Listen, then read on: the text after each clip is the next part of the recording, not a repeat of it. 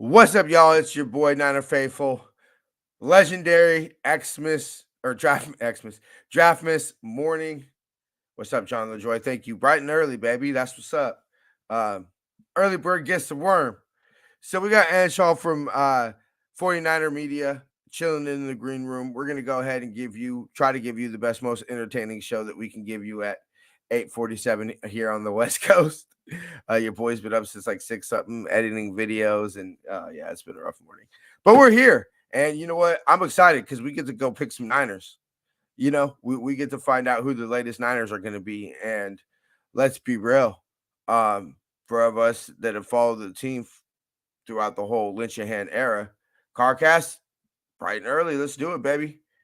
For those of us who have followed the Lynch and Hand era closely, this is when we make our heyday. Day 3 is when we get rocking and rolling. So draft is about a couple minutes away, so we're going to go ahead and pay some bills, get the intro out the way, and then we'll get it rocking and rolling. Today's episode is sponsored by Power Brand Systems. Need help getting new customers for your business? Let Power Brand Systems help you grow with their powerful tools. Visit powerbrandsystems.com/Niner Faithful Radio for more info. For the Faithful, by the Faithful, off-season sale is happening now. Save 20% on all For the Faithful, by the Faithful season 1 through 3 gear now through June 30th. Go ahead and visit NinerFaithfulRadio.com/shop to save. Follow us on social media at Niner Faithful Radio on Facebook, Instagram, Tumblr, and TikTok, and at Niner Faithful R on X. If you like our content and would like to support the show, consider leaving us a tip in our tip jar at NinerFaithfulRadio.us/tip jar. Join our exclusive membership community where you get exclusive NFR content not available anywhere else. Join our exclusive chat, 20% off of all non-sale For the Faithful, by the Faithful gear, and much more. Visit portal.ninerfaithfulradio.us/login to join. All right, everybody, ladies and gentlemen, faithful of all ages, let's get the show rocking and rolling. Today's episode. Rice has just set a Super Bowl record with 12 catches. He's in motion. Montana, touchdown, John Taylor. You're tuned into Niner Faithful Radio, the show hosted for the faithful, by the faithful, brought to you by Power Brand Systems.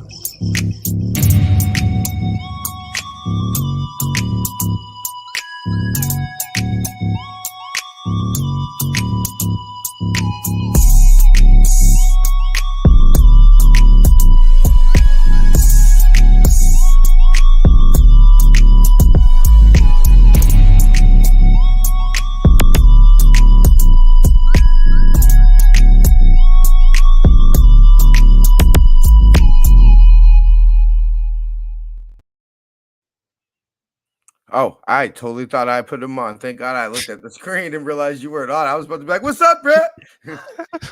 Legendary Xmas Draftmas morning, BBNG. I see you, David. Yes, sir. Fucking one Twitch. Fucking.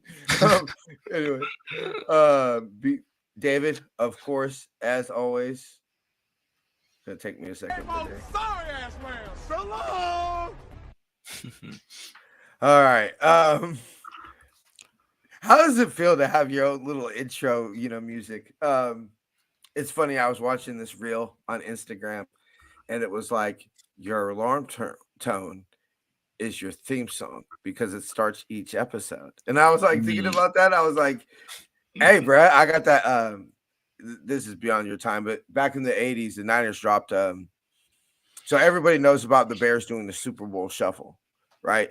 It's funny, they ripped that shit off from us because the year before that, we did the song, the 49ers. We will fight you till we win the fight. We're the 49. Anyway, that's my alarm tone. So I was like, all right, my theme song's a Niner song. Let's go, baby. So Bang Bang Niner Gang is my ringtone. I think my text tone is Greg Papa saying touchdown 49 San Francisco. and then my notification is the Levi Stadium Foghorn. I don't think I'd be able to do a song like for long because I've done that in the past and it just feels weird to me. Where I'm just like, I get in that moment, I'm like, why am I playing a song? Like, to kind of Yeah, wake yeah, up. yeah. Like, to me, I don't know, it just feels kind of weird. I mean, I almost just do it because it's kind of like I don't know, like I'm just so trained with everything to be Niners. I'm an extreme dude. I am. Like I go all out with everything. I'm not never really halfway into shit. Any girl that dates you tells you that I love hard. I don't love soft. So I'm either really really into you or I ain't that into you. Um. So it's just kind of I don't know fit. But truthfully, honestly, I keep my phone on vibrate most of the time anyway. You know. So 90% of the time, nobody even knows what my text tone is, or Hmm. you know, because I got so sick of, and it wears it out too. Because think about it, like, yeah, it's cool, it's cool, it's cool. I mean, I don't know, how many phone calls y'all get or whatever like that, but if you get enough phone calls or enough text messages or whatever, it can wear on you a little bit. I'm Hmm. sure. Ryan, good to see you, baby. Thank you for popping up. Let me see. Thank you so much. Appreciate you. Appreciate you. Legendary morning. Morning, everybody. Um, so I'm ready to pick some Niners. It was Lit Your Hand. For those who didn't listen to their press conference yesterday, they didn't say it, but they did admit Roger was one of the people. They said they had a group of guys. Roger was one of them. Let's be real. Roger Rosengarten was who we wanted to draft. I think it was him and Kingsley because obviously the Chiefs ended up taking him. See, I don't think it was Kingsley because they asked him. They said, "Did you talk to the Chiefs about who they were taking?" And they said no. Oh, And I guess that's John true. Lynch seemed unfazed, Yeah. by the Chiefs taking Kingsley and was like, fine. So it seemed to be that once Rosengarten went, that we were taking Green. Yeah, and that's why they kind of, I guess, traded down because they're like, okay, let's just Yeah. buy some extra time to kind of. They'll take Kingsley. Like, we're not tripping about that. Whatever. Mhm. We'll move down one spot, pick up an extra fifth that Yeah, we and I don't ended know up. if you heard this story, but basically Kyle Shanahan was watching film on the DB that we ended up taking, and Oh it was yeah, yeah, yeah, against yeah. Ricky Pearsall, and so Ricky Pearsall obviously was visiting the Niners, and so he comes into the room and like, all right, I gotta shut down this because I don't want to Yeah. like, Yeah, show that that's I'm funny. still like, I guess, kind of looking at him, but it's kind of funny. I was gonna ask you this because we kind of ended it and we kind of Yeah. didn't see the last few picks, but did you see Luke McCaffrey ended up with the Commanders? That's interesting. I wonder if by the way, thank you, Stephen McGinnis, for the like on Facebook. I wonder if the rumor was the Niners were going to take him in the fourth. Hmm. I wonder because if John Lynch liked him, if whatever scout liked him or whatever, I'm not going to say Adam Peters knows, but I mean, you work with people for 7 years and 7 drafts. You know what I'm Exactly. saying? You're gonna get a clue on who they Hmm. like and who they don't like. So this is as we're starting to see. I obviously I saw the aftermath. I saw more of the second generation, a little bit of the first, but the second generation, and so on and so forth of the Bill Walsh tree. Hmm. you know. But this must have been what it was like in the early '80s. When you started seeing some Niner staffers that had worked with Bill Walsh and everything starting to get plucked and end up in different, in different spots. What makes this more interesting then more interesting than the Bill Walsh tree, in my opinion, is this also goes back to Mike Shanahan. So, Kyle's starting to get his own tree, and you're starting to see from trickle from Kyle, but it also it has to extend from his father. And that's the unique thing, and kind of always one of the cool things I've liked about our coaching situation is that, and why I was so fired up to get Kyle Shanahan. I wanted him when the rumor was we wanted Mike Shanahan and we're going to hire as Kyle as OC. And then when Mike Shanahan, I forget if it was after Harbaugh or if it was after Tom Sula. Who do you even remember who else we were looking at? Because, like, obviously, dude, I didn't even know. That was like the year that I actually started following us, and I didn't end up watching the draft, but I know I'd like seen. Oh, we drafted Reuben Foster and stuff. But do you remember who Solomon else? Thomas, Reuben Foster, Yeah. Kittle. Akilla Witherspoon, Yep. CJ Beathard, hmm fourth. Was Contavious Street part of that draft? Obviously, our 5th round was George Kittle. DJ Jones was 6th round. Adrian Colbert was our 7th rounder. Check. Let me go I'm ahead just and pull it up. curious though, because like I'm more curious about who else we were like interviewing during that time. 27. Okay, so our whole draft was Joe Williams. That's right. It was Joe the running Williams. There you back go. that That was was the 4th telling round. us like, "Oh, don't Yeah. even draft me because not, like Yeah. I'm not even gonna Okay, so play." Solomon Thomas, Reuben Foster, Akilla Witherspoon, CJ Beathard, Joe Williams, Kittle Corn, Trent Taylor. I'm sorry, also went in the round 5, 5th round. DJ Jones, Pita T, I could never say his last name. Same. Went in the 6th round, and then Adrian Colbert was our 7th rounder. Which, damn, I almost forgot about Adrian Colbert. Like, I remembered Adrian Colbert, but like, I thought he was for a 7th rounder. I thought he had a fine career. Yeah, I mean, do you even remember like what was it? I think 2 years ago he actually wanted to come back on the Niners, and he's like, even if it's special teams, and he's like, I called the Niners, but they didn't even pick up my call. Yeah, I remember hearing something about that. No, he was. I remember AC. He was actually famous for like he would add fans on like Xbox and stuff like that, and play Call of Duty with fans and stuff. Adrian Colbert was. I heard was a pretty approachable and chill dude. So as we're going, let me pull up the ESPN best available list. As we look, okay, so officially the Panthers are on the clock. It shows on ESPN. Right. Let me see, DraftCast best available. So the best available, just off the top, it says TJ Tampa and Austin Booker. Yep. Okay, so you have TJ Tampa, Cedric Gray, Jaden Hicks. Motherfuckers better not take Jaden Hicks.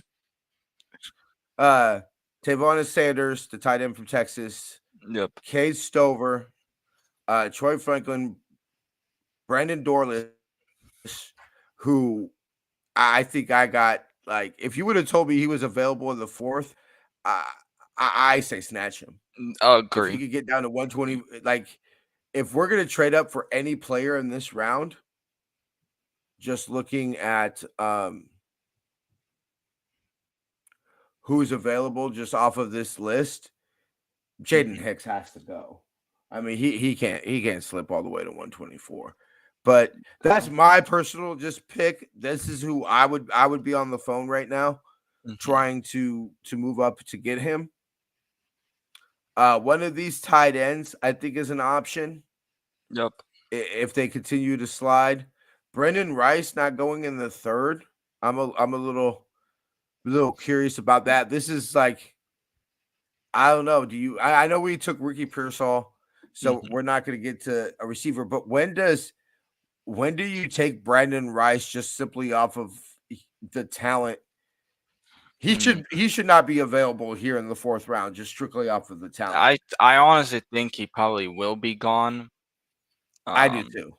but the two I'm guys in surprised he's not very gone already. yeah, the two guys that are shocking is TJ Tampa and Javion Jatavion Sanders, who are the guys Landers. that have Yeah. gone. And so I think, yeah, I mean, it's Do you definitely think be interesting. so many it's clear that so many quarterbacks going in the 1st round Yeah. clearly pushed some Mm. talent, and it was just a ripple effect. I It mean, pushed some just people lower yeah, down having the first what 14 picks, 14, 15 picks being all offensive all players. offense. And what we're talking about here as well is, I mean, Cooper DeJean didn't go until the 2nd round. Yeah. I remember looking at him like, uh, why is he? That was somebody that legitly a lot of Yeah, we were like, there was a okay, lot it's of gonna be either Cooper DeJean or possibly Kool-Aid. Like we're like those could be two guys that the Niners yeah. gonna go after, and then they end up leaking the thing about they're going with Cooper DeJean, but then they don't end up going with it. Let me see. So, did we trade up? I don't think so. It's saying 49ers, 4 of the last 5. No, because I'm still on the Um, thing where they're like introducing day 3, so I'm not sure. Somebody's on the clock right now, or they're announcing somebody's pick, I think. Let's see. Yeah, those Charger fans had to be paid. Those aren't It's the Panthers are on the clock, yeah. the real Charger fans. Those aren't real Charger Hey, fans. Okay, so I think I'm Do the behind Chargers even you have then. any fans? Okay, The so you're behind Chargers. me today. Yeah, because I think because I just got the thing that said they were going on The the. Charger fans. Who did the Chargers go with? They went Joe Alt, Lad McConkey, and then Junior Colson, the I love linebacker. Junior Colston.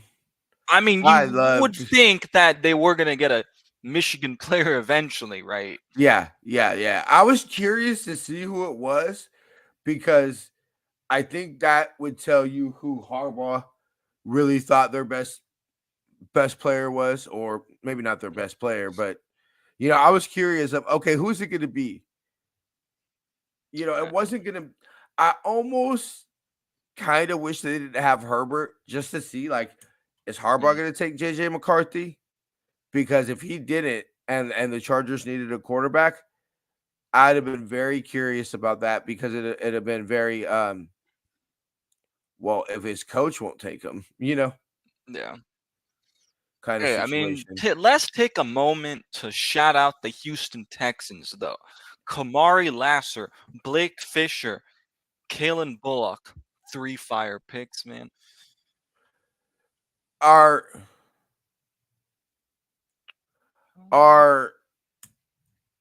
is Houston like it's always so hard to pick AFC teams Hmm. just because you got the Chiefs, bro. You know, Yeah. and how many times have we said, um, how many times this during these shows have I said, almost it seems like every time the Chiefs come up to pick that I say, look, you got to assume if we're getting to the Super Bowl, we're playing the Chiefs until we don't play the Chiefs, Hmm. But is Houston a team that could make some noise? For Like sure. they got a quarterback. D'Amico's going to have that defense, right? Yeah, and then you have Tank Dell coming back, their receiver that they drafted Mhm. last year in the 2nd round. I mean, not Malik Collins. What's his first name? But I know they Danielle have Hunter. no Collins, Oh, the wide receiver. I don't know. But yeah, no, I mean, so it's hard to be like, oh, Texans my super AFC Super Bowl, pick. You feel me? Mhm. Just Oh, because Nico Collins. Nico Collins. Yeah, yeah, Um, it's so hard to pick against the Chiefs, yeah. Like if I'm putting money on, you know, a AFC team for the Super Bowl, I feel every year you go with the Chiefs, and you've been proven so far that you've won more years than you've lost. Mhm. Simply just if you bet the Chiefs every year, you're gonna win a quite a bit. You're still gonna there'll be some years that you don't, but Looks um like the Broncos have traded up with the Seahawks, I think, who originally had the pick. yeah, 102. Yep. 102 is the Seahawks. I wonder who they're going up for. Who's the All right, let's I'm see. just So they're seeing. just announcing the Panthers pick. Okay, yeah, I just saw that the Panthers pick is in. Uh, so they got still Mel Kiper still available. Is TJ Tampa, Mo Camara, and then Jaden Hicks. Ooh, Jatavian Sanders. Okay, that's a good pick. Oh, Tavian Sand. Okay, I was wondering when he was going to go because I was hearing him in room. I saw him in some mock drafts and saw some people talking about him in the second. Yeah. And you go fuck around and slide for 2 rounds beyond that. I was going to say that the Niners might just take him just because it's like you don't expect somebody with that type of talent to slip all the way to the 4th round. Yeah. I'm curious.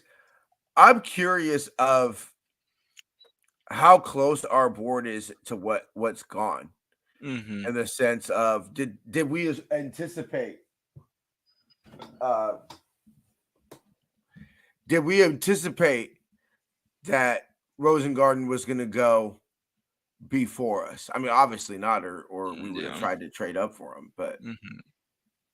I'm curious to see who their next graded tackle is. Yeah, I mean, if they can somehow get Christian Jones or Javon Foster, that'd be Okay, amazing. I'm gonna admit, bro. Some of these picks are gonna be all you, because these are Mhm. just simply players that I didn't, you know, fully study. The But only thing though is I think Javon Foster only has played, really, he hasn't played a single right tackle snap. So that's kind of the only thing. He's not very versatile at all, actually. He's all left tackle, so it's kind of the only thing. But I mean, I just have okay. Now that the draft has unfolded, and we're starting to see how this is starting to pan out.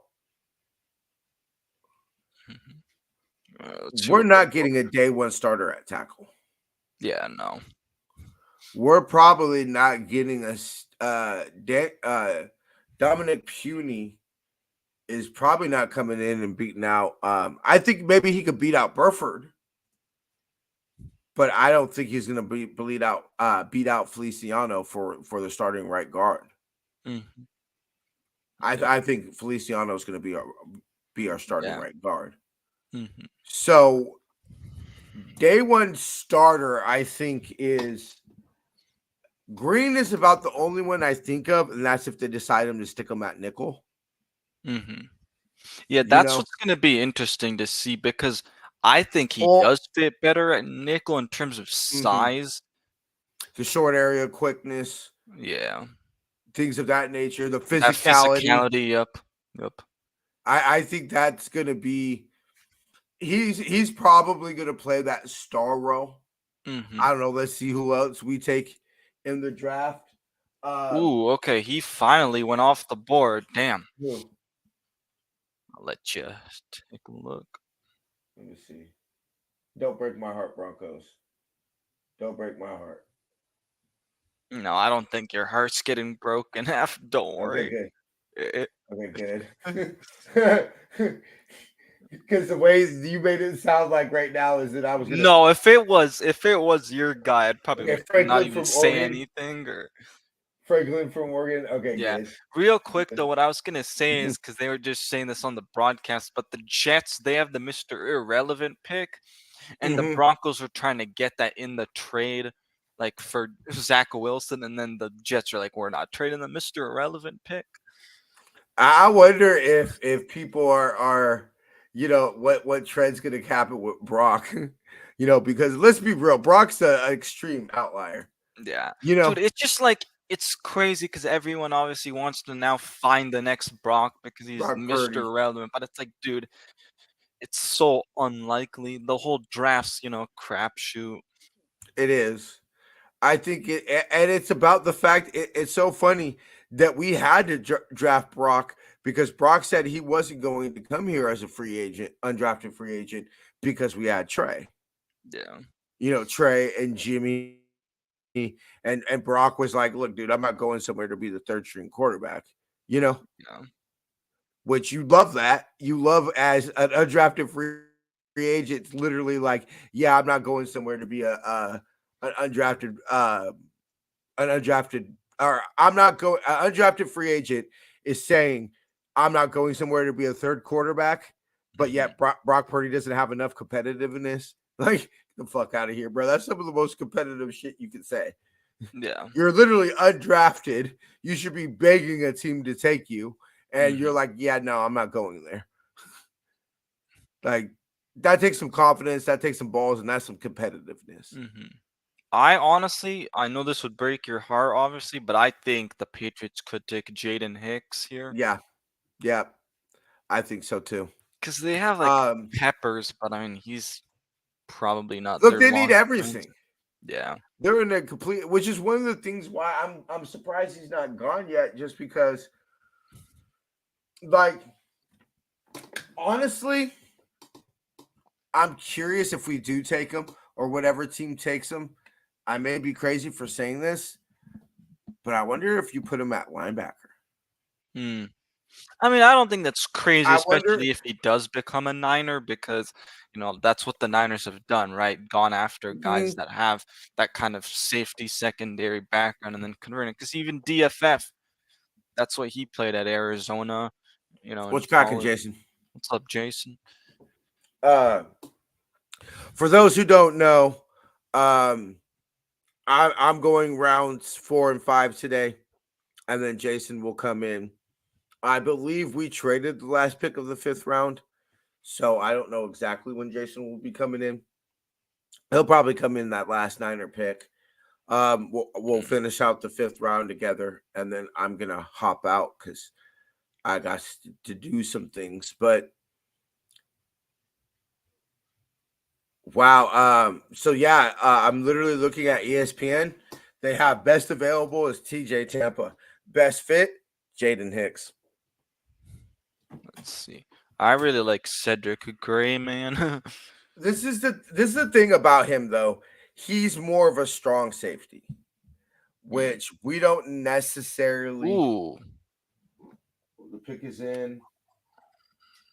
It's. I wonder if they're going to show me on this.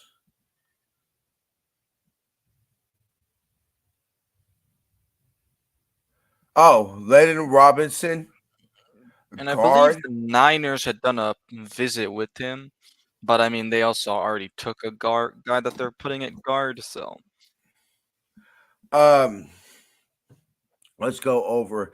They're saying ESPN saying best available TJ Tampa. yep. Brendan Dorlish apparently is their best fit. Let me Ooh, I could rephrase see this. the Cardinals probably taking him, unfortunately. Yeah, Dude, the that's Cardinals have been killing this draft. yeah. Like I still feel like I did day one. Where are they going to be a better football team? Probably. Yeah. You know, are they going to be annoying if we don't play our air game in Arizona? Mhm. And some fluke shit happens. Could they beat us? You know, Yeah. like that. People seem to forget until we started to pull away. That game in Arizona last year was close. Mhm. We just pulled away at the end. We just Even pulled the away at the game end. at Levi's was pretty close Mhm, too, right? mhm. I think, yeah. Well, until CMC started to get the Yeah, touchdowns. yeah. That one ended pretty quickly, but the one in Arizona was competitive. So could they beat us next year? Yeah, it's a possibility. But are they a threat to the division? No, yeah. I still say it would be the Yams and Yams and the Sheekhawks. More the Yams than the Mhm. Sheekhawks, just because they don't have a quarterback. Yeah. Did you see I'm what Mel sorry. Kiper said about our corner What that did he we say? drafted? He's like, What did "Oh, he I say? had him as a fifth, sixth round guy, so he thinks it was a reach."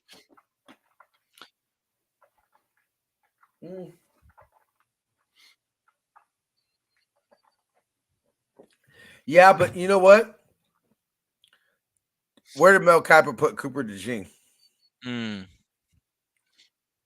And also, I'm just gonna say this: the Niners have shown that a lot of like quite a few times where these analysts don't like their picks, but then they end up turning out. I'd be curious to say what Mel Kiper said about George Kittle. Mm. You know, as I've gotten older and I've realized these aren't some magical gurus. Yeah. You know, this is just a person like me with an opinion that, made the right connections or, worked hard. I'm not saying he didn't work hard. I'm not saying he's not good at his job. But what I'm trying to say is we could have been Mel Kiper Jr., you know? And so I don't hold him to like some holy person that's just some be all God, you Uh-huh. know? So ultimately, after after this, where they got picked really doesn't matter. Can they play or can't they? Hmm. And if he comes in and they decide to play him at nickel and keep Demo fully on the outside, or even if they decide to only bring him like they did Ambry Thomas, basically, where he only came in when Demo went into the slot. Hmm. If he makes plays, if he could play like he did in college and makes plays, doesn't really matter if he was a 6th round graded player. Is he playing like that? What did Mel Kiper say about Brock? Yeah. I mean, did he say, "Oh, Brock Purdy, this is going to be an MVP finalist in 2 years"? Coming off a torn elbow, well, not a torn elbow, but a torn UCL. Hmm. So I like look. I'm not going to get into value and all that craziness. Do I like the players that we have taken? Yeah. Yeah.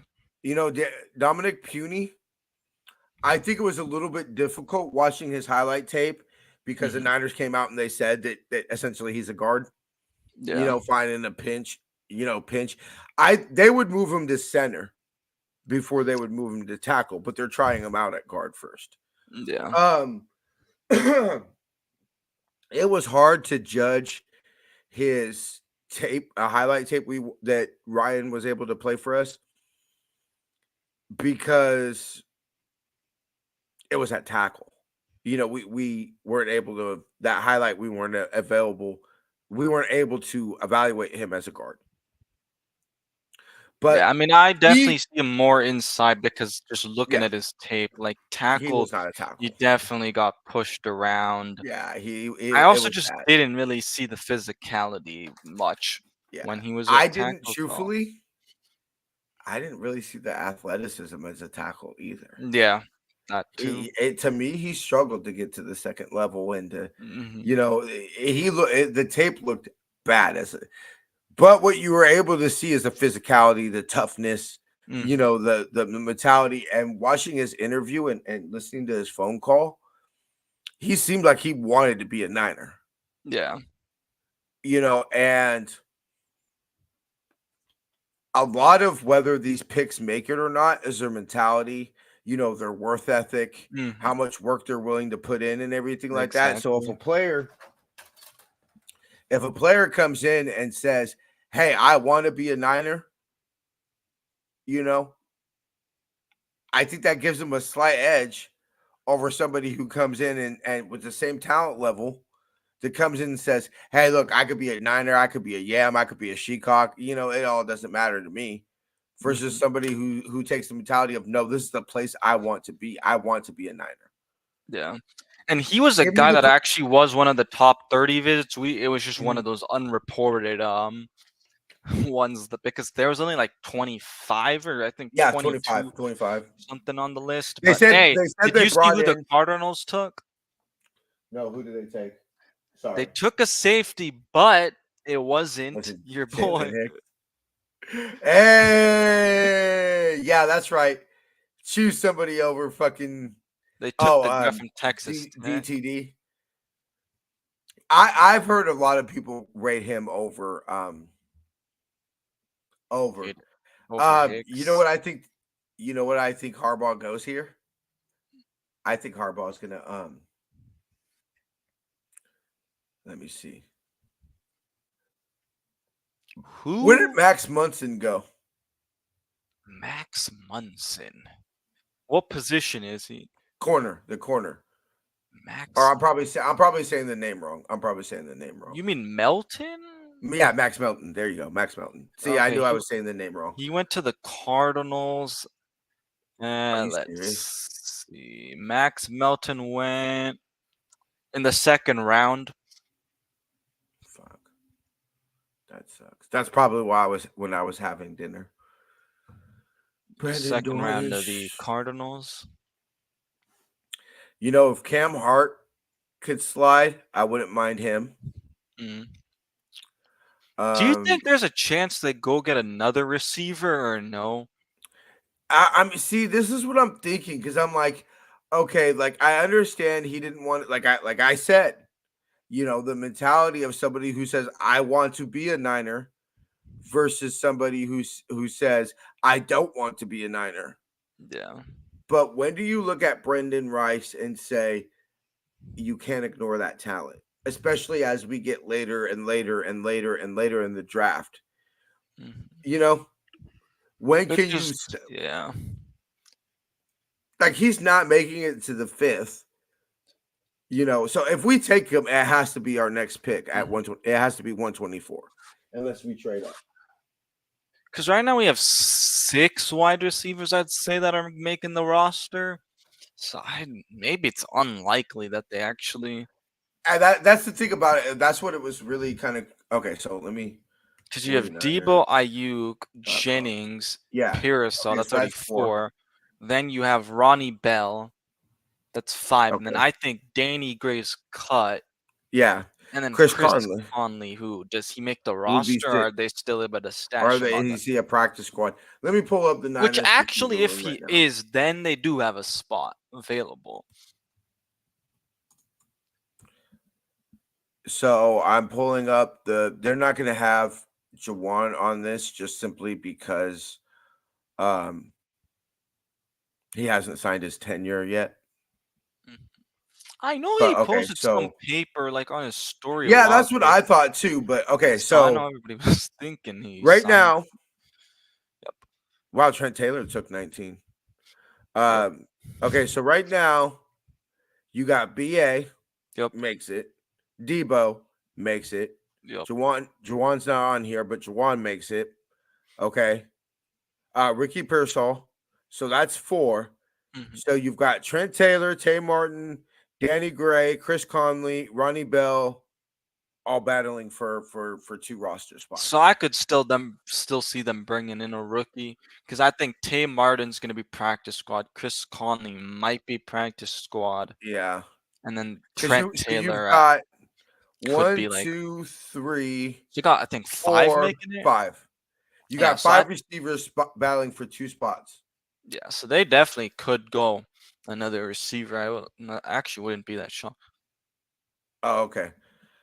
Well, thanks for telling me that, Jason. What is that? Huh? That's show stuff. Oh, okay. Yeah, that's behind the scenes stuff. I was like, we have a slide with all the receivers. Gotcha. So anyway, So I mean, I just don't see them taking a receiver. I could see them taking one. I don't. I don't see. But I mean, I it's do you say to Brendan Rice, we don't care that you don't want to be here because you want to build your own legacy and you know that you're going to be compared to your father. We're going to draft you anyway. Is that what you say? Yeah.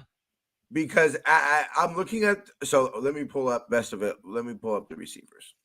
Not gonna lie, I could see the Titans taking him right here, though.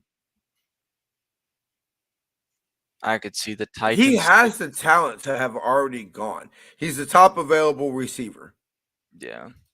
So you've got Javon Baker. I've heard people say that the Niners might be interested in him. Mhm. Johnny Wilson, which I would say the Niners would be interested in him if if they feel like Jawan isn't going to sign his tenure. Mhm. I could see the Niners picking up him. He's a big physical All right, receiver. He's let's somebody see I what. looked into when we did our best available. Here we go. When we did our receiver Ooh, breakdown. Don't say anything. damn it!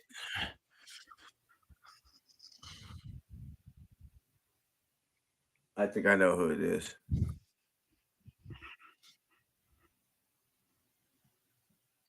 I mean, the pick makes sense.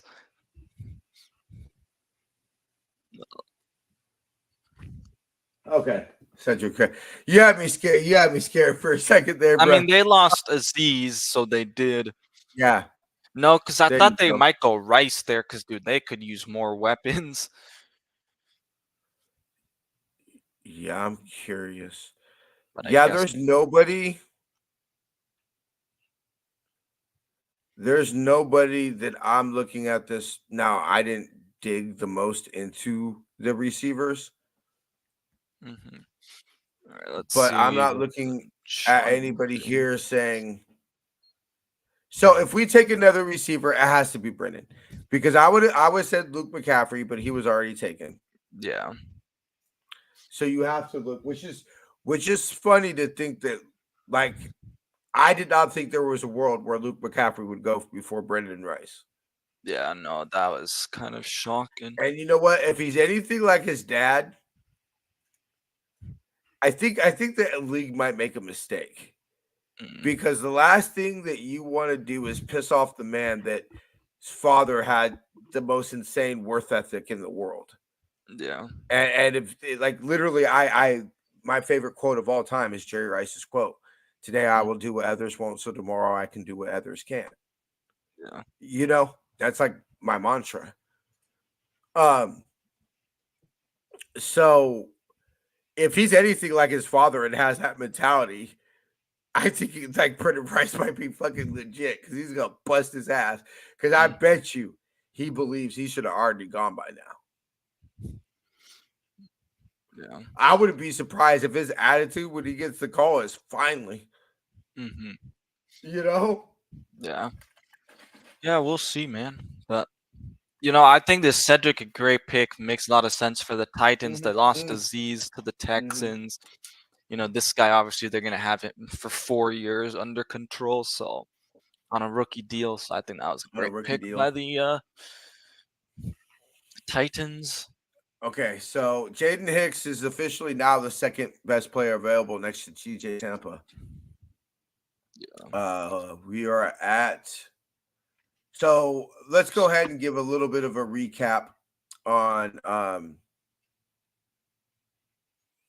the draft so far. The Panthers went first in this round. They took I can never say his first name. Javonte Sanders. Sanders. Yep. Yeah, from tight end from Texas. The Broncos went ahead and trade up with the Seahawks to the second pick up 102 overall and took Franklin from Oregon, the wide receiver from Oregon. Yep. The Patriots in the third pick, 103 overall, took Robinson, the guard from Texas A&M. At the 4th pick of the round, the 104th overall, the Cardinals took DTD, the safety from Texas Tech, who I think the Niners were interested in. I cannot say that pick. Yeah, Justin. Justin Ubalabi, defensive tackle. The Chargers went ahead from Alabama. Has Javon Solomon gone yet? Nope. Ooh. Yeah, I really wouldn't mind him. I'm big Jaden Hicks right now. Like, that's who I want. Go get him. But if he's gone, I like me some Javon Solomon. Anyway, where are we? Damn it! What? The Giants took Theo Johnson. Oh yeah, okay, I did see that. That's somebody I was thinking maybe the Niners would look Hey, at. my tight end and the wide receiver from Arizona still up on the board. Ansel's just bound and determined for the Niners to take somebody. Dude, I from need Arizona. Aziz to have a running mate because now you give Ayuk, a mate. We want some ASU versus Arizona rivalry. Anyway, so Cedric Gray went to the Titans. Great Theo pick. Johnson went to the Giants, and the Vikings just took Kyrie Jackson, cornerback from Oregon. I'm still surprised they haven't come out with what's wrong with TJ Tampa. The Falcons are on the clock. The pick is in. Yep. It just hasn't updated it yet. Yeah. Now, I would be so pissed if the we already know who the Vikings took. Dude, the Falcons have I'd be had so such a pissed weird draft. If the Vikings took Jaden Hicks, because that's my girl's mom's team. Mhm. So I'm like, Kathy, you fucking. All right, let's see who the Falcons are taking here. My high school mascot was the Falcons. No, Germany guy. Please, don't break my heart, Falcons. Sorry, that was their last pick.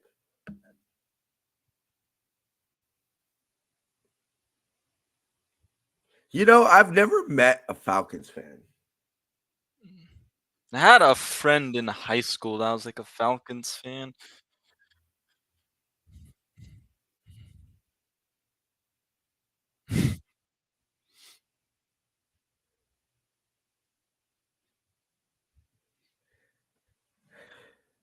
And I want to be International Fan of the Year. Fuck. I'm going to move to Germany. Fuck.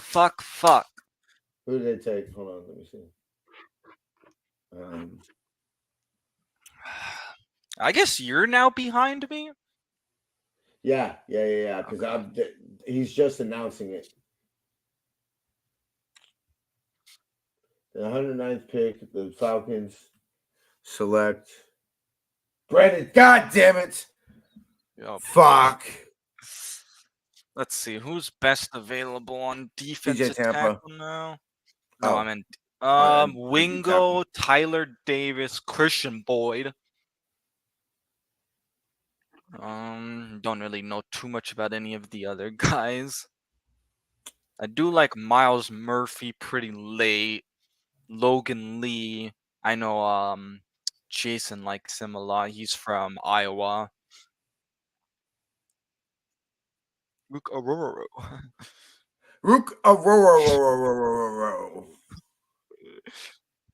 I just remember like row your boat, Row your boat. Row.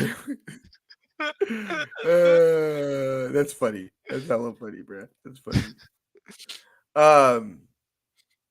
I wonder if the Niners are gonna have someone announcing the pick in a different country. Oh, I wonder if it would either be Niner Empire Germany or Niner Empire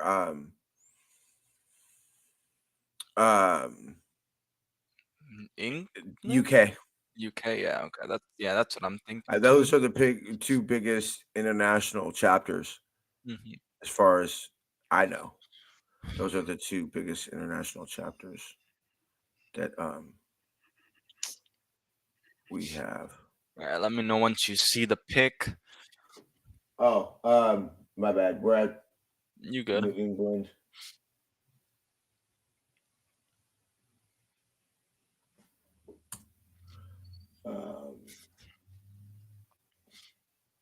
Javon Baker. Damn. Yep, it's a good pick. You know what? I say damn very, very delicately, just because, let's Yeah. be real. Every pick that somebody else takes gets me closer to what I want, you know? Hey, I will say this though. I think the Patriots had a sneaky good draft. Drake May, Mm-hmm. the poke guy from Washington, Washington, I think that's and gonna be a then good pick. Caden Wallace, Layden Robinson, and then UCF wide receiver Javon Baker. That's an absolutely great draft. I mean, New Yeah, England's needed weapons, man. They don't have anybody. What, they were gonna make Thornton wide receiver one? No. Like, yeah. KB. KB's the oh wide yeah. receiver number one, baby. Man, Hey, don't I knock miss Kendrick Bourne. I will no, not no, take no. any Kendrick Dude, Bourne don't blasphemy. worry. You will never hear me say anything about Kendrick Bourne, even though everybody's like, "Oh, he had so many drops." Like, no, bro, he was a dog. KB was, bruh, don't get me started on KB. Jennings Bruh. gives me KB vibes. Like, Oh, he does. Yeah, he's. You know what? I think I like. And I say this delicately because I loved KB.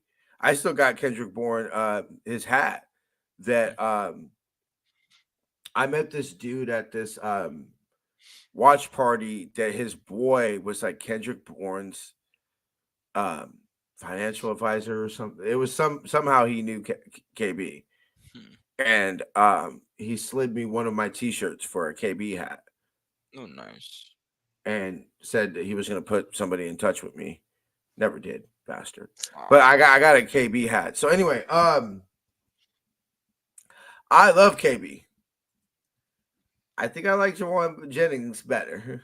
yeah. Like I think like Jawan Jennings, like when it was somebody against the Shecox. I'll never forget reading his mouth and he was like, bitch ass nigga. Hmm. I was like, oh, I love Jawan. Yeah. You know, Looks like I love Jawan. we Love have me some another KB, but trade. oh, there's a trade. Oh, Yeah, Wacker's the coming in. Packers traded up with the Jets. The Whackers traded up with the Jets. Yep. I wonder who this is for. Could this be TJ Tampa? Awesome. You know, could this be TJ Tampa? It does say they need a corner. Yeah, it says DB. Let's see who So, other corners are though that they may end up. I want to know what's wrong with him, man. yeah, I'm curious of what's going on here. Because even like Cam Hart's still here, and then the Missouri guy But this Chris. is about where I saw Cam Hart going a lot. Was the fourth I round. think I saw him going earlier, but then as I kind of started doing more mocks, yeah, he was going Like he was later. going around the fourth because I got Cam Hart in quite a few drafts. Yeah. So this is about, and I understand mocks aren't the be all end all, you know. Mm-hmm. But when you're seeing a player go in the second, sometimes the first round, and he's available at the fourth, that's a big difference. All right, let's see what ends up happening.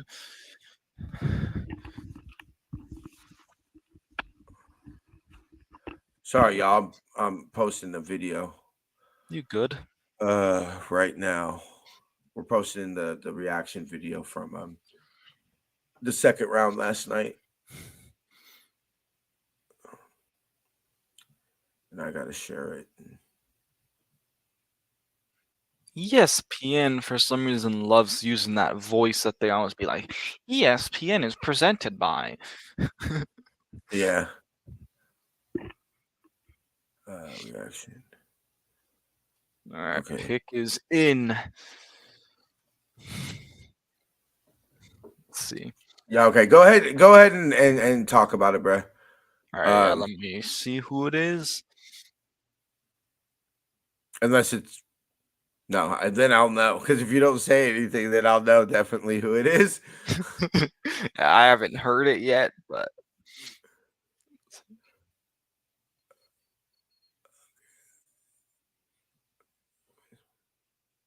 All right. Hopefully these will upload soon. What we at 111? Because once we get to the Niners pick, I'm gonna start it on Instagram if it okay. posts my stupid video. All right, I mean it was Evan Williams, safety from Oregon. Okay. So nobody that you'd be like, oh my god, they got picked. No, sir. Nobody I'm worried about.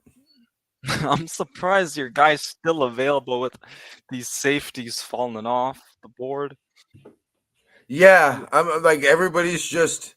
You know what? Maybe I overlooked. Obviously, I guess I overhyped him. Dude, I hope we get Sione Vaki, and I could see it definitely happening because if you watched the interview he did with Larry Kruger, he absolutely looked like he would love to be a Niner. Yeah, like that's why like I'm not gonna be totally, fully like mad or anything if he's Mhm. if he's Yeah. you know, I think that's who the Niners now maybe they didn't think they could get Jordan Hicks or something, but yes, even I will admit that Yeah. Sony Vaki is probably this like Jaden Hicks goes, you know, that's who the Niners safety is going to be. I can Could see even Cam him paying a Hart go linebacker. here? Let's see.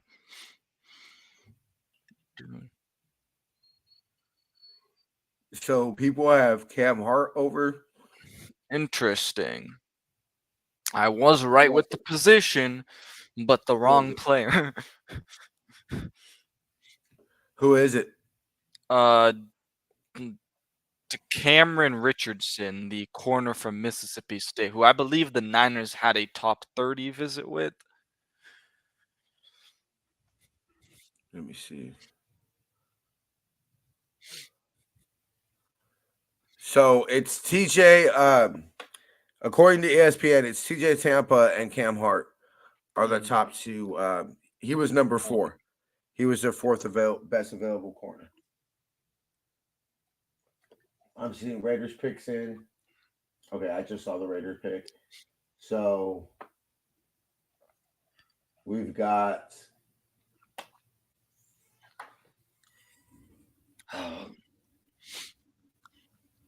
I'm definitely now woken up. yeah. So we got I'm at Baltimore. Pick is in. Nope, I just Baltimore saw the pick. selects. Yeah, it's just Don't gonna do pop it. up on the screen. Don't do it. Don't do it. Don't worry, it's nothing bad. I will say that. Okay. Denzel Walker. Devontae Walker, wide receiver. Nope. All right, we're at 113, so we're at 114. We're 10 picks away. Yep. If there's anybody we absolutely love, if we absolutely love Cam Hart, if we absolutely love TJ Tampa, let me see first available. Please give me Tanner McLaughlin or Jacob Jaden Count. Hicks, Kay Stover, Brandon I'm not Rice. a big Stover fan. I'm not either, but I'm just saying. Wingo. Christian Jones is a tackle available here. Wingo's the DT. Okay, yeah. Yep, yeah. Christian Jones. So if we love any of these players, I say at this point, fuck it, trade up. There's Spencer Rattler, the quarterback from South Carolina. I don't want anybody with. I don't want him with the Niners. Oh no, I'm just saying these Yeah. are players available. Jeremiah Trotter Jr. What position John is Lynch he? talking. John Lynch talking about bloodlines right there. You know, Who's Trotter? What position is he? linebacker. Okay. Tenter Bortolini. Wait, number who's 22. Trotter Jr. son of? Jeremiah Trotter. You never heard of Jeremiah Trotter? Huh? No. But okay, because of Jeremiah Trotter Jr. Got it. Let me see who Jeremiah Trotter is. I don't think I've heard of him. I'm trying to. Oh, okay. He's the guy with the Eagles. Okay. He was on the Eagles. Yeah, okay.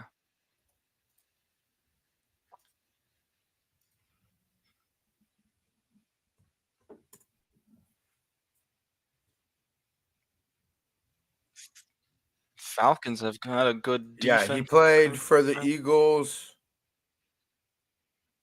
Let me see. He played for the Eagles, Redskins, the Eagles again, the Bucks, and a third stint with the Eagles. He played from 98 to 09. Okay, yeah, so we're about to 908 combined tackles, 720 solo, 12 and a half sacks in his career, 8 forced fumbles, 3 fumble recoveries, 9 picks, 2 touchdowns. But yeah, Jeremiah Trotter that's his father. He played linebacker as well. Mm-hmm. Yeah, he plays linebacker like his daddy. Austin Booker, they're saying is best fit, best available. Still TJ Tampa. Oh, the pick is in. Yep. For the Jags.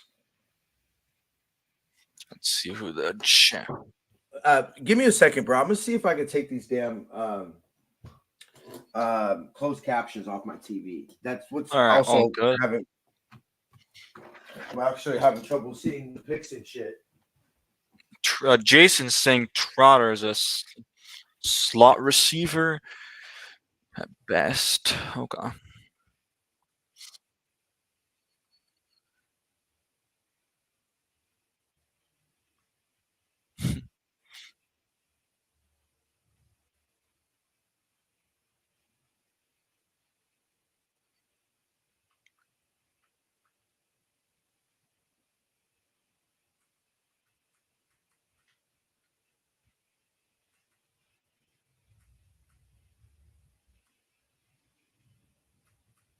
Oh. Senior, got it.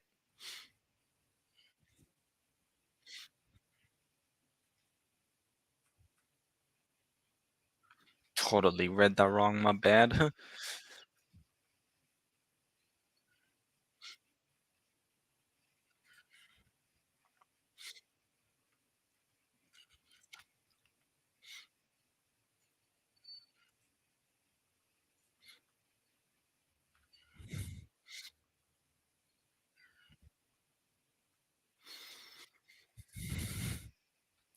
Oh, okay. Jags have, I guess, 2 picks here. Still not.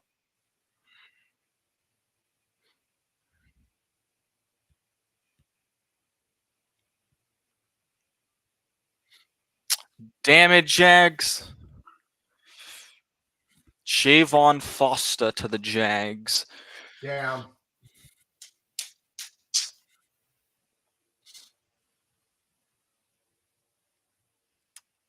Let's Bengals are gonna take.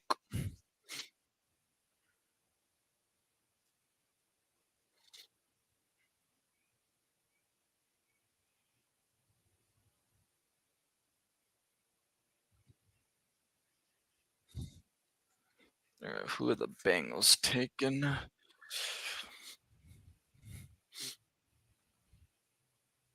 Okay, pick is in.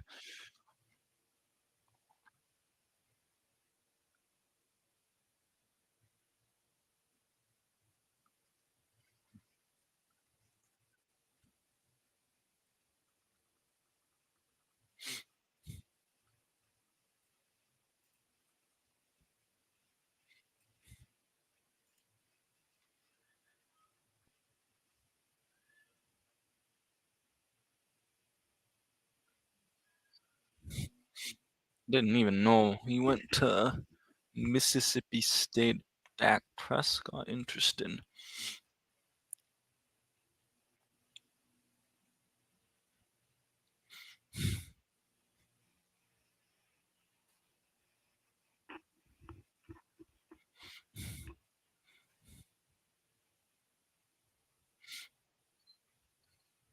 Okay, Bengals, who are they taking?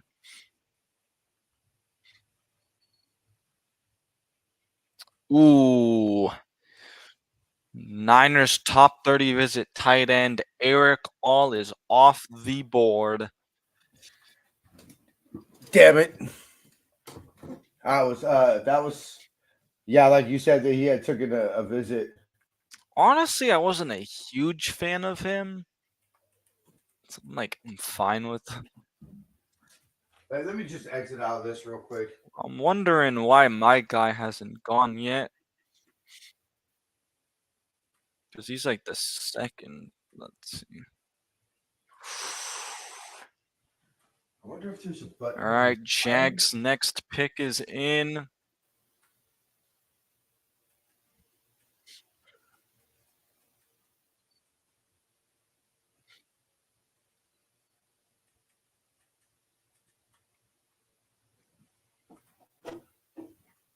And let's see who they're going with. The Jags. Jordan Jefferson. Okay.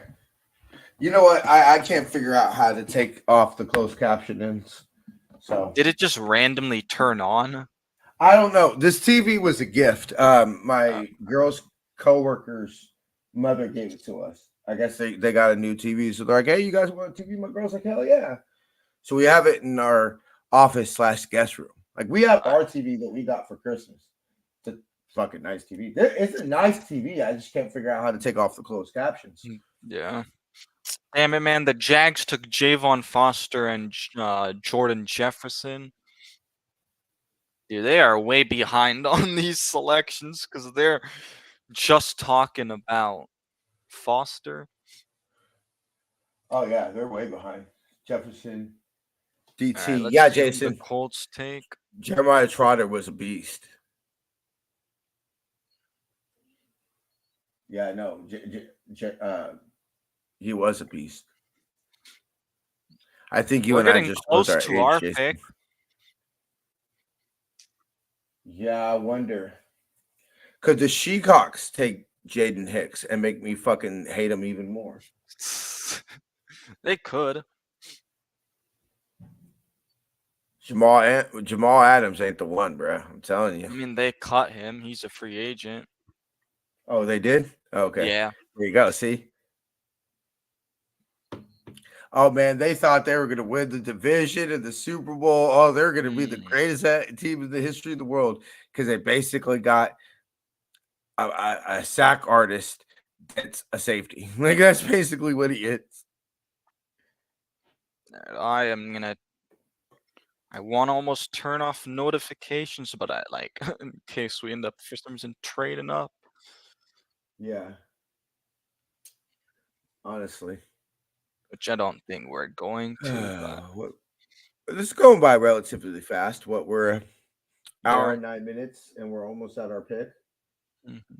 I mean, yeah, because we have to go through so many rounds. There, come on. Who are the Colts taking, man?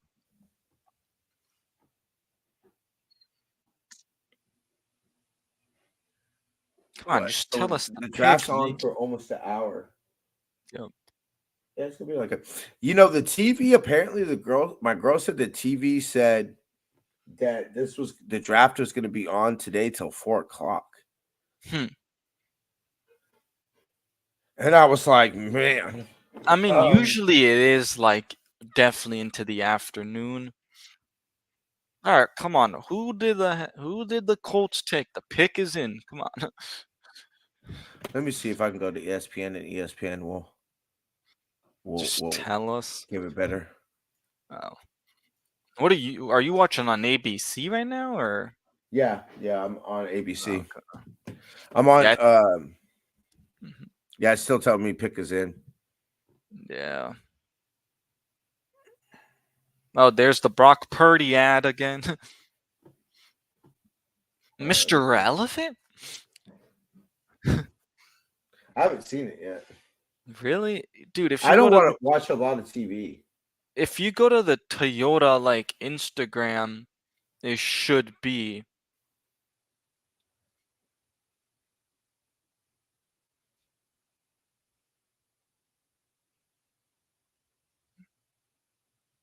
Yes, if you go to the Toyota Instagram, it should be like the 4th post out of their current ones All right, I'll go watch it later. for sure. All right, come on. They're taking like a gazillion years just to announce this pick. Telling you, I And can now get the they don't draft even over in 20 minutes. they don't even show the ticker anymore. Damn. They just like we're like, all right, we're taking the ticker. Oh.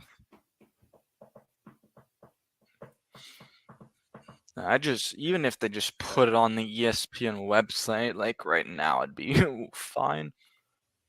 Teams. I might just look on Twitter to be. Niners. Wow. Do you follow NBA at all or nah? Not really. Not like I used to. Why? Damian Lillard just ruptured his Achilles. Fuck. That sucks.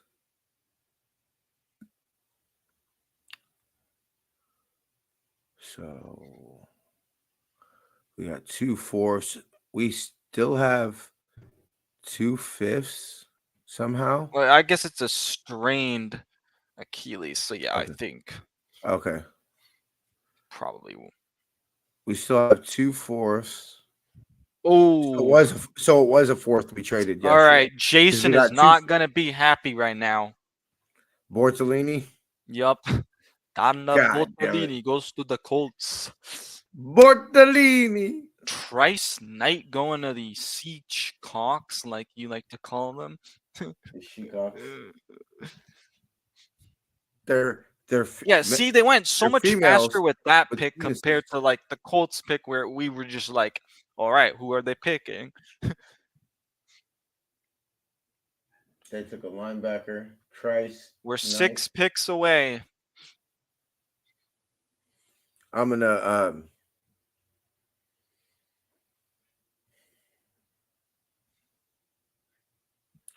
let me see. I might just have to like make my post. Okay, I'm gonna load our Instagram here in a second.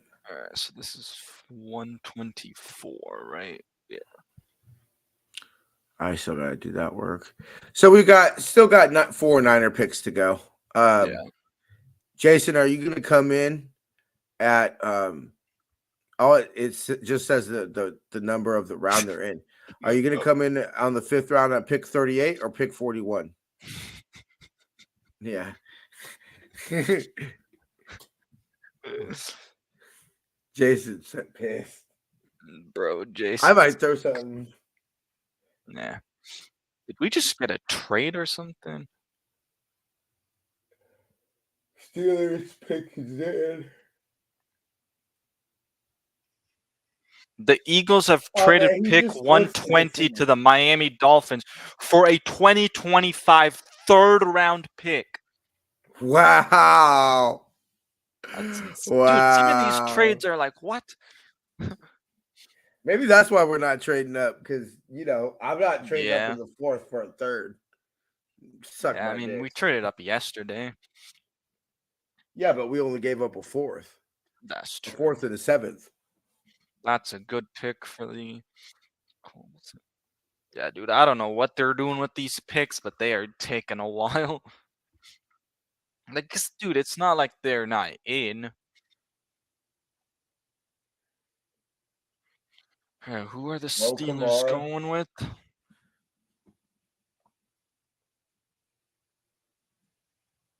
Come on, we already know who the Seahawks drafted. Nobody gives a damn about the Shoecocks.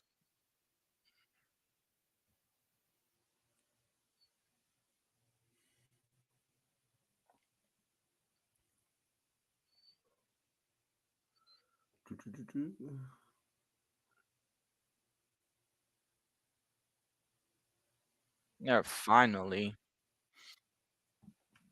Who is it?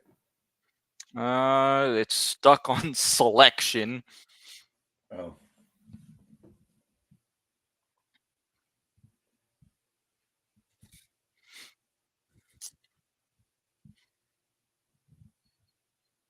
Ooh.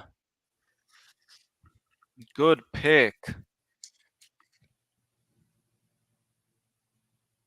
I didn't see it. Let me see. It's just staying selection. All right, so Eagles. Who did they take? Mason McCormick. God damn it. That was somebody I was I mean, looking I at didn't too. really think we'd go after him after getting Pooney, though.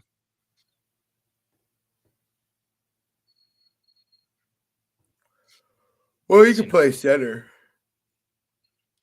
Yeah, but I think they're still hoping Zakel could try to take that spot. That's Or, true. you know, just continue to mold him there. It's a good pick, though.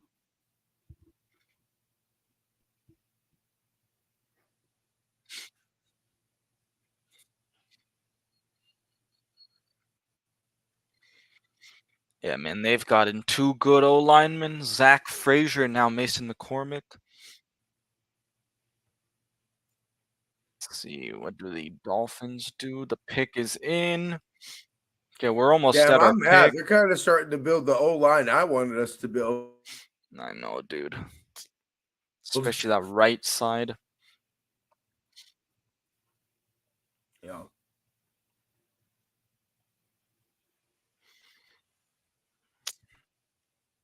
And of course, now we get an ad, so they're not even gonna mention who the pick, what the pick is, even though it's in until probably the ads are done.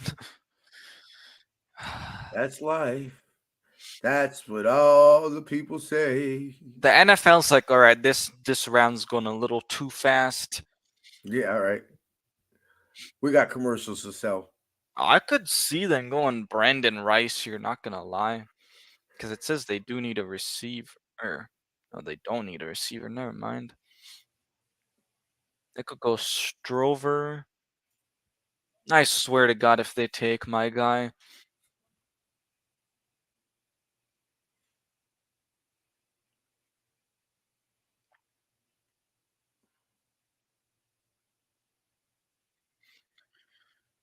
I'm surprised like running back hasn't really been that many teams. Yeah. I'm a little shocked about how this draft's going to go, but Yeah. Since or definitely, how it's going. yeah, it's shocked.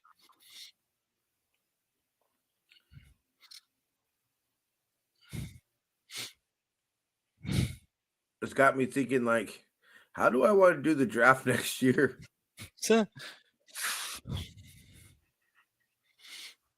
Nope. Definitely got me thinking about how I want to do the draft next year. I gotta go grocery shopping after this. Probably do that tomorrow, to be honest. That or Monday.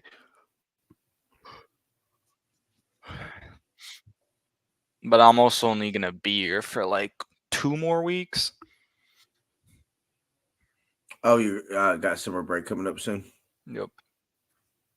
But I'm taking like some summer classes so I can have a nice lighter They're just easier classes for the last semester. Hell yeah. Why the hell not?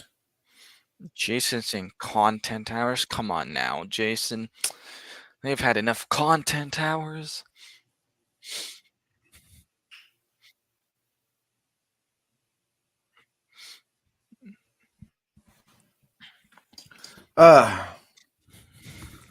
All I know is we better make more than $18 off of fucking Facebook this month. That's all I know.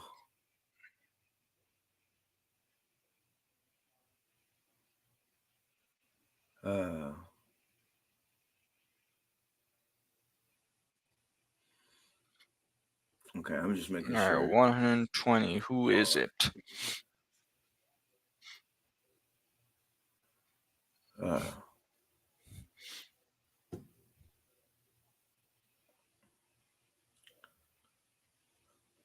Creeping Can in we on hour 2. stop, like, showing the needs and just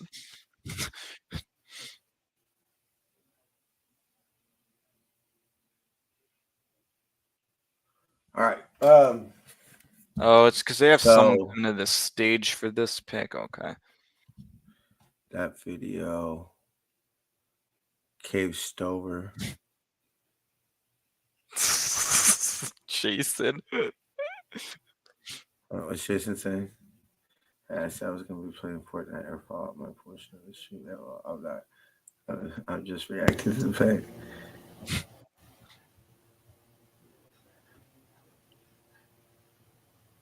Oh, he said you got to run this. Say he's got to run his dog to the groomer around noon. Well, that's when the draft should be over. All right, that's a good pick.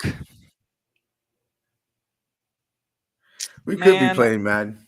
You know what game I want to play? There's this new it's like Top Spin, I think it's called. 25K. It's like a new tennis game. That's what I want to play. I'm not. All right. There's no way I'm playing Mad. Yes, Top Spin 2K25. That's the game I want to play. I'm not playing Madden, Jason. Yeah.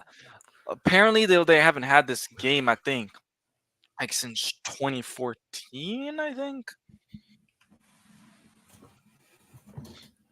Yeah, tennis games, like, secretly, I don't really like the game. And, even though I want to so bad, but soccer games, soccer and baseball games are always been so fun to me. Do you follow tennis at all or nah? Nah. No, okay. I want to love soccer so bad just because, like, the passion. Like, let me show y'all this. Hold on, let me show y'all this. Yeah, nah, during spring break, I went to my first pro tennis tournament that I got to watch.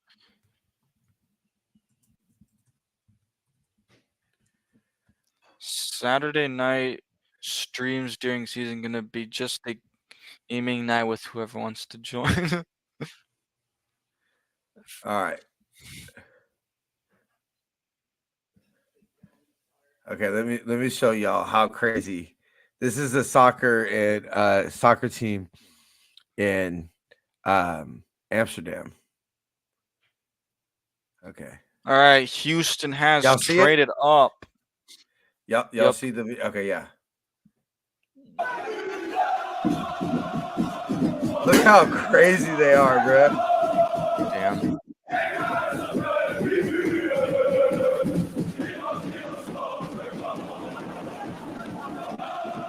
That's my kind of. Oh, bro, I get chills watching this shit. It's even crazier in the daytime. Hold on. Hold on. Okay, here's the part. Look how Apparently, many people that is, bro. Oh, damn. Okay, something interesting to watch here with the Niners is apparently Matt Mayoko was saying, "Oh, the Niners aren't going to have 124, or like they don't." Yeah, so we'll see if yeah. they trade down or something. because they're on the ticker. All right. So anyway, They're on the but yeah, clock. bro, look at that, bro. Like 60,000. Like, oh god. And it's even like it's even crazier when you hear the audio and everything like that. We can all get 49er skins in Fortnite and just run up on people all night. Is Fortnite a computer game or a PS4? Is what? Sorry?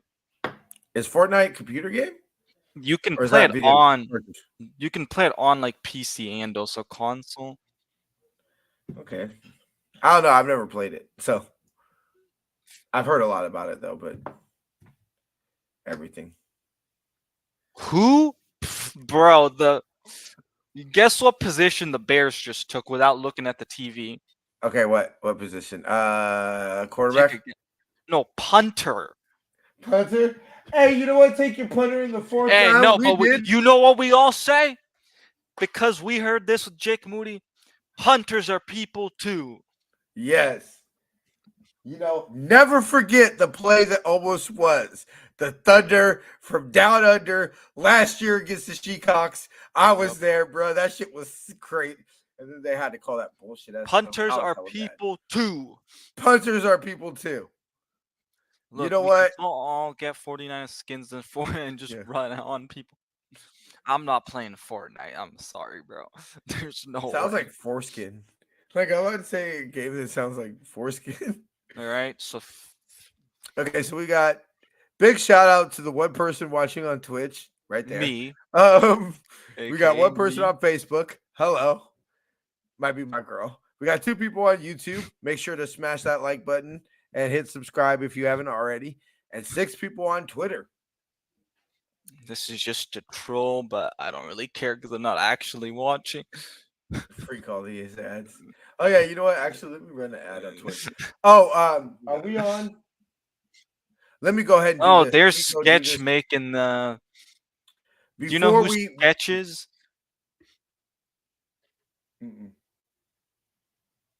Before I make the Niners announcement at pick, let's go ahead and run through our ads because the Texans pick is just in. This segment is brought to you by shop49ers.com, the official online store of the 49ers. Use our affiliate link in the description to get the latest official Niner gear, save 10%, as well as help out this show. All right, we really appreciate them sponsoring the podcast. Hold on, I'm going to go ahead and bring our Instagram up. All right, Cade Stover to the Texans. Okay, that means we are on the clock. Yep. Let me go ahead and write this down. All right, come on. Who are we taking? At 128. 128. Let's go. 18. Let's go. 128. Come on. Who are we taking? Okay. I wrote that down so I know where to clip it, so I don't have to look as much. Fair. Okay, we'll start the show from there. All right, come on. Who are we taking, Niners? All right. Well, not too fast, quickly, hopefully, so we can go ahead and get on Instagram real quick. Audience. It doesn't look like the pick is in quite yet, so. All right, cool, awesome. King stream key. Okay, let me go ahead and back here. We'll add our Niner Faithful Radio. And of course, they give us an ad right on the Niners pick. Okay, and we are live on NFR Instagram. I just got to click the. Just want to make sure I'm on there too. Go live button. Yep. All right. And we're live on Instagram. What's cracking Instagram? Niners are on the clock. Yep. It doesn't even show the ticker yet. So we decided to bring it to y'all as soon as we got live with the first Niner pick. It says an hour is what we're allowed to go live. That's obviously not going to be the rest of the draft. The first round, it let us go hella long. So we'll try to figure out all this. But if you definitely want to watch the full show and get your comments seen on air, make sure you go to our Facebook, our Instagram, or I'm sorry, our Facebook, Twitter, or Twitch. Facebook, Twitter, Twitch, or YouTube to go ahead and see All your right, come on. comments Who are we shown and all taking? that. Who we taking? Who we taking? Jaden Hicks. All right, pick is in. Jaden Pick Hicks. is in. Pick is in. Pick Pick is in. Don't say anything. Don't say anything. Even if it is. Teach, Beach, I won't. Don't worry. and Reed. Thank you for joining the show. All right, who we Let me taking? see. They're saying our best fit is a center. Which Cedric center? and Fran. Sandrick Van Pran Gardner. They're saying is our best. Okay, the Georgia guy. Yeah, the Georgia center. Best available is TJ Tampa. Next is Jaden Hicks. Come on, baby. Let's go. Let's go. Let's go. Come on. Picks in. Come on. Just tell us the pick already. Okay, hold on. And they took the ticker away. Okay, let me see. Don't say anything. Okay, yeah, he's still available. Jaden Hicks is still available. Ladies and gentlemen.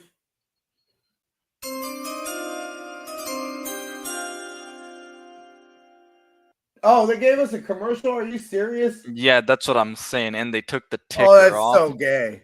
They did that like That's last so pick gay. too, I feel like, dude. Damn, that sucks. Come on, man. I really thought that I thought I timed that draft sound pretty well.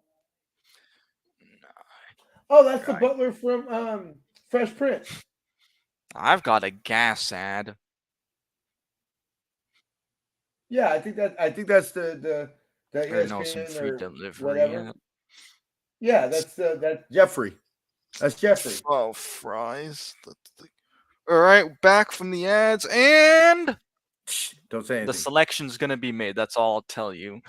Okay. Because if it's who I want it to be. Here, I'm gonna turn my camera off and I don't mute think it is. myself so you don't have to see me. Okay. All right. We're getting back from commercial, y'all. I don't think we're gonna take him. Like, why would the Niners take somebody I want them to take? But if we do, you're about to see me celebrate. The selection is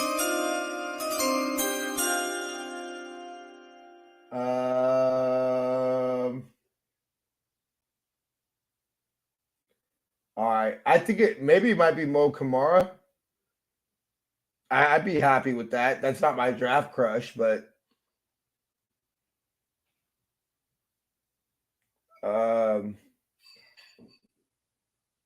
Marcus Sufapa. Ah! We took a safety, and it ain't even who I wanted.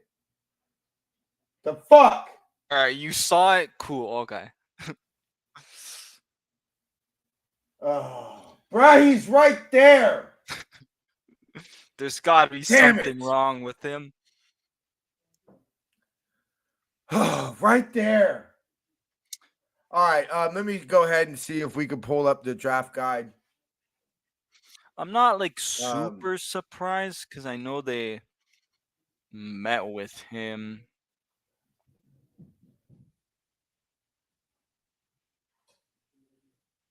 Okay, here we go. So according to PFF, is a throwbacks tone setter over the middle of the field. His measurables and mentality are reminiscent of Bob Sanders. Ooh, unfortunately, he hasn't had the plus athletic ability, specifically fluidity and top speed of Sanders.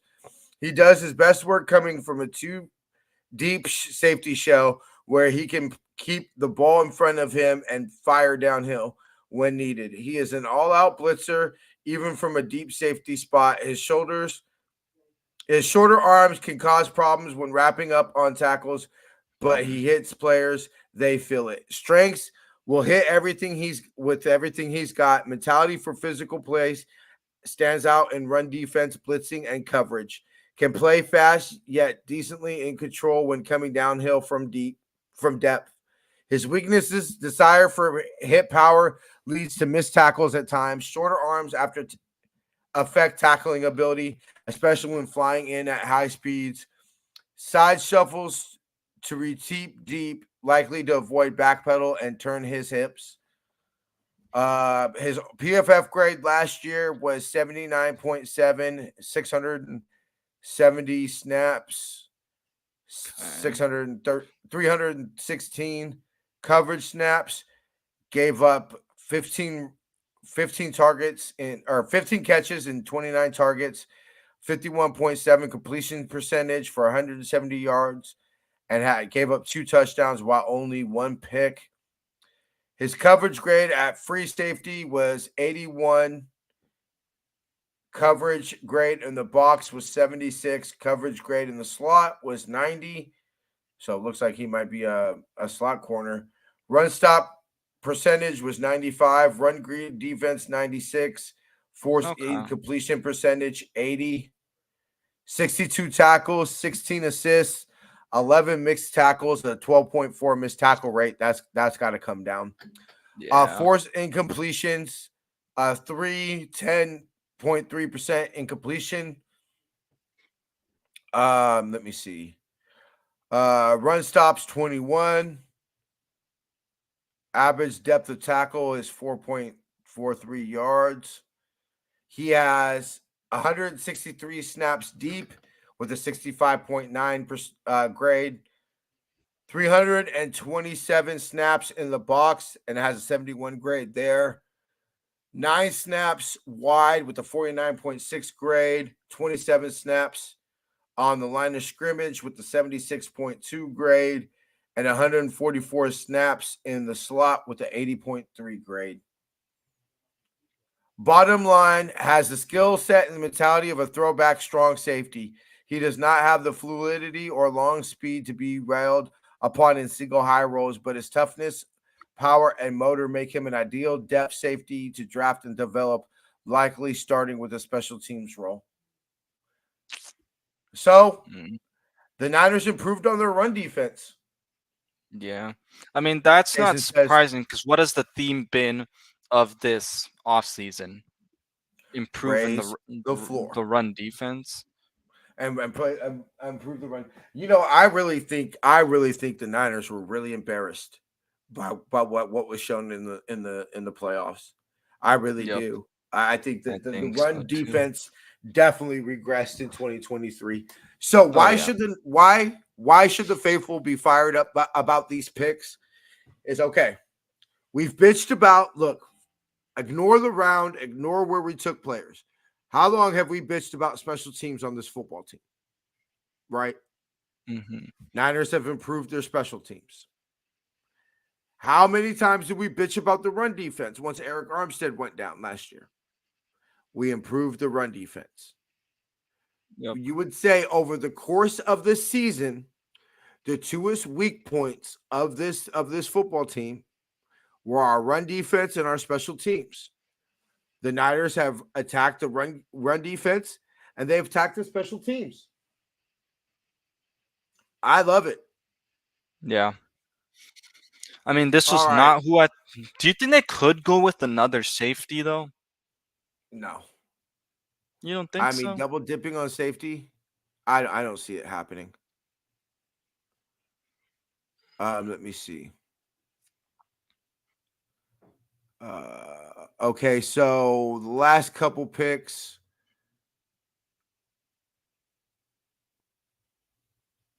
Let me just go. Okay, I'll go here to the rounds. Bucky Irving, running back from Oregon, just went. Okay, so Jason likes the pick. Yeah, I saw. Do you want me to pull up some highlights of him? Yeah, go ahead and pull up some highlights. Okay. I gotta go take a bathroom break and everything like that. Why don't you run through the wait on the highlights?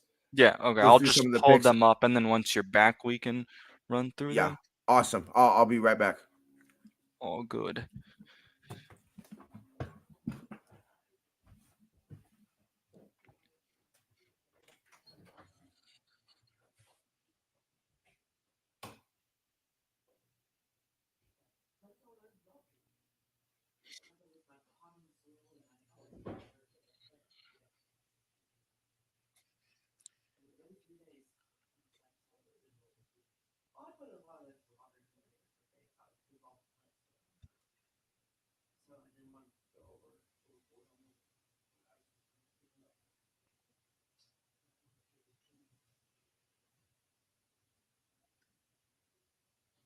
Okay.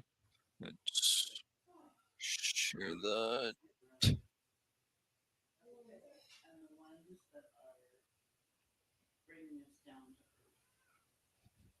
They are mostly conservative.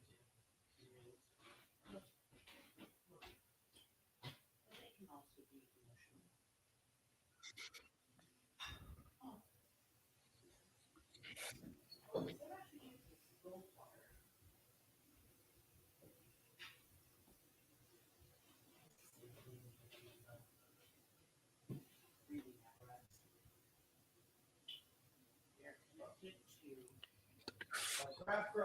Right there, second best player available on the board. Yeah.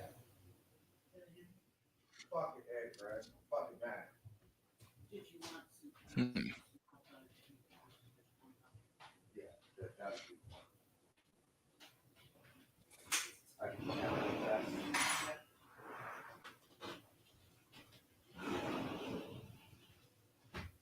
All right, they are connected to our material reality and can be turned into material goods.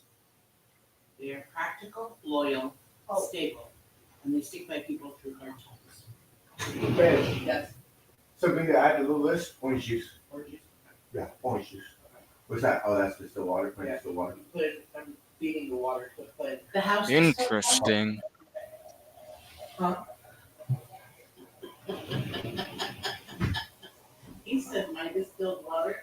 Interesting. Canadian guy.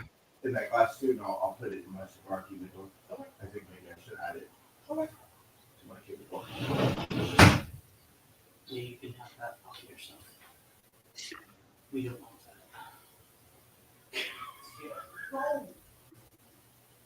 that.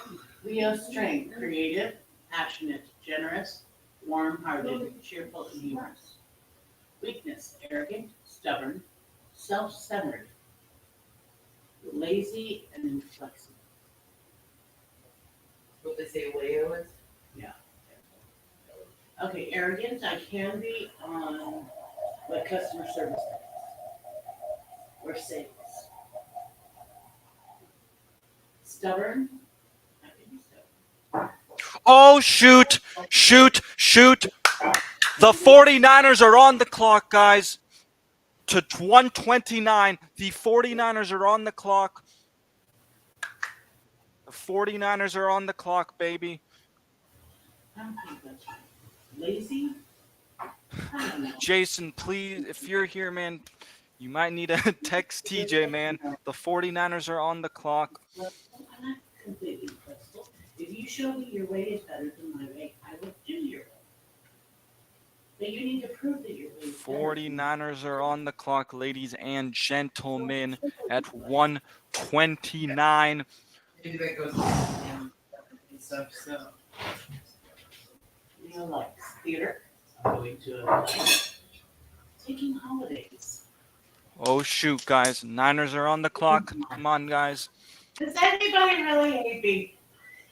There's some people that really hate me. Like, oh, too much attention. He's about to miss our pick, man. Especially on my birthday. Yeah. That's Niners are on the clock. Niners are on the clock. Niners are on the clock. Okay.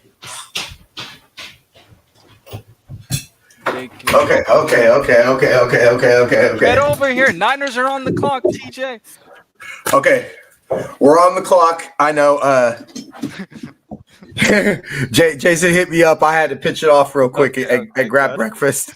You're good. I right. was like, dude, I do not want. I want to hope you don't end up missing. We're trading up with the Jets, man. Message. All right. So we'll say so 145.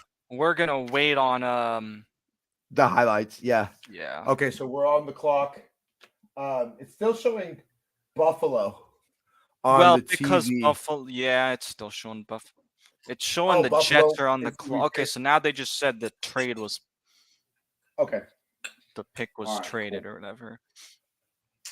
Mm. Who are we taking here? Let's see. Best Mm. available. TJ Tampa. Honestly, Austin Booker? Possibly?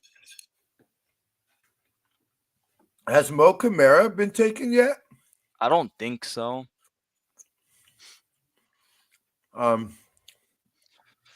Let me see. Cause they're on ads. I want to look at my phone so badly, but I'm not going to. I know, right? Because I just want to see the trade details. Jason, if you Okay. could shoot us So we have the trade details. The 49ers give up 173 and 176. Okay, so And so that 173 was from the Chiefs last night. okay. So we gave up a 5th round. Let me see teams. Let me pull up our team guide. Yeah, so we gave up both of our 5th rounders, basically. Yeah. Damn, that sucks. Hey, So we gave well, basically up our 5th rounders. So we now back to our original 3 round back to having our 3 original 4th, not original, wait, but so 3 4th we round still picks. have that 135 or whatever that we have at the end of this. That means. Let me. Right. It's ESPN's not showing me the number. It's just showing me. Okay, so we have 129 and 135. So we're making 3 picks here. Unless we trade down with that one, but as of now. Okay, pick is in. Okay, so pick is in. Let me go ahead and get Austin back to Booker, here. come on. Brand. Maybe they're taking the running back though, because like the run back-to-back running backs are off the board. There was running back Maybe taken by the best Dolphins. available according to ESPN: TJ Tampa, Jaden Hicks, Brendan Rice, Cam Hart, Austin Booker, Chris Jones, Malik Wingo. Let's see. Sorry. Please tell me it's Tanner McLaughlin or Johnny Wilson, Jacob Cowing. Jacob Cowing or Tanner McLaughlin. Come on. If it could be okay, so the pick is in. Come on. Yep. I would be so fired up for Jeremiah Trotter Jr. right here. What talking about and he played in John Lynch's era. Oh, I can totally see being Jeremiah Trotter here. Okay, pick is in. Yeah, they're talking to the Vikings coach right now. Yeah. I see that. Okay. I'm gonna just go to the private chat in case somebody comes in here and it's like. Yeah. Actually, you know what? Okay, I have it on brand, so I'm not gonna see the chat either. Who are we taking? Come on. Dude, they always have to take the long way on our picks, or they show an ad, or you know what it is. I bet you they think that they know that we're streaming, bro. They're like the Niners have the most fan streamers. For real. You guys didn't end your Instagram, right? Mel Kiper says we still need a corner. That's funny. I don't think we're taking. I mean, maybe because he thinks next year we. Yeah. Or that, or I don't think he likes Green. Yeah. So that's what it is. But come on, who the heck is the selection?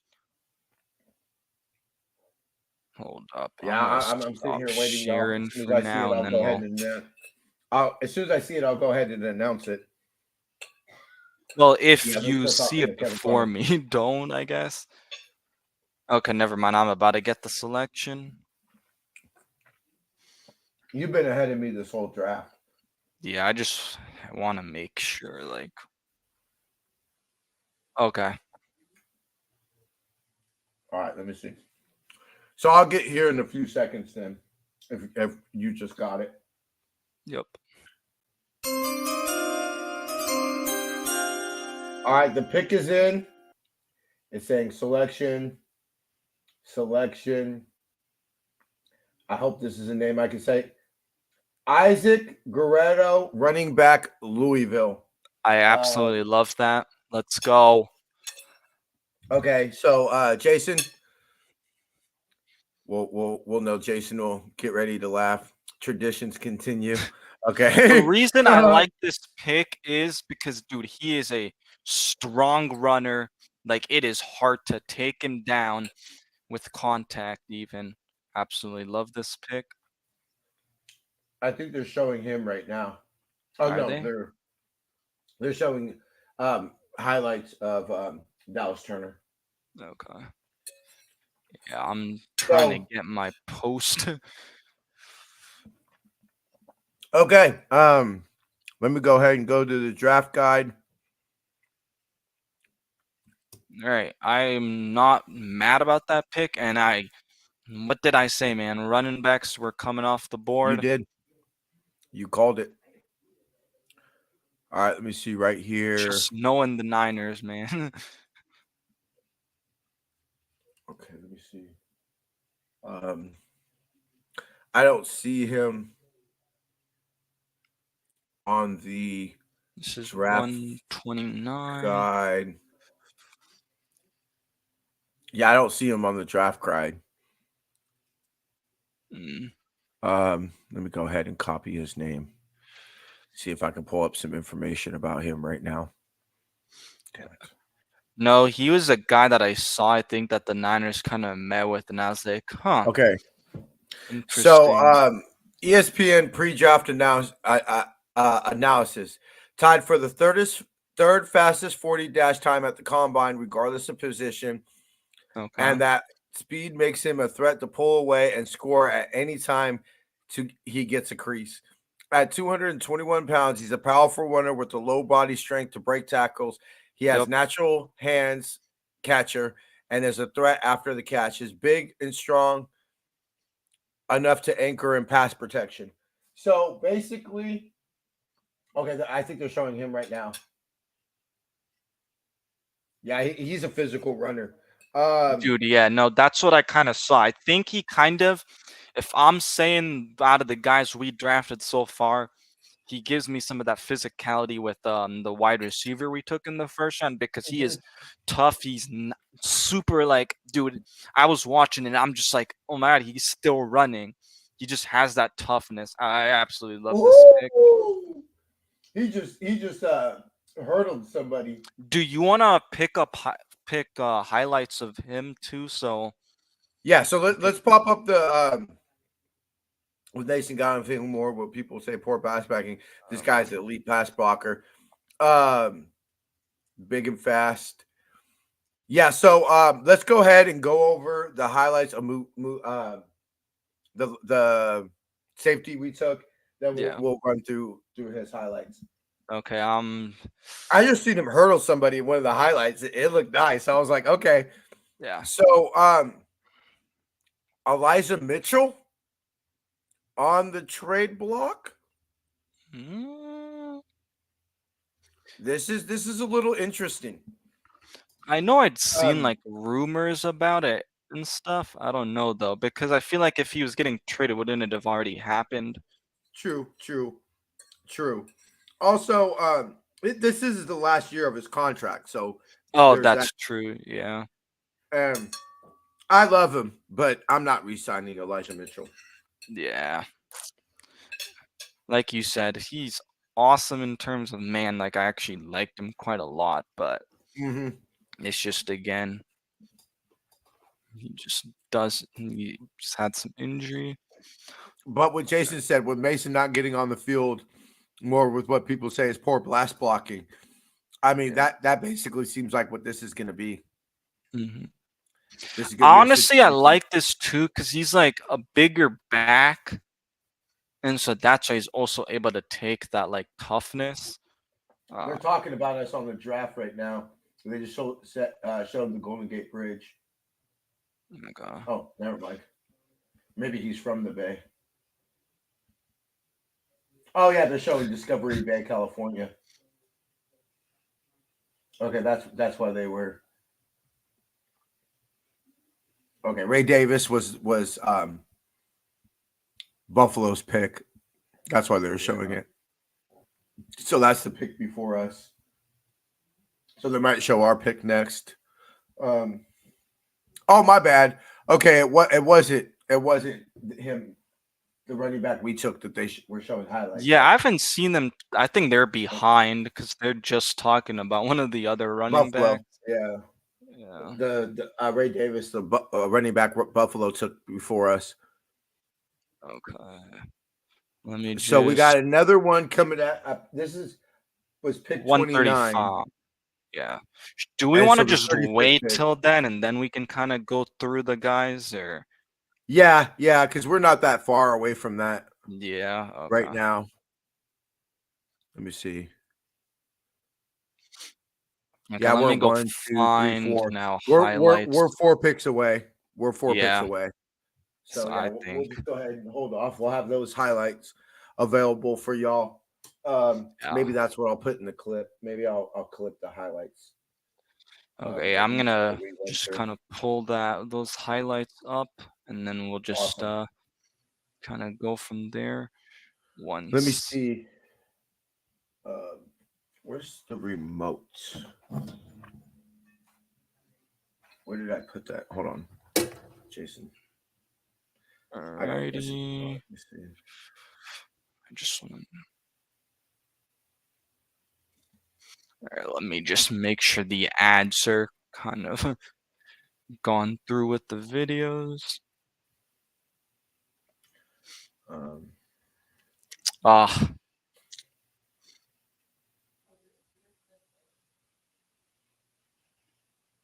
right, cool. So we got both those highlights.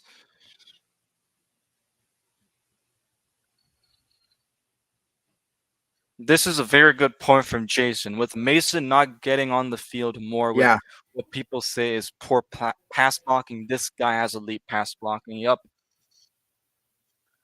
So it says automatically third running back behind McCaffrey and Mitchell. I don't know. I could see him as the second guy because again, Mitchell's kind of always hurt. So fine depth chart wise, but how healthy is Elijah Mitchell going to be our second running back? Yeah.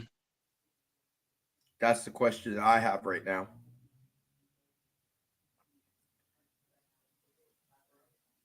Okay, you want to know this crazy stat? Okay, shoot it to me. New 49ers running back Isaac Guerrero has the second best relative athletic score of all 1,745 running backs at the combine since 1987. He has the what's the number? It's like the relative athletic score. But he's the what rank? The third, you said? Second best. Second best? Since 1987. I got YouTube Premium.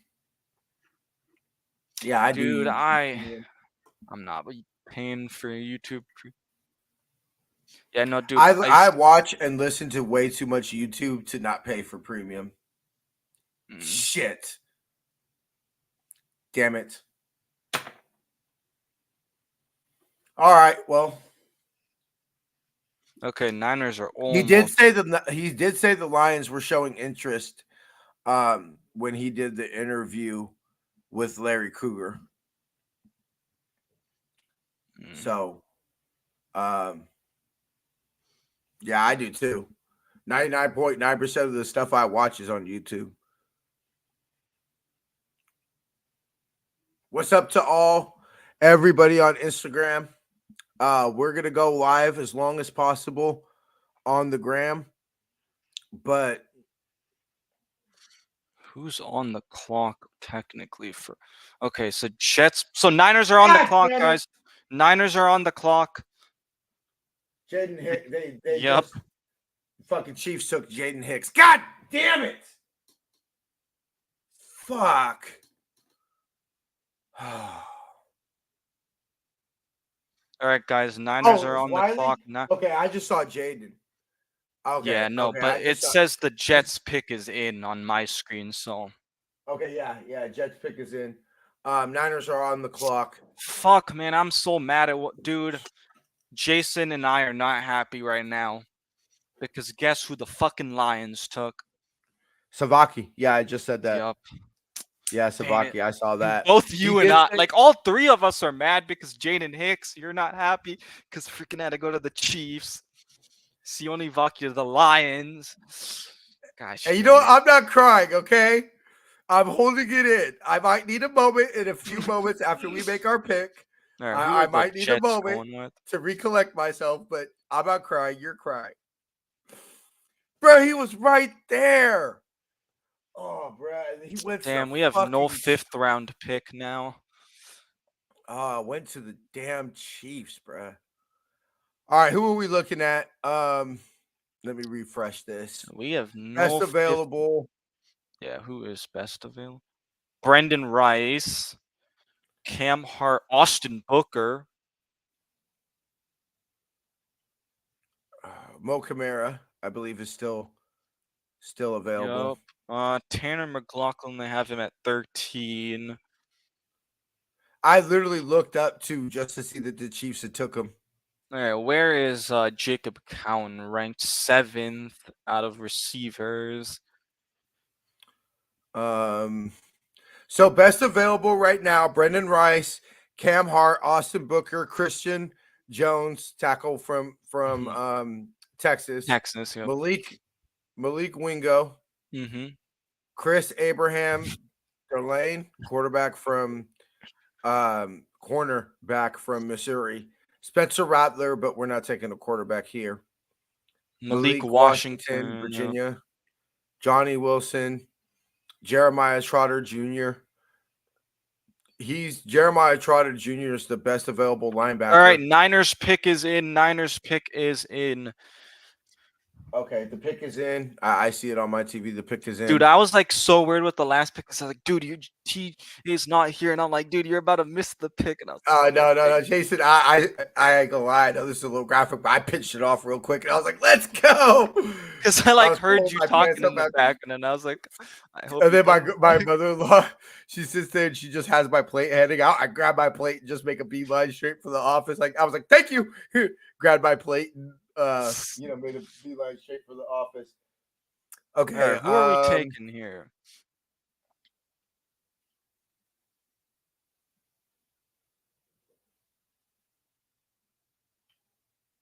All right, come on. Are they? Oh, they're having someone to the stage. Okay, Okay. we're So getting some I booze so. for the faithful. Woohoo!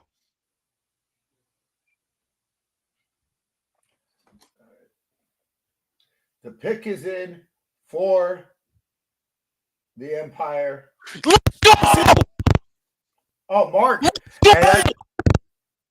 Let's fucking go! Who was it? Hold on, I'm excited.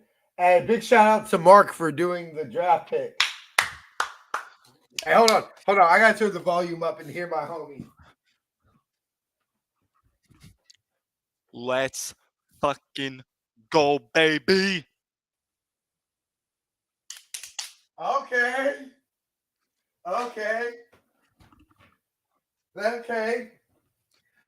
You know what? Shake a fucking Cowan, baby. What Why don't did you I take say, it away, bro? and show? Let's go. Take it away. Go ahead and break down the pick for us.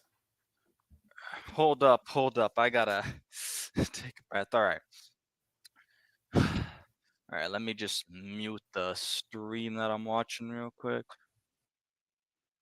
Okay, so here, I'm gonna pull up some stuff about him real quick. While you do that, I'm gonna go ahead and run to the restroom while you go ahead and do your little Breakdown? excitement thing. Yeah. Okay. Go ahead and do your thing, brother. Alrighty, so Jacob Cowan out of Arizona, spent the first 3 years at UTEP. Actually pretty good at UTEP still. In his third year, he had 1,354 yards. And then in Arizona, he had 1,034 yards, 7 touchdowns. Those are back-to-back years. And then this last year, 90 receptions for 848 yards and averaged 9.4 yards per catch and 13 touchdowns. Now, I think the reason, he had a crazy amount of touchdowns, but I think the main reason why he just didn't really have the yardage is because Arizona, we have this other wide receiver in Tataroa McMillan, who just absolutely. I'm sorry, Jason. I'm sorry, man. But yeah, Jacob Cowan, absolutely love the pick. So he's got, again, didn't have the crazy, didn't get the 1,000 yards in his last year at Arizona, but again, there were some other receivers on the team that really came out, but he has some yak ability, that's for sure, and great hands. So yeah, absolutely love this pick.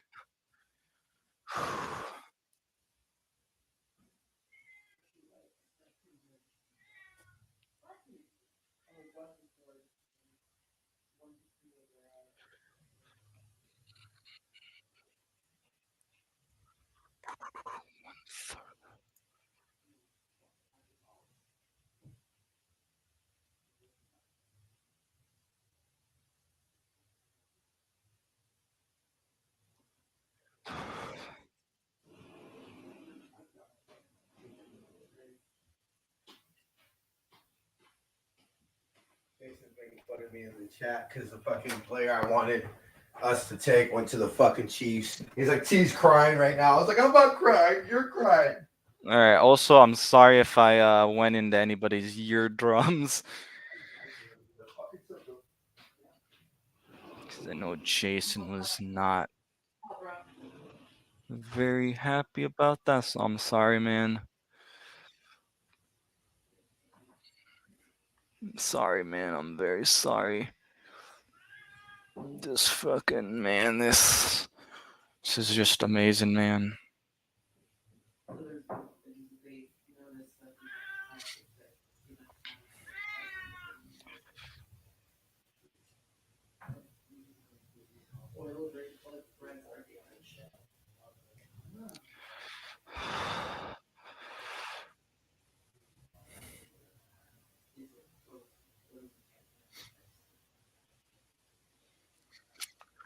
Fucking love this pick.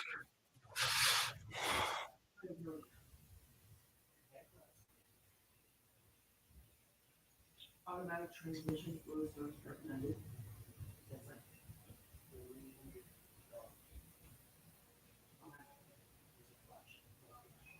so be prepared for it.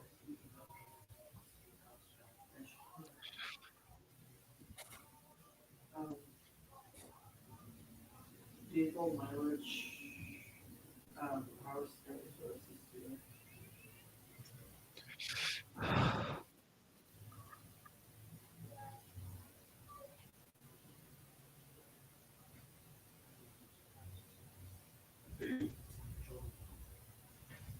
People shop for it.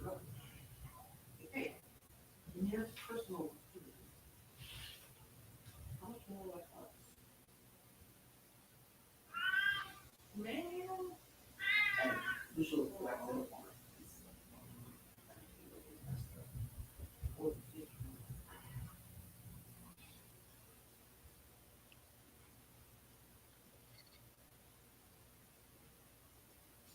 there's a turkey, a chicken, a turkey, and tuna primavera.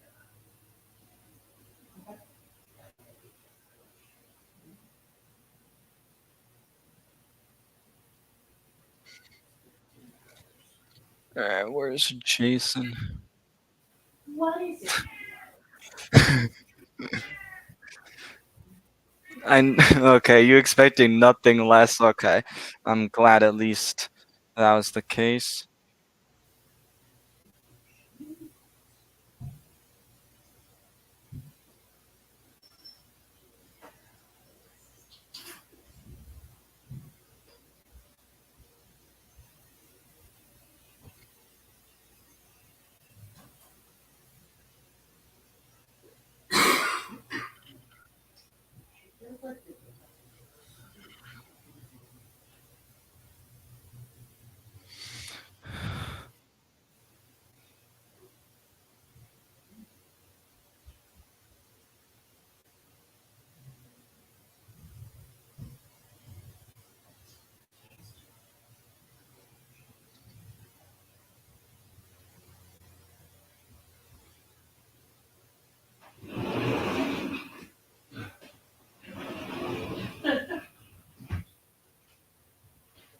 better?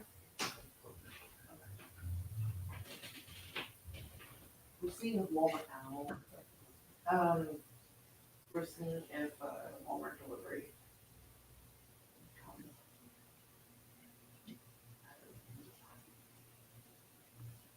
Do you think that the drafts will last until 4 o'clock? Well, Jamie says she's coming on at 11:30. Jason should be on soon. I think he actually might be on. Jason might be on soon, and I told him as soon as Jason. Fucking love John Lynch. Stop it! Hey! I'm gonna grab something. Yeah. Wait,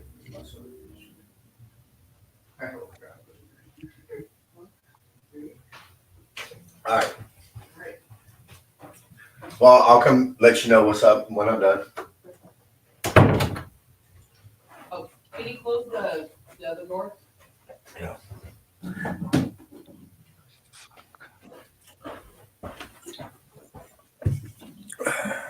All right. I'm getting the clips.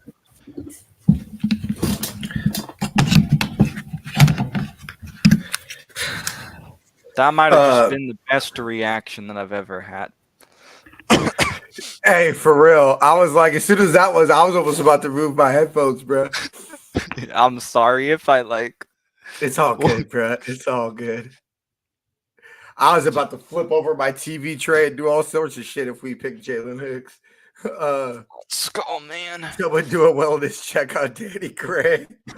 Facts. Has anybody heard from Danny Gray today? Danny Gray, where you at, bro? Oh, yeah, right. Somebody needs to tag Danny Gray, make sure he's all right. All right, for people who be watching on Instagram, I am gonna end it here just for now because I mean the Niners don't have a pick for a while, and so we will be back here on Instagram. We'll keep ours up, running, but I'm gonna be removing mine for now. So yeah, we'll keep ours running, and then I'll let Okay. Jason handle it whenever Jason shows up. for sure. So JB will be joining us here shortly. She's just eating. Okay. She said she wanted to get some grub in. Okay. Do you want me to go through the Yeah, highlights? let's pop up those highlights, bro. Okay, we'll just kind of go in the order that we made the picks. Hold up.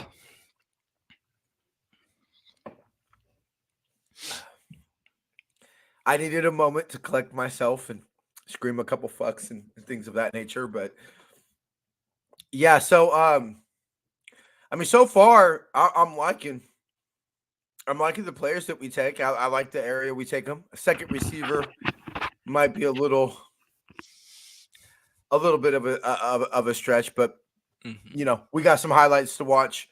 We got some things to do. All right. So Malik was the first guy we took. Okay. 176 goes to the Jets, which was our pick. Yeah, we're rocking. Alrighty. When my girl asked me, she was like, "Baby, you think the draft's gonna go 5 hours?" All right, let's pop it. We ready? All right, cool. Yeah. So here is Malik Mustafa. Watch the film. Matthew Downing back to work. The quarterback from Mute it, Elon bro. gives it to Jalen Hampton, who's going nowhere.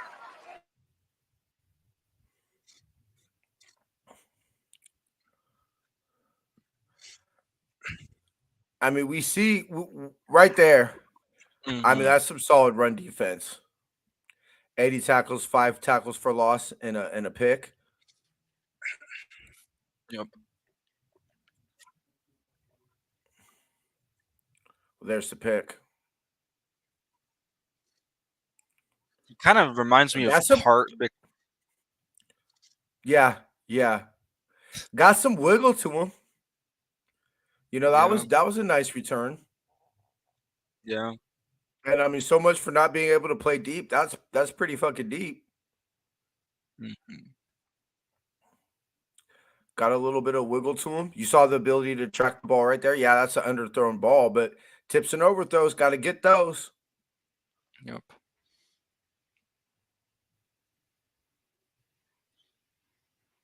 Okay.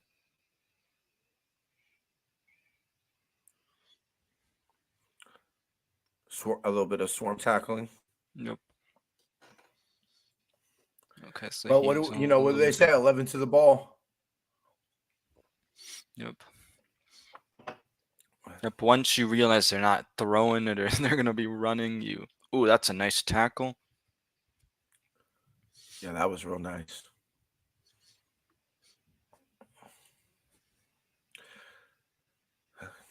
So, Ooh, would like that one. ooh.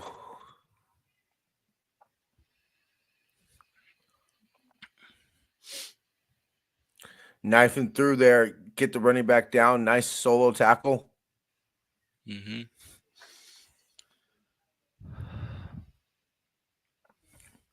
Definitely got some highlights to watch. Right there on the receiver's hip. Take him out of bounds for a couple yard gain. Not bad for a 4th rounder. Yeah. Okay, so now this highlight's kind of long, so I think we'll just watch like some of it, but that should be the All right. running back. Hold up. Alrighty.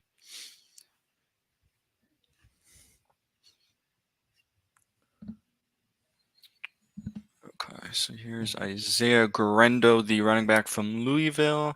Let me just make sure it's muted. That was my bad for the other one. Yeah, all good, bro. All right, All good. cool.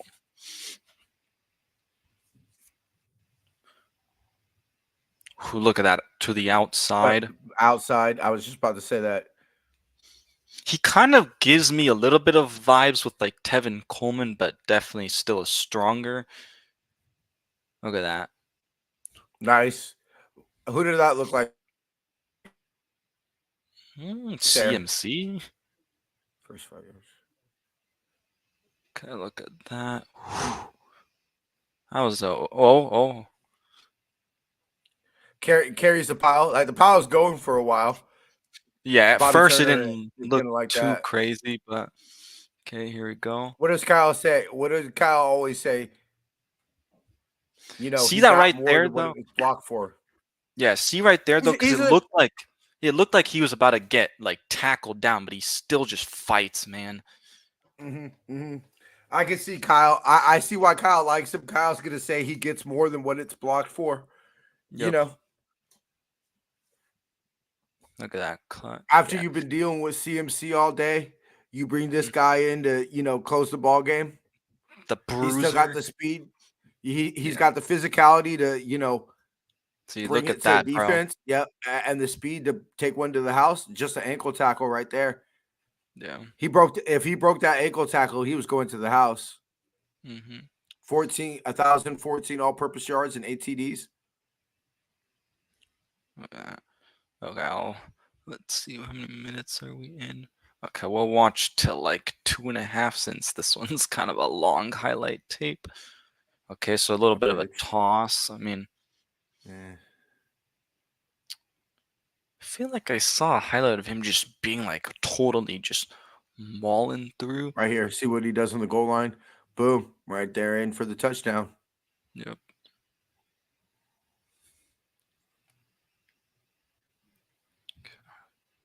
I'm curious to see what John and Kyle say about him. Mm,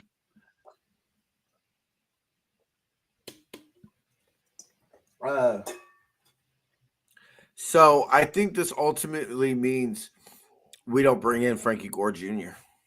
yeah, I mean, unfortunately. Unless so there's we like didn't. It looks plans like, to trade Mitchell or something. yeah, Okay, flipping for a so 5th-round pick right now. We're a 6th-rounder. so there's I don't those think are we. some line highlights. Shit, if we could get a 5th-round pick for Elijah Mitchell, I'm helping him pack his bags. Yep. Okay, let me show you now the next ad. I just wanted to make sure Receiver. the ads like finished up on the video before I. Okay, it should be muted, but I'll just make sure. All right, cool. So now everybody here is Jacob Cowing, who the Niners just drafted a little bit ago. Okay, this is a receiver we took. Nice hands. Yeah, no, he has really good hands and like some yak ability, that's for sure. Yeah, because that's the one thing I didn't like about Ricky Powell or Yeah, Pearsall. Pearsall. Okay, so I there's didn't think he had much Fina. yak ability. Look at that. Nice over the shoulder catch. I like that. Nice over the shoulder catch. Yeah, look at that. Bam. Both feet in. Okay, over here against USC. Look at that physicality. Bam. That was a push off. But it's Yeah. all right. It's all right if they don't call it. He's a captain. So that Arizona State right here. Yep. Look at that. Woo! Yeah. No, dude, I think I he'll saw that. fit in really well because, like, again, I've The kinda yak said this ability. before. The yak ability, but he's like Arizona, we've run some Kyle Shanahan kind of stuff too. So I think he'll fit in pretty well.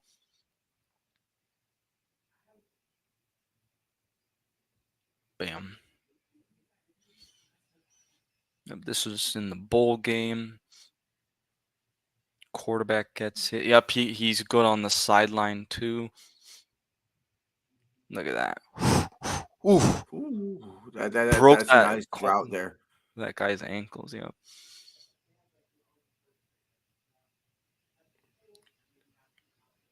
Yeah, Look you at that. definitely see the yak ability. Yeah, that's yak ability right there.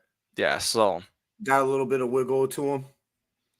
yeah, he has the yak, like some shiftiness. So to it. yeah, it's gonna the receiver position.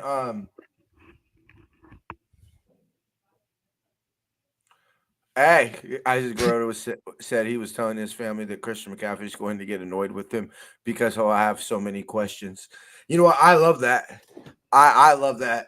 You know, I love the mentality of the rookies that we brought in, Jason. I don't know if you heard it, but I was saying earlier that with Dominic Puny, that it seemed like he was really fired up to be a Niner. And this is why I'm not like, at some point, you have to say, is the talent of Brendan Rice? I mean, let's see.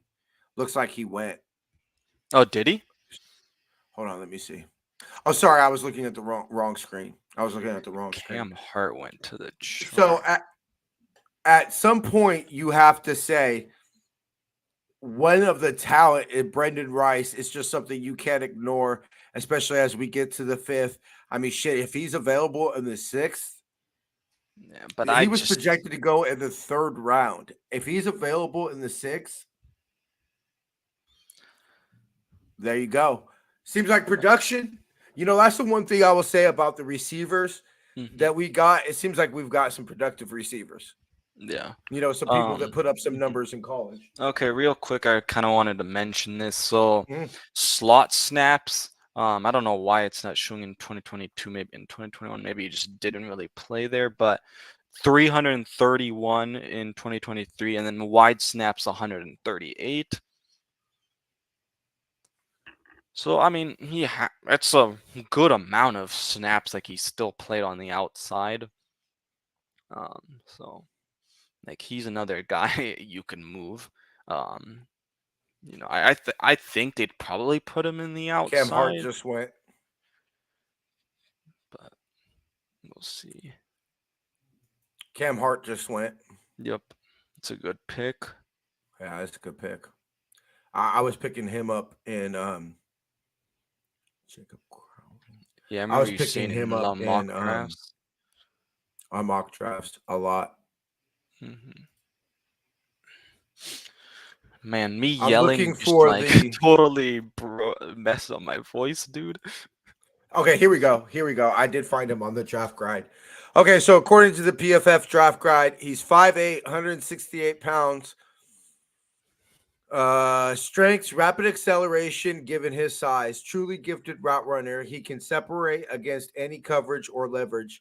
Great footwork when releasing off the line of scrimmage, quickly gets and can get away from press coverage. Good yards after catch receiver if he has some daylight. Weaknesses, his size deficiencies make him an outlier, not much of a strength profile on this game with yards after the contact or congested catches. Too many drops over his career, even for the amount of targets he has seen. Mhm. So PFF graded him overall at 75.3. Like you said, 331 slot snaps. Yeah. He had 89 catches on 121 targets, 868 yards, 13 touchdowns, 94 grade versus single coverage, 96 versus zone. Open target, he's an 83 grade or 83% open target percentage. Separation percentage versus single coverage, he's 81. Yards per route run, he's in the 83rd percentile. He's had 6 drops in 23. Interesting. Yak per reception was 5.8, same as Ricky. That's weird. Eight missed tackles forced. Average depth of target 6.7 yards. Deep catches 6. Deep yards 184. Screen yards 151 and contested catches with 5. Most of his targets came on the out route and hitch routes, crossing routes, screens. Most of his targets came on screens and out routes. Bottom line, if creating separation window for your quarterback is the name of the game, not many, if any, do it better than Crowling. His role in the NFL will be a niche in the slot, but there's a world where he can be a very productive player as he has his elite college football career, or his entire college football career. You know what? I'm going to use a comp for him. Just tell me if I'm crazy. Mm-hmm. Besides, everything's been a fifth-year senior, maturity, things of that nature. That's a good observation, Jason. Trent Taylor. I see him as being a very Trent Taylor-esque type of player. Small slot receiver. Obviously, with let me see. I'm curious to see if I can find his I was 40, gonna pull up. 4.38. Yeah, Bro, no, that's a sub 4.4 40. Yeah, here I can pull up his RAS score chart too, because that was something I. 432, 4.32, 20-yard shuttle, 36-inch vertical, broad jump, 10.8. So he's got that explosion. 3-cone, 7.02. That's not the world's greatest 3-cone. Yeah.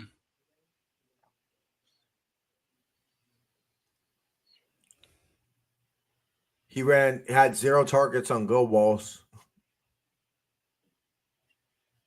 Here we go. I'm gonna share the screen because I wanna show you guys this graphic too. So in theory, he makes the team. Relative athletic score 6 point. His speed, basically, that's what it looks like. He's got elite speed, elite 40-yard dash, elite 20-yard split, and elite good 10-yard split. Yeah. So he's going to be somebody. We throw some screens, some outs. We get him in space and let him work in space. Yep. Which we know Kyle's going to do. As long as he can run good routes, he'll get on the field and Kyle will get him in space, and you let his speed take over in his space. Yeah, that's what I was showing Jason's highlight. Yeah, that's a good point, Jason. So I'm curious to see if somebody asks them about that.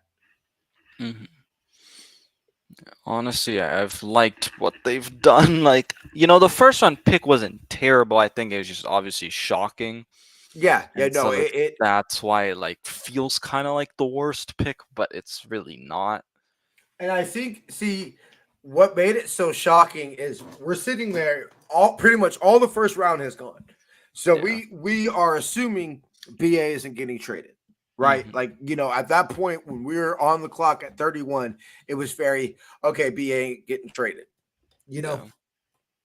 And so, I had heard first round receiver a lot, but my idea the idea I had with it was so focused on, yeah, we trade BA, we draft a receiver, you know?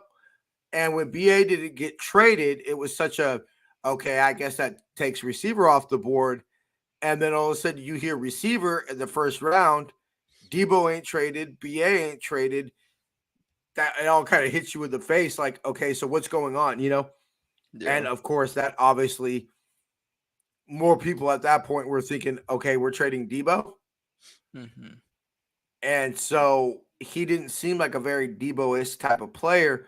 So it was, I mean, I'm very curious. And no, there's no guarantee that Jacob Crowling will make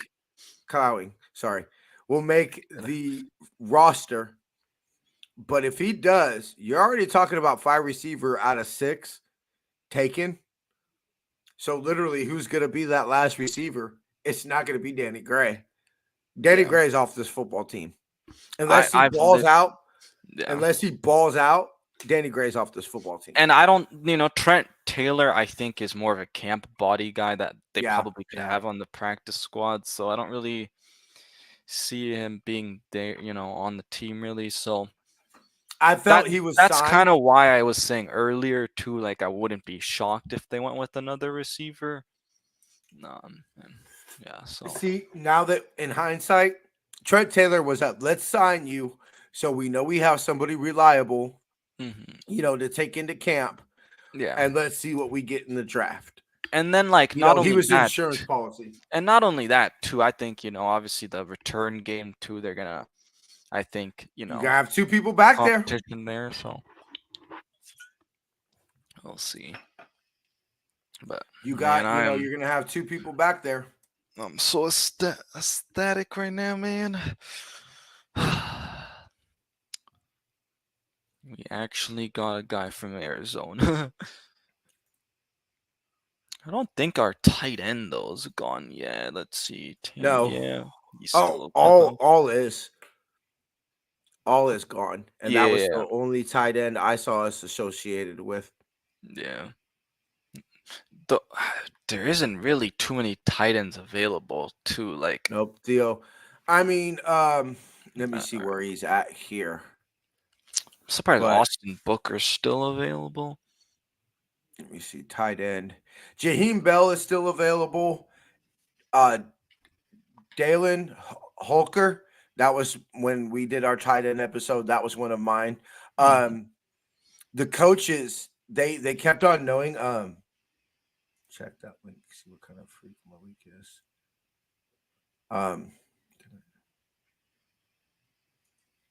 What link?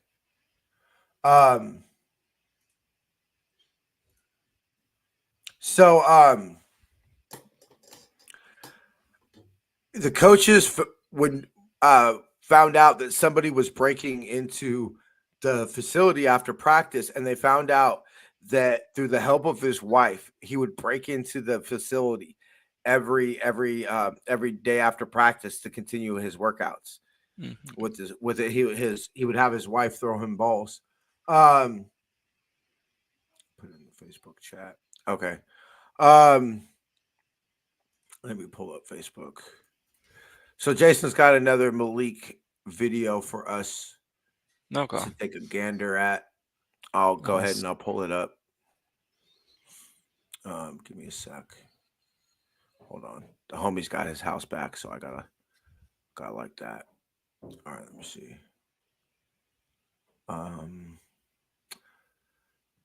My internet hates me so much right now. They're kind of like, bro, what the fuck you doing with your life? Oh shit. Damn. Hold on, I'm gonna show y'all right now. Yeah, I saw it, bro. I saw it. Hold on. Let me go ahead and go to share the screen.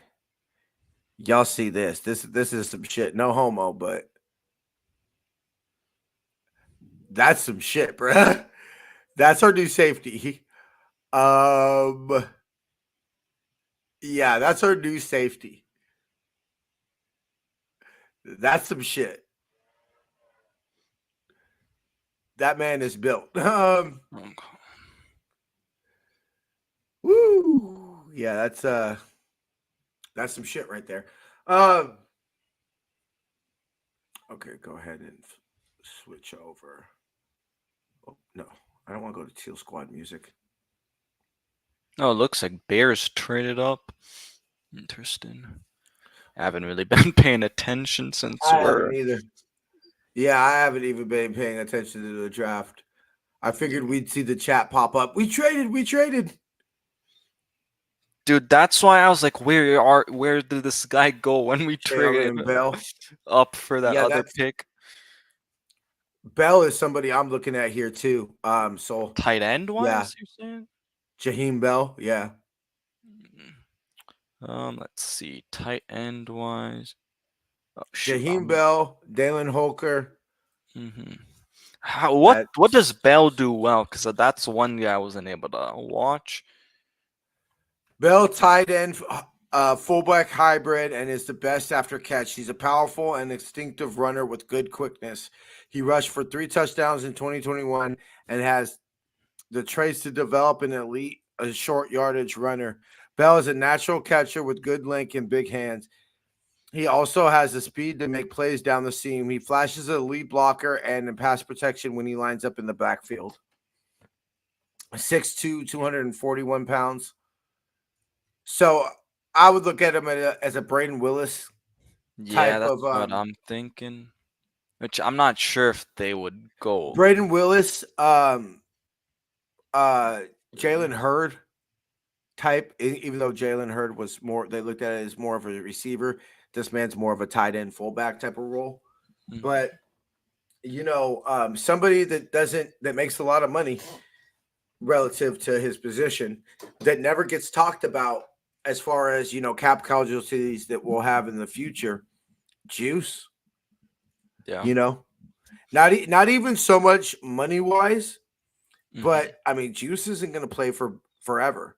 So is Kyle just going to get rid of the fullback position once Juice isn't on the team anymore? What's the future of the fullback position on this franchise? Something I'm definitely curious about. All right, we got Miss Jamie in the chat. Austin. Yay. What's up, Jamie? Merry Good morning, Shaffis guys. morning. Good morning. How are we feeling? I am so happy because we did get the receiver from Arizona. I'm heartbroken. I am doing so amazing. Who do we miss? I forgot. We had a chance to take Jaden Hicks, and like I ain't gonna lie, I thought we were. I kept looking at him because I remember you from yesterday wanting. Yeah, that's my draft crush. Not even close. That's my biggest draft crush. And what hurt the worst too is that we took a safety. Like if we took an edge rusher or something like that, I'd have been like, look, we weren't looking at safety. Okay, and then Stoney Vaki, which is somebody that I guess over the course of the draft, us faithful kind of fell in love with, came out and said he was a Niner fan, said he would love to play. We did an interview with Larry Krueger, but he did say that the Lions. Yeah, we're another team. We're another team looking for him. Jason, did you see the picture? Jason, that he just put in the chat. Yeah, that's some shit, bruh. That's what I was like, damn. Dude, the safety. No homo, but that is a cut man. Yeah, he's a very physical, like hit first kind of safe. Yeah, so like it's very like. That's like the highlight reels I was seeing, the little short highlight reels I was seeing on Twitter and stuff. Very much him just like smacking people. So it'll be interesting. I think definitely a theme from if you just said, hey T, what's the theme that you have of our draft so far? Jason brought up, except for Malik, everyone that we drafted is a fifth-year senior. That's something that I think is pretty interesting. I've been seeing that too. Also, physicality. Physicality is definitely a theme of this draft class. Yeah, no, for sure. And the running back that we grabbed and Browning, the wide receiver, are super fast. Like we added some serious speed to the offense a little bit. So that's going to be. It's like interesting because Guerrero, yeah, like you said, Jimmy, the speed, but dude, I love his physicality, which again, that's been another theme of this, right when they, made their first pick, going with Ricky Pearsall. So, yeah, man, I think it's good they also went with a little bit of a bigger running back because I think that's something they don't really have on this team right now. And, Mitchell has one more year left on his deal, and they're probably not going to bring him back. No, So, I'm not No, bringing more back than likely Elijah not. Mitchell. Yeah. Like if Guerrero, is that how you say his name? Yeah, I believe so. Yeah. If he ends up being a really solid like second back or whatever, I know we traded up for him, but like I just hope that he's able to help. I love McCaffrey. He's amazing, and he's like the engine to our offense sometimes when we need to get going. But I also don't want McCaffrey to get injured because he's having to forcibly keep being in plays and stuff and being like just have balance, so that way we don't have the wear and tear on McCaffrey.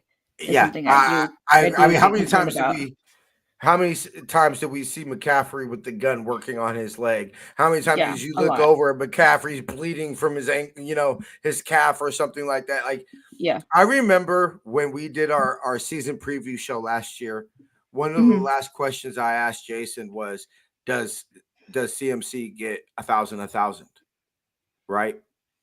And I said, I just hope I hope no, because I hope he's not utilized enough to get to 1,000, And what did we see? I think that we were so, hey Kyle, what the fuck you doing about going away from the run? That how healthy was Christian in the Super Bowl? I mean, that's something we have to ask ourselves. Yeah. So we look back. I look back at the Arizona game, and that's when I started the MVP chant, and that was the first time I really started hearing MVP chants for Christian.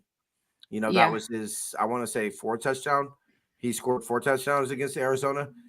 Awesome. That's the second game, right? Against Arizona? No, it was the first one. It was the home one. The first one? It was the week before the yeah. Week before the Cry Girls game.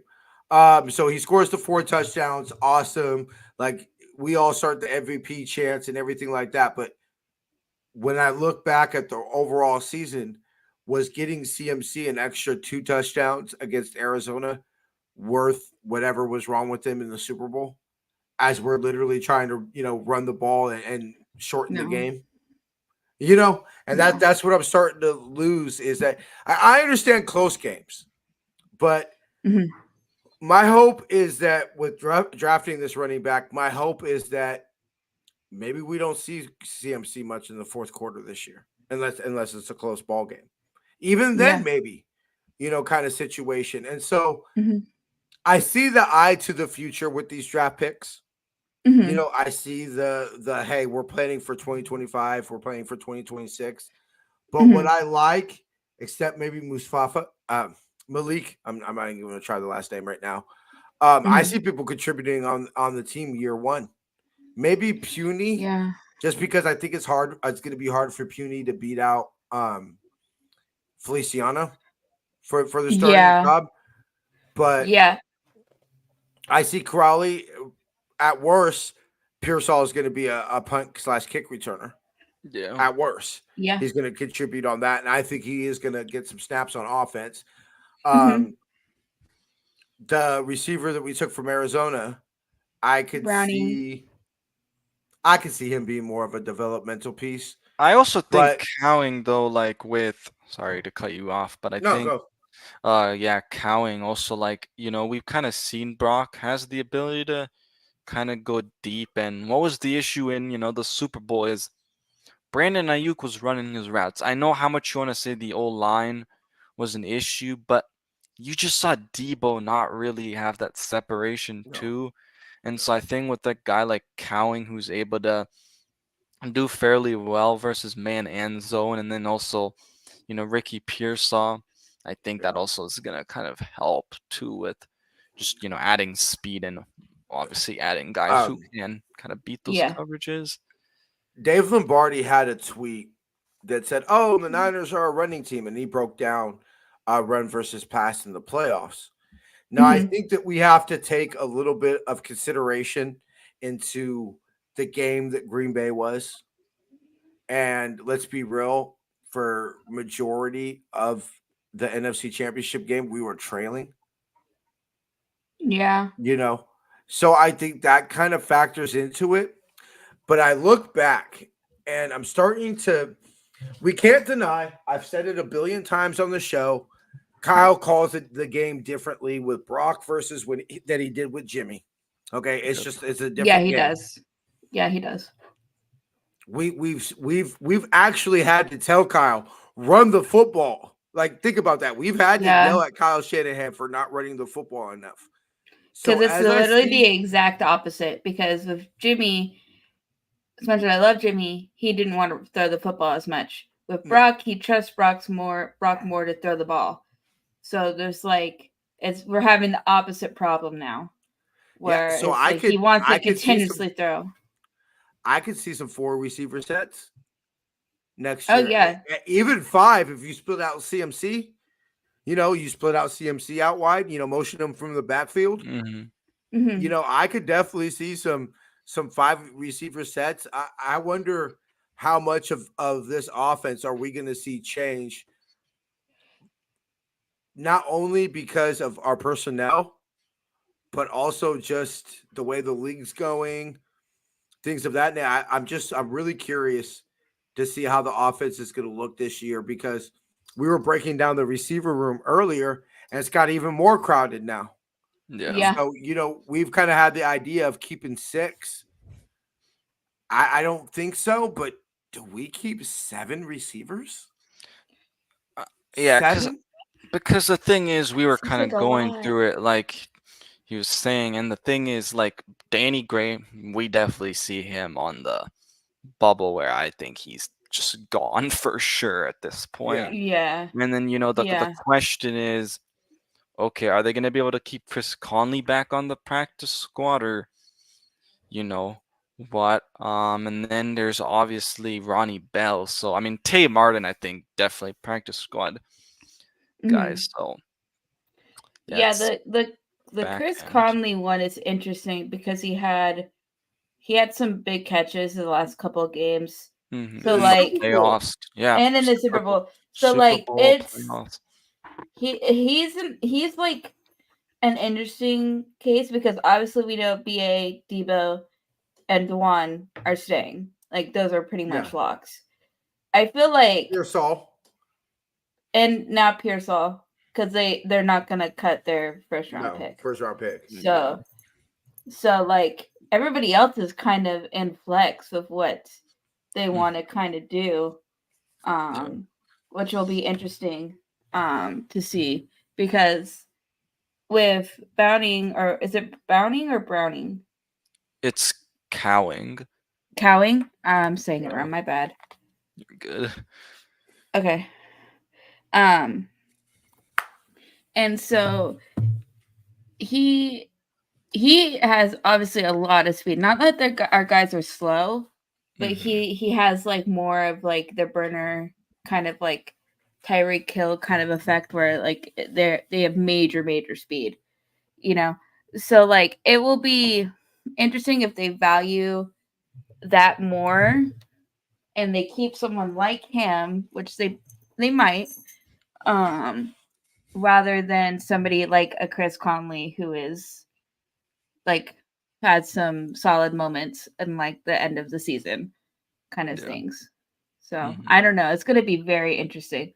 Yeah, and I think a guy like Trent Taylor is probably going to be practice squad. I don't know if he'll really make the team or not. That's I feel like going to depend. I feel like whoever ends up staying is going to depend on how they do as a punt returner. Because if they're very valuable at that spot, then they might, and they have good depth, they might just keep that person. Yeah, so I mean, it's gonna be weird to see what ends up happening, because you're right. They signed Trent Taylor, then they've drafted these 2 guys who have punt return ability. So it's Yeah. just kind of like, what are they going to do?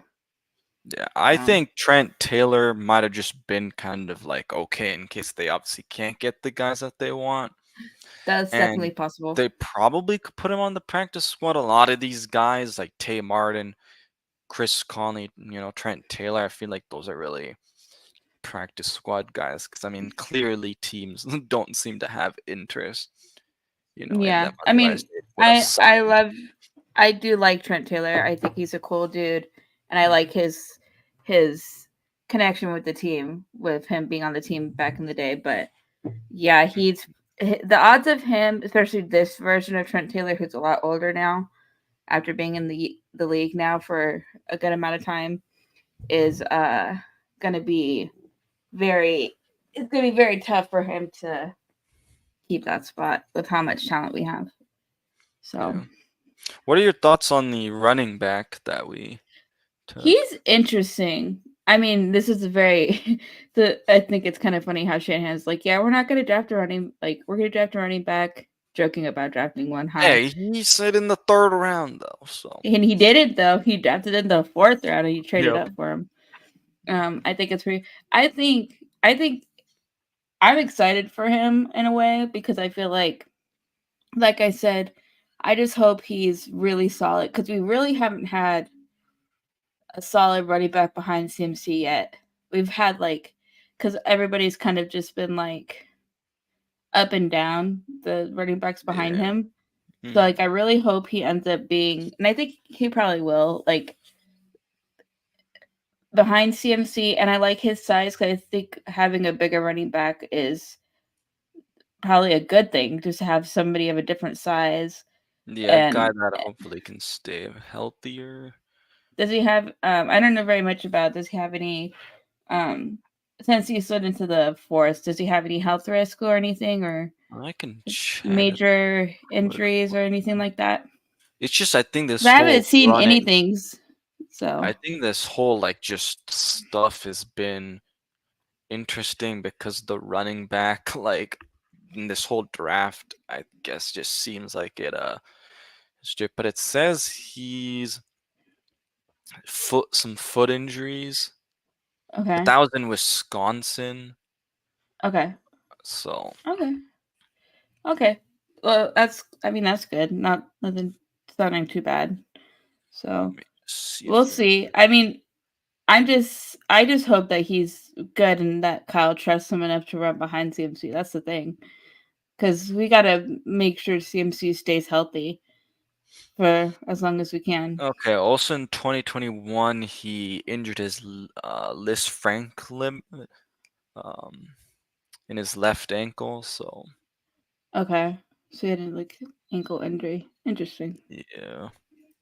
But I mean, I think his speed with his size is gonna be a good And I mean, combination. we're not using him every kind of round. I think Yeah. the issue was with Mitchell's we had to use him so much because we had those injuries, and then it was Yeah. after for some reason even as a limited guy he just got hurt. Because remember he hurt his other MCL again a couple seasons ago. He'd already injured it, and then he came back, and then he ended up I think missing the rest of the season or majority of the rest of the Yeah. season I because think he you're right. dealt with another MCL. Because he injured his MCL on one leg, and then he came back and pretty quickly re-injured his other one in his other leg. Yeah. So we just had bad luck with injuries in the running back room last couple years. So hopefully this guy can come and be healthy and be another option behind CMC. And then but I like his speed though. I think his speed is gonna make him fit in pretty well. People are saying he's very similar, kind of size and stuff to Raheem Mostert, which if that's the case, then his running style will fit in quite well here. So I'm pretty excited for him. I think it'll be good. Yeah.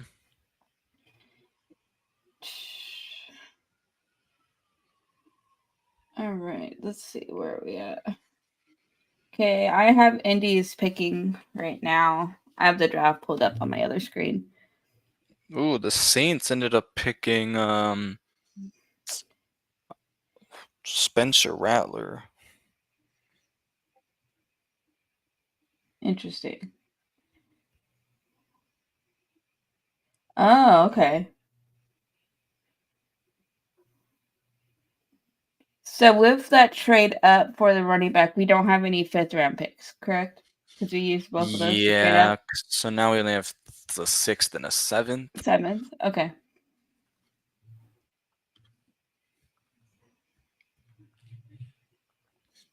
Let's see, what was the trade date?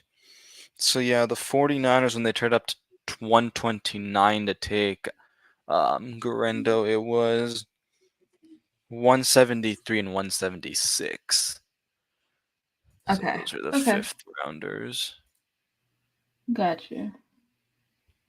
Like just at the end of the 5th All right. I round. mean, be interesting to see. Yeah. And I think it's pretty much safe to say that we're probably not trading BA or Devo this season. Yeah, no. I feel like. So I feel like that can be done. Mm-hmm. It looks like the Colts are selecting Jalen Carles, I don't know. safety from Oh, Missouri. okay, Missouri. Yep. I'm just trying to think what other 2 positions we may go if we do keep the last 2 picks we have. Maybe take a flyer on like a late round O line, maybe. Yeah, I'm trying to. Because I don't know who else because we drafted a corner, we drafted O line, and we drafted receiver. So I don't know what else. They really want. We could go still get an offensive tackle, especially if Christian Jones is still. It's crazy we're in the 5th round and he was ranked in 84th overall and he's still. Him and Rice are still there. Yeah. Yeah. I mean, we've got the 31st pick in the 7th round. Yeah. And we've got the 6th round, which is what, 39th pick. 39th pick of the 6th round. Yeah. At this point, I don't know. Best player available. Or you just take a shot on someone. That's what I'm thinking. They just take a shot on somebody that they like. Somebody that has pretty high athletic. I could see them taking a quarterback, not going to lie. Really? I mean, Bill Walsh said you take one every year. Okay. Bill Walsh said you take one every year. They could go defensive tackle, but I just don't know if one of those guys will be. Yeah, once there. Brendan Dorlish went, I was like, yeah, okay, I'm kind of out on D tackle, or at least as far as ones I've actually looked at. Mm-hmm. I was out on D tackle for ones I actually had paid any attention to. I have no idea. It'll be interesting to see, but I feel like those last 2 picks, they'll probably, if they keep them and don't trade up or anything, they'll keep. They'll probably just take flyers on some guys that they like, that they feel like have high upside, potentially. Swing, hit some home run, swing for the fences type of situation. Yeah. Yeah, Brendan Rice and Christian Jones are the highest ranked right here. I still okay, so if I close my eyes and John Lynch talking about bloodline, I think it's pretty clear we're not taking Brendan Rice. Yeah. There's no way we're taking 3 receivers. At the 6th or 7th. I'm sorry. You got to take him. The talents. I know. But you start to say, okay, so look at the best player available and tell me somebody who's more talented than Brendan Rice. Go ahead. Once we get to the 6th and 7th round. You know,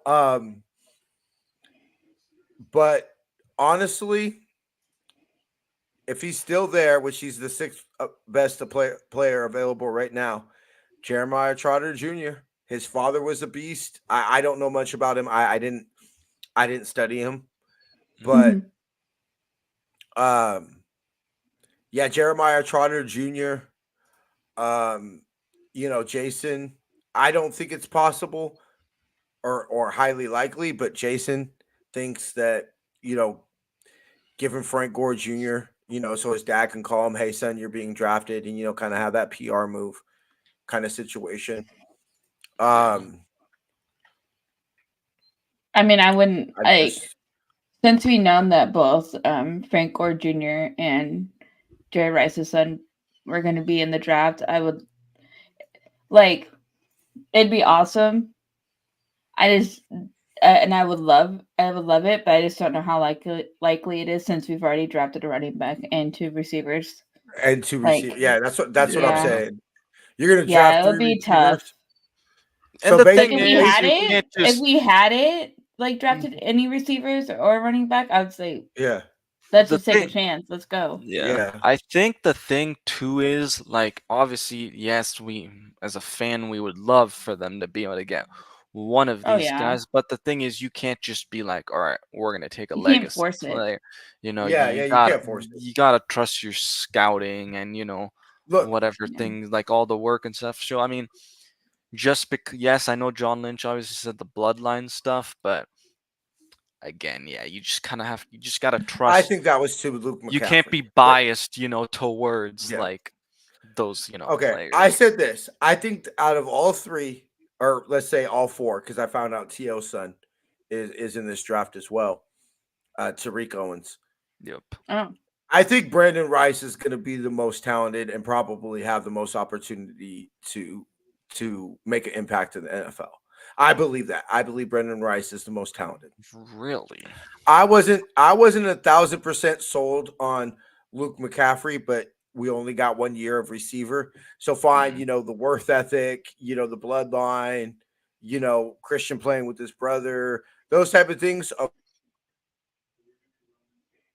Okay, fine. You know, when we're talking 5th, 6th round, he's off the board, so he's not possible. Frankie Gore Jr. Look, I would say him just because he looks a lot like his dad, and you know, I'm sorry. If he's anything like his father, I was pissed that we drafted Frank Gore back in the day after the 2 torn. Look, I will be the first to admit the 2 things that make me look like the absolute biggest idiot on planet Earth was getting mad that we drafted Patrick Willis and getting mad that we drafted Frank Gore. Like, seriously, some of the 2 biggest draft picks made in my lifetime, at least since I've been following the draft. And I was mad at both of them. And I'll never forget my first training camp that I attended. Was with my foster brother, was Patrick Willis's rookie year. And I remember just walking around camp, and it was totally set up different than what they have it now. Jamie, if you come out for Dwight Clark Day, you'll see how it is now, but it was totally set up different back in the day. So I'm walking, you could walk around a lot more and everything. So I'm walking around and I just keep on hearing this thump, thump, thump, thump. And I'm like, man, what the fuck is this? And I'm looking around and I'm seeing Patrick Willis hitting the you know, the thing they have where they hit your hands and everything. Oh, like that. yeah, like the little. And I'm just watching him go up and down, up and down, up and down. I mean, like, and I'm like, hey, bro, who the fuck is that? And I look and I say 52, and I saw, oh, that's a 1st round pick and everything like that. And I believe his first preseason game, I want to say it was against San Diego or something, but he had like 20 tackles his first preseason game and everything like that. And I remember thinking, yeah, this Patrick Willis dude might be something. And then obviously he took a little bit of, you know, throughout the course of Frank Gore's rookie year.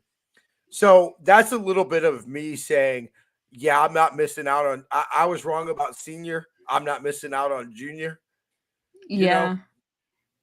But I mean, I would love it because Frank Gore was a beast, dude. He was he was something. He was that man. one. He was my look, first jersey that I ended up getting. I just think though, like Frank Gore Jr. is just different than his dad. I feel like he's not as I don't really- talented as his father. Yeah. I was He's gonna not as ask you talented. guys though. He doesn't have quite the same speed, but Frank Gore wasn't a burner. You know, look back at Frank Gore's highlights. See how many times he got caught from behind. Love Frankie G.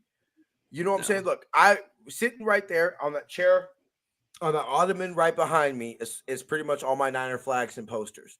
There's literally only one poster I have of a player, and that player is Frank Gore.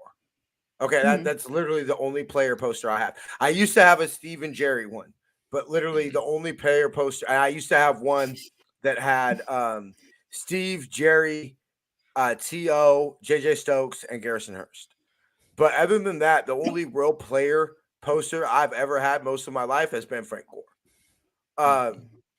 So I love Frank Gore. He's not quite his dad, but as much as this is the reason why I don't think we should take Brendan Rice. Like, I understand at some point you look at the talent and where he's at, and you say, "Damn, you got Frank Gore, Jerry Rice's son, available in the 6th or 7th round." You know, like that starts to be a little bit of the talent. You know, supersedes the round he's available in. But I talked about Dominic Puny and said how he was fired up to be a Niner. And I'd rather take somebody that has maybe a little less talent, but says, "Hey, I want to be here. I want to be a Niner," than take somebody that has all the talent in the world and says, "I don't want to be here." And that's pretty much what Brendan Rice said. Brendan Rice pretty much, without saying it, said, "I do not want to be a 49er." And as much as I love Debo, I said this about Debo when it came out that Debo demanded a chant. Fuck it, nigga. You don't want to be here that bad? I'll help you pack your bags. You know, I'm not interested in any player that don't want to be a Niner. You don't want to be a Niner. You don't want to play for the biggest franchise in the NFL. You don't want to play in a stadium where we're taking out road stadiums where home teams got to go.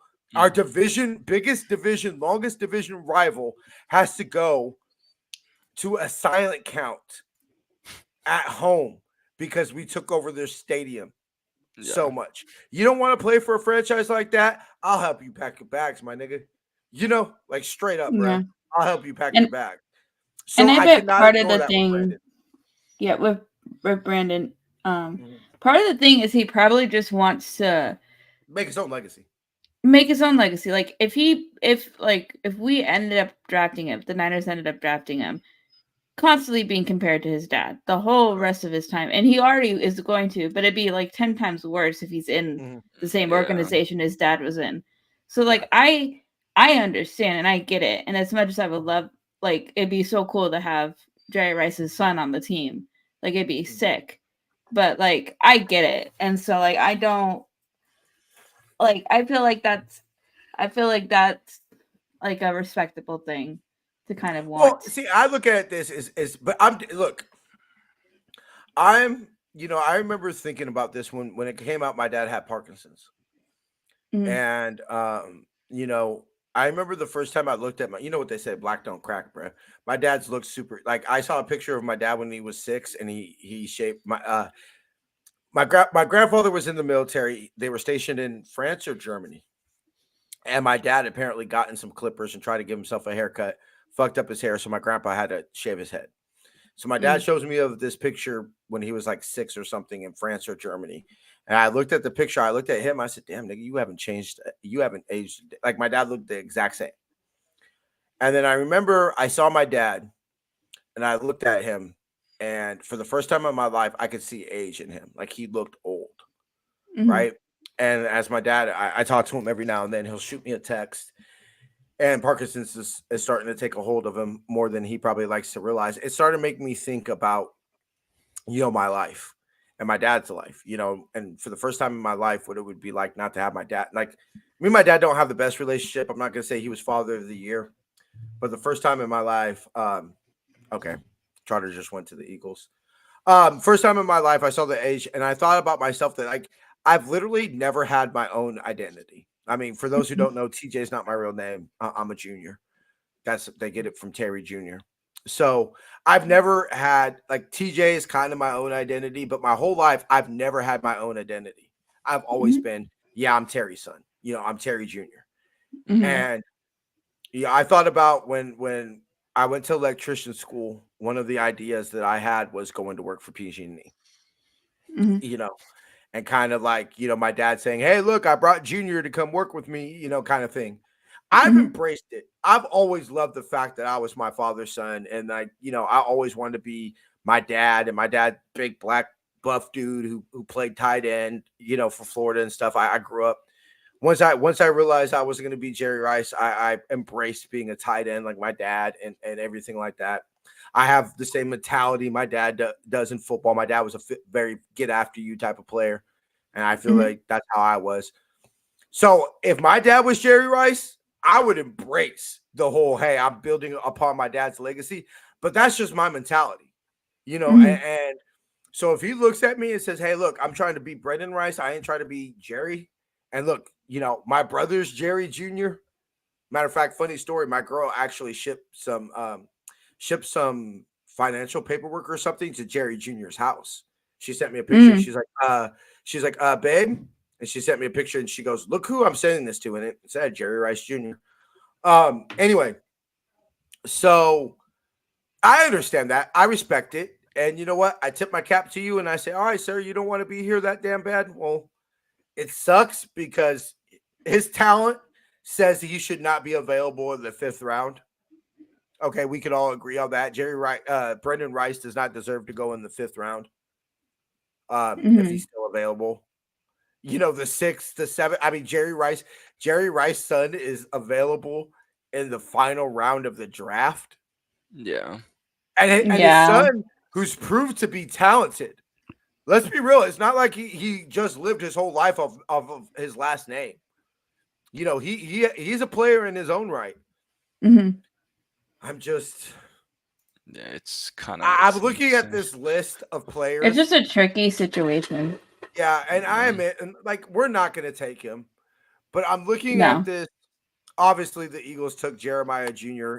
Sr. played for them. Perfect situation. Jeremiah Trotter Jr. Their dad had 3 different stints with the Eagles. So that's a very legacy pick. So I do have a hard time balancing, hey, Jerry Rice's son who can play football is possibly available in the 6th or 7th round. Yeah. And balancing the fact of that he didn't really want to be here. I mean, hey, look, if he's available at our last pick, I'm calling him up and I'm saying, "Look, look, Brandon, do you really want to be drafted? If you don't want to be drafted, then it looks like you're going to go undrafted. So do you want to be drafted or not? Because if you want to be drafted, we are willing to take you with the pick." And if he says no, I tip my cap and I say, "Good luck with you, young man." You know what'd be insane though, and I hope he doesn't go like this late because obviously it'd be nice to. But what if he goes to the Jets with the very last pick? Mr. Irrelevant. That'd be crazy. And becomes next Mr. Irrelevant. Like that'd be crazy. Talk about building a legacy. What if he ends up being like? I wouldn't say he's his dad because let's be. Do you know? Okay, this is my Jerry Rice stat of the day. I might slaughter this stat, but from the age 30 on, only something like 8 receivers in NFL history have more yardage than Jerry Rice did from age 30 until he retired at 42. So from the age 30, Jerry Rice had a whole nother career that was a Hall of Fame career. That's insane. That's just insane. Like when you hear Jerry Rice, I will say this: as somebody like Jerry was the Niners. I grew up. Jerry and Steve. Jerry's God to me. Okay, Jamie, we might do one of these maybe 2 weeks from now. We might do our that we were going to do back in the day, that Niner all-time draft. We might be doing that. Oh man, that'd be fun. That's gonna be something. We're gonna set some rules so we don't have to go back to 1963 to try to look at some play. We're gonna set it up nice. I'm trying to work through it in my head. Gotta give us plenty of time to prepare for that. Yeah, and we'll see if Jason wants to do it. So we're gonna see what's up, but that's something we're thinking about. I'm telling everybody, okay, in that draft, I will get the first pick, and I will be selecting Jerry Rice. Okay, Jerry Rice is available. You always select Jerry Rice. Okay, that's just my mentality. Well, we know who the top 3 picks are going to be. It's going to be Jerry, Steve, and Joe. Jerry, Joe, and Steve. Yep. I mean, yeah. that's. And you know what? That's why I'm okay with taking Jerry, because you're going to get one of them.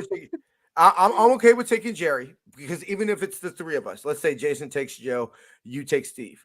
I'm fine with taking John Brody. I'm fine with taking Alex Smith.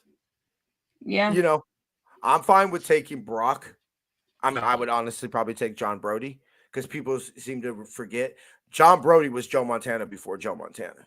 Like, he didn't have the championships, but how John Brody was viewed in the Niner organization was basically Joe Montana before Joe Montana. Joe Montana took John Brody's spot by obviously being the GOAT and the championships and all that. Yeah. But before Joe Montana, John Brady was that dude in this franchise. Longest, I still believe, might be longest tenured Niner, or second. I know he's on the top 5 list of longest tenured Niners. Anyway, so I truly, and me being one of the biggest Jerry Rice fans out there, I will say I truly did not appreciate Jerry until he was gone, when I realized not every receiver does what Jerry does. You know, not every receiver seems to have almost 100 yards every single game. Not every receiver is going to catch a touchdown every game. You know, and I looked through it and I realized, oh, okay, that's why Jerry Rice is the greatest, because not everybody does what Jerry does. So, well, we're at the Panthers right now. Okay, let's go ahead and give a recap of the picks so far here in the 5th round. The Seahawks went ahead and picked Nehemiah Pritchett, cornerback from Auburn. The Chargers selected Tarheeb Still, cornerback from Maryland. Xavier Thomas, the edge from Clemson, went to the Cardinals. Jordan McGee, linebacker from Temple, went to Washington. Cam Hart, I loved me some Cam Hart, went next to the Chargers at 140. Out of Notre Dame. Cedric Van Prangranger, a center from Georgia, went to Buffalo. Anthony Gould, or Gould, depending on how you pronounce their names. Wide receiver from Oregon State went to the Colts. The Falcons, G.D. Bentard. Notre Dame linebacker, Austin Booker. I know that was somebody that I saw was pick, yeah. Was thinking about. Austin Booker, the edge from Kansas, went to the Bears. The Bears have had a sneaky good draft. Yep. They really have, honestly. Chris Abrams, Drain, cornerback from Missouri, went to the Broncos. The Titans, Jarvis Brownlee Jr., cornerback from Louisville. The Broncos took running back from Notre Dame. I'm not even going to attempt how to say that name. Tommy Etchenberg. I don't know.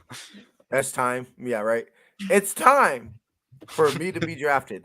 The Raiders took Tommy Etchenberg, the linebacker from Ohio State. Josh Newton, the cornerback from TCU, went to the Bengals. Spencer Rattler, a quarterback from South Carolina, went to the Aints. He was somebody that I thought if he was around later, maybe the Niners would take a look at, just to, kind of bring somebody into camp. Yeah, Brendan Rice is, according to ESPN, I guess the best available right now. Yeah, he is. He's going to be the best available until he's picked.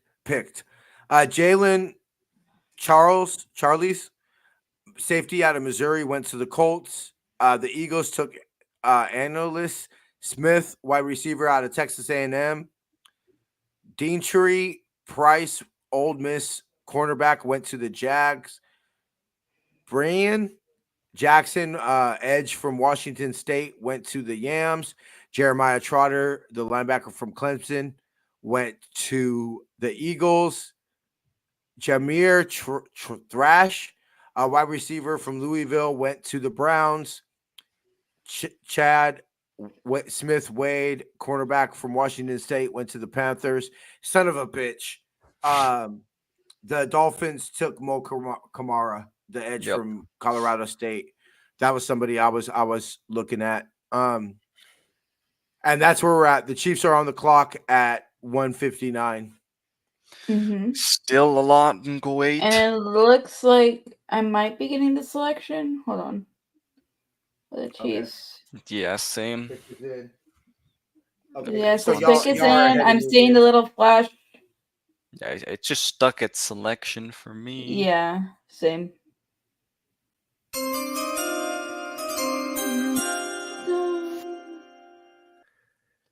Go ahead, and whoever gets it first can go ahead and make the announcement. Is that like? Right.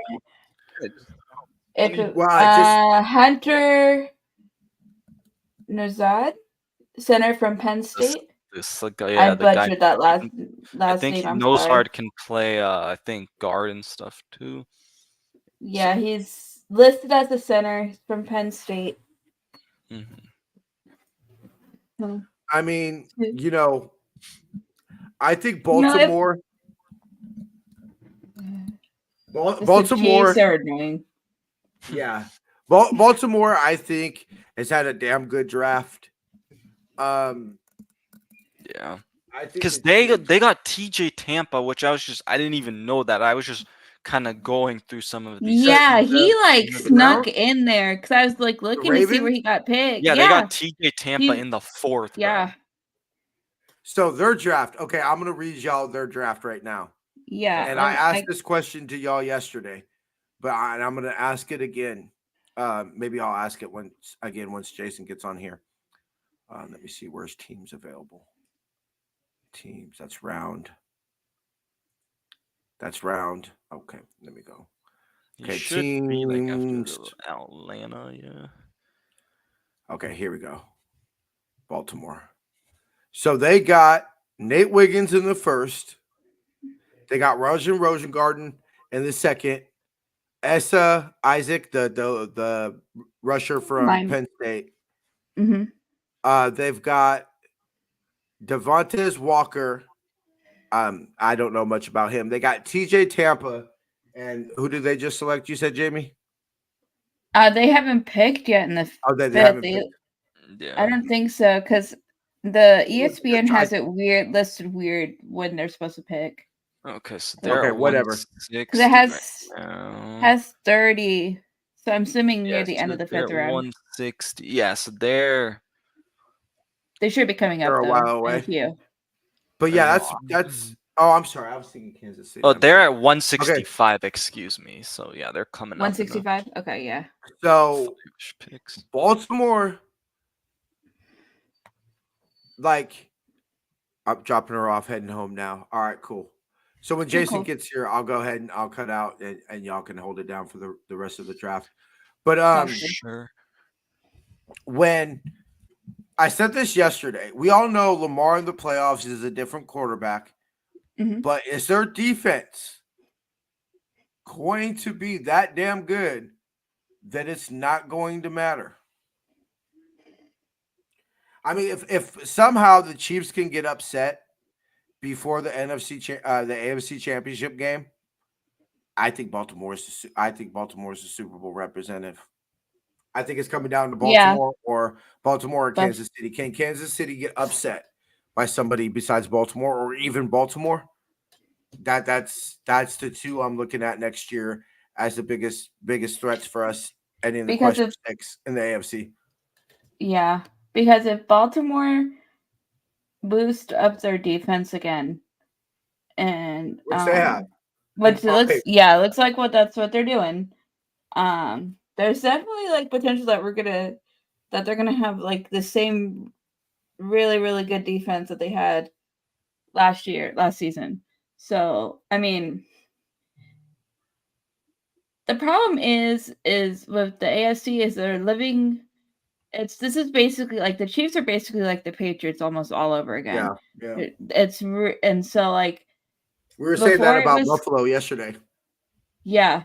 So like Buffalo, I don't know what they were doing. Like trying to Buffalo, help we were them. saying about Buffalo yesterday. Is Buffalo going to be the team that says, "Hey, we should have had a Super Bowl or two appearance"? Unfortunately, we just played in the AFC when Yeah. Kansas City had Patrick Mahomes, because Josh Allen is a Super Bowl quarterback. Josh Oh Allen yeah. should take a team to the Super Bowl, right? Can we all agree on Yeah. that? Yeah. So I think Josh Allen is a really, really, really, really good quarterback, right? We all can acknowledge that. He's good. Yeah. You're 100% right. They should have had a Super Bowl appearance by now. But we're just living in the world where the Chiefs got freaking Patrick Mahomes Yep. and with pairing him with Andy Reid, and it's like magic, and it's like Tom Brady with Bill Belichick again, almost. It's like very similar thing, and so it's Andy like Reid.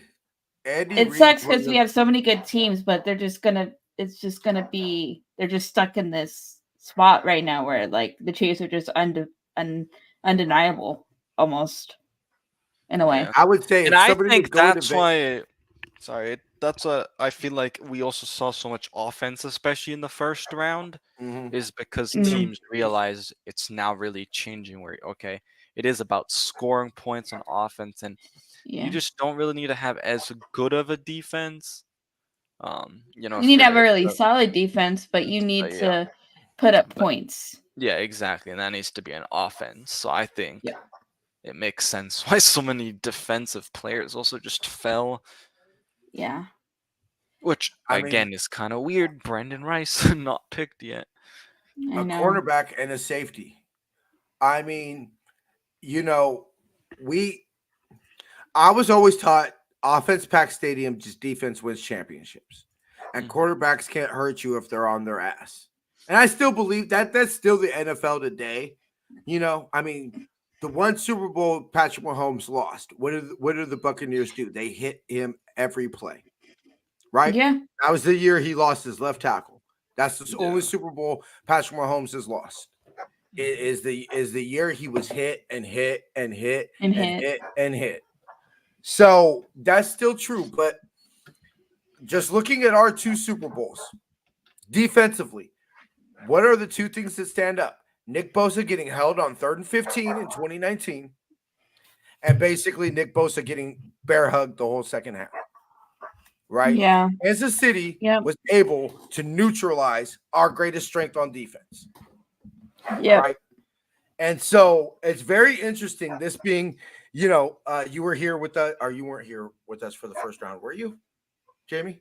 Yesterday? You weren't here. No, the Or first round. on Friday? Yeah. Yeah, I was here on Friday. Thursday. Yeah, I was here for the first round. I was here when we drafted. Okay. Yeah. So we were talking about it. What's with, I was so sure it was going to be Johnny Newton. Let's go D-line. This is what the Niners do. The Niners draft D-line. And what Jason had been saying all offseason is coverage over rush. Basically, what the hell does it matter if you have the world's greatest D-line if they're going to get held all Super Bowl and neutralized? Yeah. Right? Yeah. And I'm looking at the Niners draft, and the only defense of players we've took were what? A safety, corner, and a corner. Yeah. Coverage over rush. And I think that's why they were like, all right, we'll spend, the kind of free agency doing that. And yes, they're mostly all on they bolstered their your deals, but then that's next year you can reload on some of that defense, And I mean, let's be real. That's kind of what the Niners have done. The Niners have had their core of defensive linemen. For a while it was Eric Armstead, Nick Bosa.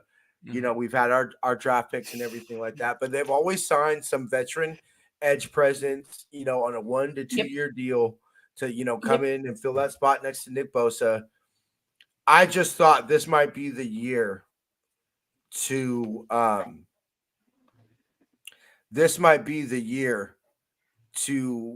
kind of stop kicking the can down the road and see if you can solve the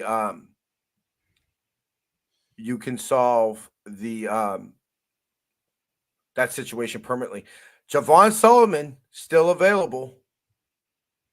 Yeah. That was somebody. Both the Murphy twins are still available. Solomon is still available. Jalen Harrell, the Michigan edge, still available. Did you guys Let see me who the see. Cardinals just took? Christian Jones. Yeah. We're not In getting a tackle. And you know what? I told Jason this. When we did the I believe it was the last Friday draft show we did, prep show. I said prepare for them to get on that podium Saturday afternoon and say there was no tackle that we wanted available to us. Everybody thought I was crazy. Everybody thought, oh, we're definitely getting a tackle. I'm just saying. The thing is, I also looked at the 30 visits, and I was like, we barely looked at offensive linemen. We did. There's We no barely way they looked were at gonna. offensive There line. was no way they were gonna hide that much. And to me, We like, wanted Rosengarten. Yeah. And Lynch admitted it. He said Rosengarten was one of the players we were going to take. He was on the list of players we would take in the second round. We were going to draft him. He got snatched up by Baltimore, and then that's when we decided to take Green. Yeah, and that's Is why we what traded happened. down or whatever. Yeah. So what I are they remember gonna you say? saying that too, because I think I was watching that show. Yeah, that you you were guys on were that doing show. it. You were Oh, on that show. I was on the off. Okay, I was on the offensive. Buffalo is No, it was defensive one. trading with Green Yeah. Bay. With Green Bay? Yep. Who they're going up for? You said there's a trade? Yeah, Buffalo traded with Green Bay, and Green Bay has their pick in now. Okay. Interesting. I don't know what that's what Buffalo's they're been gonna doing say. in this draft. They're gonna say we wanted Rosengarten. He was snatched up the pick before us. So what do y'all want us to do? That's what they're gonna say. Yeah. They're gonna say he was about the only one that was gonna come in and beat out Colton McKivitz. The thing Jordan is, if Morgan, we drafted him, I think this draft looks a lot different. What, Rosengarten? Yeah, like if we were able to get Rosengarten, I think this draft, we're totally talking probably about someone else right now. Yeah, we're talking about a few different Probably, yeah. If this draft didn't break the way it did. Cam Hart might have been an option at when we took the safety. That might have been somewhere we looked at Cam Hart. You know, there would have been a ripple effect. I think the thing is, yes, we need to think about the future with the corner because we know Lenore and Ward are free agents, but I think you realize there's been so many rumors about them during free agency looking at safeties. I mean, it started with looking at Jenkins, who headed to Seattle, right? And then they looked at the guy from the Colts, and then it's like you kind of knew, okay, they didn't sign any of those free agent guys, so they probably were gonna go draft someone. So yeah, but they said they're playing them at guard. John Lynch came out and said that he's a guard. We saw it yesterday on the highlights, Jason. We saw it yesterday during when we were watching the highlights. He ain't a tackle. Yeah, no, he was getting pushed around. He looked bad at tackle. Didn't look as strong. Packers took the center from Duke, Jacob Monk. They put him as a tackle. That's kind of interesting. It says on here he's listed as a center. I was just looking at I'm just looking at tweets until I were near like the Niners pick. Yeah. So, I mean, they looked at him. They said five position versatility, but they look at him as an interior. So he's going to be basically a guard or a center. Yeah. Yeah. I'm excited to look at our roster, and compare it to our draft and start to shape this 53-man roster. Yeah, it should be interesting. Start to try. Do we want to go over the last couple picks that happened? Yeah, go ahead. Okay, so you stopped at, was it Shaw Smith Wade you stopped at? No, I stopped at oh,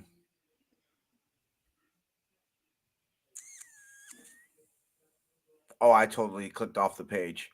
I think it was I thought Hold you on, let me stopped go. at the either Carolina or Miami. I think. Let me go ahead and see rounds. I believe it was. Um, it was the Chiefs. I stopped at. Okay. Okay, so after the Chiefs, the Chiefs got Hunter Nozard, the center from Penn State. Then with pick 160, the Buffalo Bills got linebacker out of Washington. I'm totally gonna butcher his name, but Edifun Just Elefashio. let Jason do that one, Yeah, I brother. know Let Jason Jason's do good that at that one. one. I know. Then the Commanders at pick 161 took safety out of Washington, DeMonk Hampton, and then Dominique Hampton. And then the Cardinals out of Texas with pick 162 offense tackle Christian Jones, and then the Green Bay Packers with pick 163 took center out of Duke Jacob Monk. Yeah. So that's where we're at right now. We got about 1, 2, 3, 4, 5, 6, 7, 8, Our 9, pick is 10, at 11, 12, 215, 13. right? 13. I So thought we we got 13 more picks left in the 5th round. Our next selection is at I don't 215. know. No, it It is just 215. Yeah, says okay. okay. All I see on the ESPN is 6 and then parentheses 39, which is the 39th pick in the 6th round. Oh, but if But the thing is, if you're looking at the picks by rounds, it should say. I guess if you're looking at specifically at the Niners, it doesn't. Draft simulator news projections, positions, best available rounds, and draft pass. I mean, this has been fun. I've actually enjoyed. It's long. It's a long 3 days, but it's been pretty fun. This has been pretty fun. Sitting back, talking some Niner ball, seeing how the rest of the league is about to fill up. Kind of doing our who won the draft, even though we probably won't know for a couple of years. Yeah. Yeah. All right, we should get Jason here in a few minutes. Before I dip, I want to thank y'all for joining us, Anshul. I mean, you've been here pretty much since Yep. pick 1. Thanks So, for having me.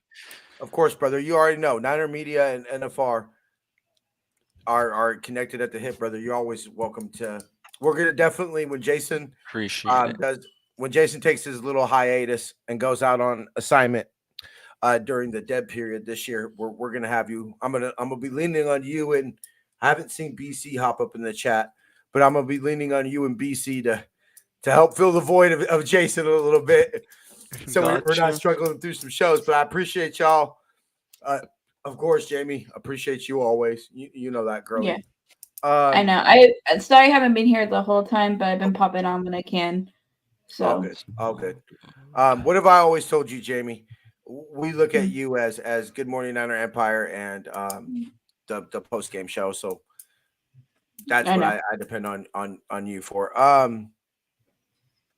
We'll have to ask Jason if we want to do a defensive draft review on Friday, since we only took 2 defensive players, or if we're gonna go ahead and we're gonna knock it all out on Tuesday. But that'll be something I ask him when he gets here. And so I'll start with you. Biggest overall takeaway from the Niners draft so far? The biggest one that I see is, and I think I said this earlier, is just taking players that are over 5 years, like in college football. They're going more the senior route, which I kind of was not very surprised about because I thought they'd want to go after guys that have played a lot more. They're in this Super Bowl window. They're hoping that, that could transit to, okay, these guys could play for them, now if they need to, at least some of these earlier guys. So that's kind of the biggest theme I've taken away, and some speed as well. Adding Jacob Cowing and the running back Guerrero. Yeah, some speed. Jamie, biggest takeaway so far from the Niners draft? Pretty much the same thing. Is the 5-year senior thing, is that because of the COVID year thing? Or is there anything like that? Because I know in the Possibly. Basketball college, that they have like an option for players to come back in. If they want to play through like that year they missed. Yeah. Could be possible. So, but that is interesting. Like that is a big takeaway. Is like a lot of more older guys, who's had a lot more playing time because we haven't taken like one of that's because we took a chance on some guys who had very limited amount of playing time and maybe didn't pan out as well. Exactly. And so and also the speed, I think offense they bumped up some speed too with the running back Garetto and then the wide receivers that we've taken. I think it's pretty much the same thing, You know what's interesting? I remember Jamie was hired just a few weeks before COVID happened. Is when I brought you in. Because I started riding. I was riding during the NFC Championship game because that was the Raheem Mostert four touchdown thing. Your first assignment for us was the recap article for the NFC Championship game. Yep. So you were hired a few weeks before COVID. So that was a crazy time, man. That was a crazy fucking time. Crazy time. So I sit back and you know what's funny? Next year's draft class, if you're talking about 4-year players, right? 4-year players. Next year's draft class will be they wouldn't have had COVID affect them. They would have their freshman years would have been 21. So it's kind of funny how we remember it and we're still talking about it, COVID, and all these things. But like people who were freshmen in 2020 are already out of college. Like me, I started college right like during COVID online school. And that's why I'm like graduating a semester late. I mean, it's okay, but hey, it happens. Yeah. But yeah, actually, they truthfully say a college degree takes about 5 years on average. And the percentage of like amount of people who actually graduate is pretty low too. Like so, most of the billionaires you would think of off the top of your head were all college dropouts. Yeah. But yeah, as soon as Jason Roxon rolls in here, I'm gonna go ahead and get up out of here. I gotta send Bubby off to work, help put away some groceries. I guess we went and did Walmart delivers, so we don't got to go to the grocery store. But yeah, I mean we're already at 3 hours and 43 minutes. 45 in the morning too, so I get that. If you guys, when Jason gets in here, if you guys want to pop off, that's fine. You guys have been doing it because I know you. Truthfully, I was up at I woke up at 5 something, looked at the clock, said fuck no, grabbed my blanket, rolled over. Right, that's literally what I said. I looked at the clock, I literally said fuck no, and then hopped in. Speaking of the devil, what's cracking, bro? We took a tackle. What? We did not take a tackle. We did not take a tackle. He is a guard. What's so funny is also TJ, Jason, you just like I wasn't crying. Jason. You were crying. Hey, I will be right back. Cry. Before you guys pop up, I'll be right back. Yeah, do your thing, girly. What were you saying, Jason? Or my bad. I was just saying, like, you said Jason, and then he summoned because yesterday Jason was talking about Ryan. And then he just like literally as soon as he said, I sent the link to Ryan, boop, he just appeared. I was like, holy shit. I was like, say that about Jerry Rice. Say that about Jerry Rice. Jason, I'm also sorry for yelling in your ear. Oh, dude, it was funny. Like I said, it was just pretty. Like I didn't have my headsets on at the time. I just had it on speaker, and I was okay. I was kind of prepared for it because I saw it on Twitter before it happened, and so I was like, ooh. That's why I was like, oh snap. You're like, all right, it's gonna happen. He's about to get excited. No, I it's all good, bro. We should, you know what? I am gonna clip that. I'll send it to you, Anshaw, and you should totally tag him in that. Yeah, you should totally tag Cowling in. Like, hey man, your number one fan over here just lost the shit. We got BC. We got BC with Jake Moody, and what was the fullback? We Calistiletto. Jack Coletto? Jack Coletto. There you go. That was the one that because I remember the preseason game we went to. He scored I want to say he scored a touchdown. Might have been the winning touchdown. Really? I don't even remember. And he was like, "Let's go!" And he's sitting there hugging me, like, "Ah," and everything like that. I was like, "We gotta get you his jersey." Yeah. All right, y'all. Well, I appreciate all y'all coming down on the show. Anything crazy happens, I'll be here. We're not going grocery shopping, but I gotta send Bubby off at work. I gotta go get cigarettes. I gotta finish out editing the shows from yesterday to get clips out for that. That's what I've been doing. I've been doing other stuff around the house and cleaning up. So yeah, that's why I was still around for everything. All right, brother. Well, I appreciate y'all. And so Jason, did you still, since we only took 2 defensive players, I don't know what the rest of, did you still want to do a defensive show Friday, or did you want to just knock everything out on Tuesday? Up to you, bro. Let's see how the rest of Talk the after the draft. Yeah, see how it maybe we'll just take nothing but we call it defensive guys from here on out. So we'll see how it plays out. We'll see how it plays out. All right. Jamie's hopping back on, so I'm gonna get off. All right, bang bang. Hey, dude. Definitely interesting picks today, but I liked every single pick. I really have. I just think like the first one definitely was just an overreaction. It was like a receiver in round 1, but it's like it's not a bad pick. Yes, and like an overreaction. I've seen so many people like down the pick. I'm like, there's nothing that's bad about the pick. And then there's people like saying, "Oh, we need O-line, and I'm like, chill. Yeah. We had so many other picks, but yeah, I like that we've been moving around the past like 2 days. I knew we wouldn't stand put. Yeah, no, there's no way. I liked Matt Mioko's tweet. He was like, the 49ers should trade away both of their last 2 picks to get 5th rounds next year. Just so, and I'm not saying that just so I can leave. It's like I want out of this place already. Alofa Falua. How you doing, brother? What do you think about the running back we took? I know I was I fanboyed for Will Shipley, but if there was a second running back that was on the list for us to pick, it was definitely Isaac Guando, or however you pronounce. I'm not sure how to say that name correctly. So yeah, I'm completely happy with that pick. I love the fact that he's 230 pounds. He was, and him with the most was what is it called? He's like the top athlete ranked, or however it's. Oh yeah, I saw that too. Athletic, whatever it's called. But so I mean, cool.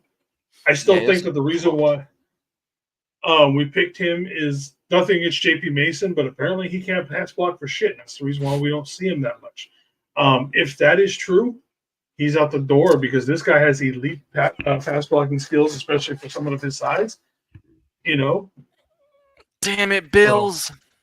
Who they take? I'm still getting everything set up here. Javon Solomon. Hey. Good pick. Yeah, I mean, I didn't really expect him, honestly, realistically. No, but I like the player. Okay, Jamie says she's ready whenever, so I guess. Yeah, just jump back in. Or that's right. Yeah. Can you not add yourself in now? No, because it logged me out of the Niners account thing. So like I don't have access to any of the extra stuff. So gotcha. Yeah. So I'll eventually have to get the password later to log back in because it's easier to control stuff when I have to. It's the same. If you can remember what it's the same as before. It hasn't changed. I'm very bad at remembering passwords. So it's not a big deal though. I also get why we took a running back, because if you see the last like 3 picks have all been running backs. Yeah, if there was somebody we had to take it at that point, I get it.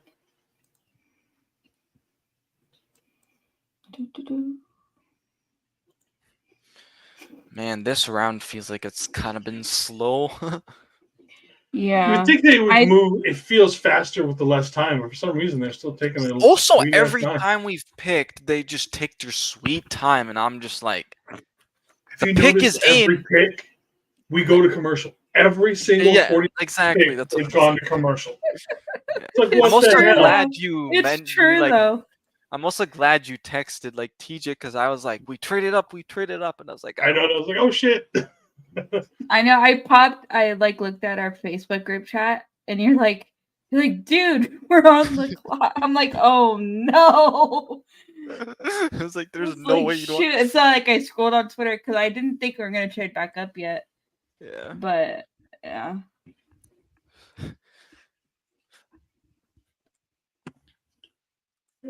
So much stuff on my desktop right now. But man, I'm so glad we got Cowing. I can know, finally that's a stop cool pick. complaining and be like, oh, can we get someone a running mate with, DFF? That's finally happened. So with this offense, we are definitely setting it up to be a very Brock-friendly offense. Yep. With how we are building it, I mean, we are going with some serious speed. This offense is now basically a track meet. This is a track meet speed offense. And also just guys who can both break man and zone coverage because that's Cowing is able to do both. The only thing is he has some drop concerns, I'd say, but he's a good route runner, sideline guy through the middle, a little bit shifty. Yeah, because even the running back we took, Goretto, he's not slow. No, he's not. He is for 230 pounds. Speed has been a big thing with especially with the offensive players. Speed, which I think is gotta do it. Let me see something. How big is Raheem Mostert? Yeah, because they compared the running back to Mostert, size wise. Oh, okay. I think I don't know if it was size wise or the type of running back he is. But Raheem is 205. And how big is this guy? 230? 230. Oh, he's bigger. Let's see. Derrick Henry is 245. Okay. I'm trying to think who else. Oh, so we're getting a fast bulldozer kind of back ish. I'm trying to think of who else would be in his size range in the NFL. I don't know. Nobody's coming to my because a lot of guys are smaller, more shifty. Yeah, they've gone to that the last 5 or 6 years in the NFL. They've gone away from the bigger guys. And the thing is, even though he's a bigger guy, he can run outside too. It's not just he's inside, He's going to be able to take a little bit more of a beating long term, just because he can dig it out just as good as it takes that shows me Mitchell's not back, which makes sense. Next year.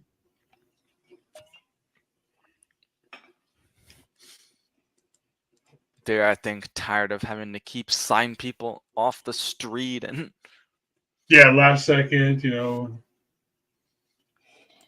Hey, the Niners are okay, we're not taking a running back in the third, but we're still going to take one. What about the fourth? We just said we weren't taking one in the third. We didn't say we weren't taking a running back. Hey, Kyle Shanahan was also joking about it. I think, was it yesterday?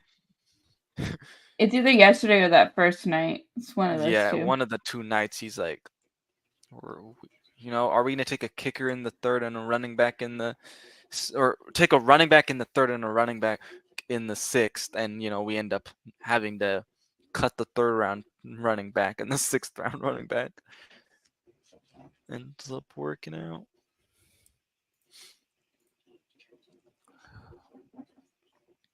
Excuse me.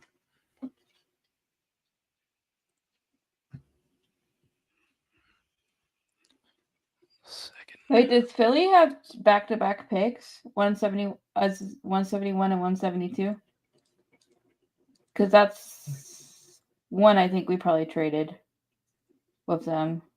No, it's not showing on our Because commercials. on my stream, it's showing that.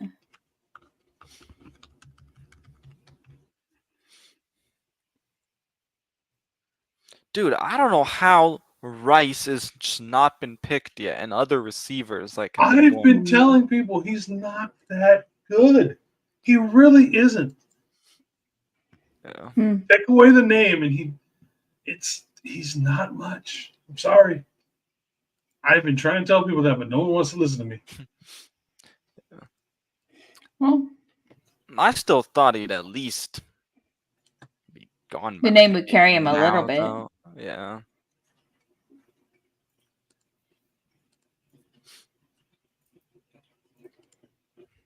Yeah, what I was saying earlier, Jason, before you got on here, I was like, it'd be awesome if, and it would obviously suck for Brendan Rice because, like, obviously you would think he was gonna go earlier. But imagine the Jets get him with the Mr. Irrelevant pick, and he's the next irrelevant that actually like works. Right? Yeah. That would be quite the interesting turn of events for that. Like all of a sudden, like everybody wants to be Mr. Irrelevant for the Niners. What do you think about Tanner Bottolini going to the Colts? Go Colts. Just like, man, I wanted him so badly. Spent the whole offseason going, Bartolini. Yep. I need to get into more college football so I can keep up with these guys more often. Yeah. It's going to be interesting though, because next semester or next year, excuse me, I'll be able to like see kind of more of the other teams since Arizona's moving conferences. So like so it'll be interesting. I think that'll bring a lot of people back to college football just because it's so. Yeah. I absolutely love it for basketball because now we get to like face Baylor and stuff, which I think is awesome. I think like I haven't been the biggest fan of college football, mostly because I thought the voting thing when it got pretty stupid for a while. But now that they're starting to finally get some sort of system in place to put actual like a playoff thing in there, I've been starting to pay more attention to it. So yeah. I definitely, like, because of college, have followed basketball way more, and then, like, football-wise, really only watched Arizona, but... I kind of gave up on college basketball. It's just, dude, our team's been so good. Except for when we get into March Madness, we just end up selling.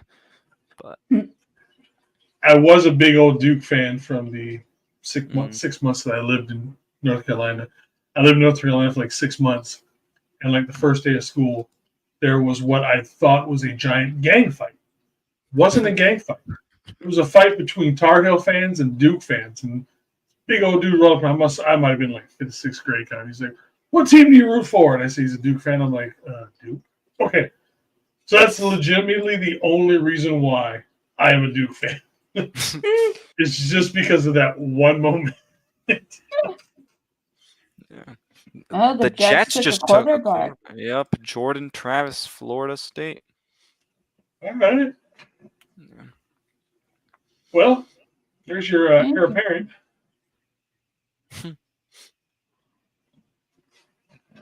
We'll see if we take a quarterback.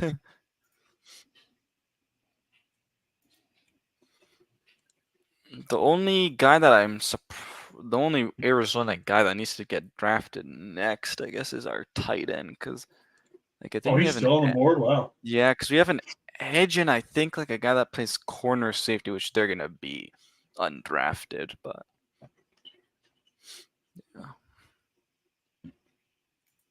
yeah, no, he hasn't been drafted. Tanner McLaughlin. Oh, he took a hit. Yeah, I'm not really gonna watch, I think, until I just have it on over here. Yeah, I mean, I still have it on, and then I just peek at it every like couple minutes. But And like I said, I told TJ, I was like, look, man, I'll be here. I have it up on one of my screens. I'm gonna be playing games on the other and just chilling. You were saying you were playing. You were gonna play Fortnite, or what was the other game? Fortnite, Madden, just so we were talking about. We want to put content out every day of the week next season, so that we're putting something out. And so I was thinking about like Saturday night, Saturday in the afternoon, whatever kind of a thing. There's most of the people that watch us do anything. We're all gamers to some extent. Why couldn't we just like put Madden on and get a bunch of people to play Madden together? Go play Fortnite together because Fortnite has the 49er skins, all that kind of a stuff. So why couldn't? I mean, I think it'd be kind of funny. You know, we talk football, run around in our Fortnite 49er skins, and just goof off for a few hours. I think that would be a great stream. Yeah. Or like I said, play Madden. We could just put Madden. I haven't decided exactly how we want to do it. Maybe I'll just do recording. I have a PS5, as you guys can see right behind me. So like, if I don't know if it's cross-platform, so I don't know if you play on PS5. Madden is cross-platform. Yeah. I know Fortnite is. I don't know about Madden. Madden is not cross. Is not. It is now. It's not. You can't go Xbox to PlayStation, from what I understand. You can go PC and PlayStation, but not Xbox. No, I'm able to like play PlayStation people, even though I'm on Xbox. Really? No, I thought they stopped it. Yeah. Or I thought Sony was the ones that were having an issue. No, you can go through PC to get to Xbox, but you can't go straight to Xbox. It was something. They might have changed it, but it was something weird for a while. I was like, this is stupid. Okay, interesting. I'm not sure. The one game I really want to get is Top Spin 2K25. It's like the tennis game that just came out. I remember you talking about that. Tennis games are usually pretty cool, though. They're usually pretty badass. Yeah, I mean, that's the thing is I've never played a tennis game like the one that just came out, or like NCAA. So like, those are the two games that are exciting. Like, for me, like one of the funnest games to play, it sounds weird, is golf. Golf games are freaking amazing. And you're like, golf? Like, yeah, golf games are freaking, like, you can, like, I play the PGA Masters on my Xbox, and it's literally the exact same courses. There's a course down here in University Place, which is about 10 minutes from my house. That's crazy. I can play, it's exactly the same course, Chambers Creek. Inch by inch for that course. That course is on there. It's like, so, and I've played at Chambers Creek a few times, and I've actually gone out and I'll play it on my Xbox before I go out there and try and like, okay, this is going to be hard. This hole sucks. Actually, that whole course sucks. But it is a rough course. There's not a whole lot of like par 4, par 5s where everything's just straight and just no, there's all sorts of crazy shit on that. Which Xbox do you have? The X series, whichever the newest one is. Yeah, you got the tower. Yes, I want to get the new black one that comes out because it has the bigger memory. Oh, there's a new one that's. They're releasing a new one? Well, no, it's not. It's just it's the same generation, but you know how each generation gets updated. Yes, the updated. So it's going to be the size of the S, the little smaller white one. Oh, that's kind of nice. So it's that size, but it has the bigger drive. Like it's got the one like the smaller one right now only has like the 500. Yeah, that's what I hate. I'm like, yeah, that's why I'm like, I might have to go buy memory. Like, yeah. Well, but the new one, like with mine has a terabyte, so I've got a ton of stuff on it. That's the reason why I haven't gotten the small one. I was like, man, I got Call of Duty is like, if you play Call of Duty in the small one, that's like 3/4 of your hard drive right there. The thing is, because I'm at school too, right? Like, it's just so much harder, I feel like, for me to have to worry about a tower. And the thing is, the one time they're like, at the airport, they're like, oh, you don't actually have to take the stuff out of your backpack, like your computers and stuff. So I'm at the San Francisco airport, and I go through security, and then, of course, they like have to look at the Xbox, right? It takes them so long to realize it's an Xbox. And I'm like, I'm trying it's like a bomb or something.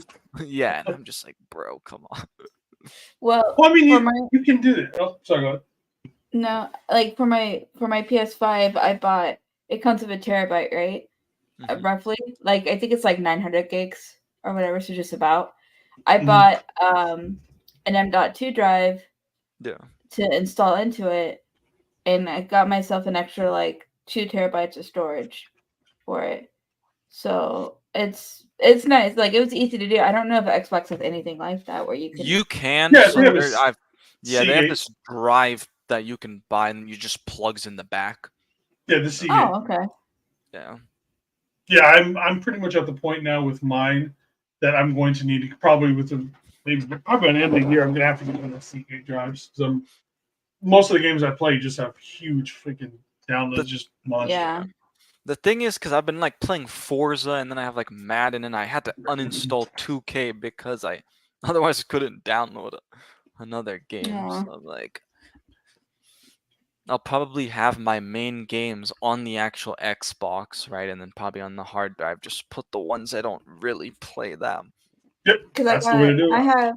I have Madden right now. I have 2K24 because I have PlayStation has like a subscription service so you can get a bunch of free games. Mm-hmm. So like if you Xbox has the same thing. Yeah, which is nice. So like I can get the newest 2K for free right now and just install it. But it's like 80 or it's like a lot of memory. It sucks. But yeah. Yeah, because they have the whole like park stuff, and then it's just like that probably takes so much of the memory. Yep. But yeah, so like that's my idea for streaming this. That's why I want to say, if we can all get together. Like I've got an Xbox. We can figure out how to do it. Like there's a Fortnite's easy. Like if we did just like the Fortnite part was just easy because everybody just connects their accounts to an Epic account and you can all play together. And we can all stream together. Is my younger sibling connected their account to my PlayStation account?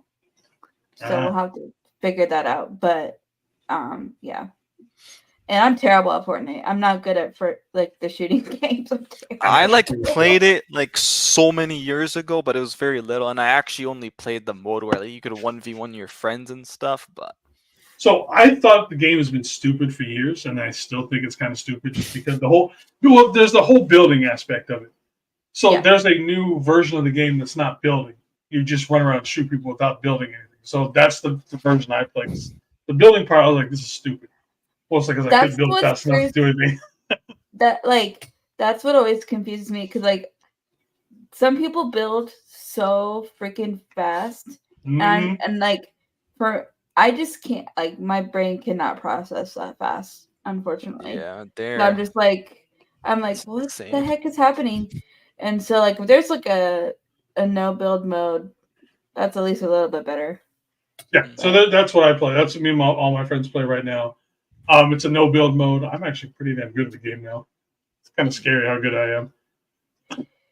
Dude, there's so many things I want to play too now though, because it's like Red Dead Redemption. I've heard it's been super common, and then because I haven't really been able to you have to have a PS5, but I think I made some upgrades to my PC during winter break, so I want to play The Last of Us. Oh yeah, Last of Us is real good. Yeah.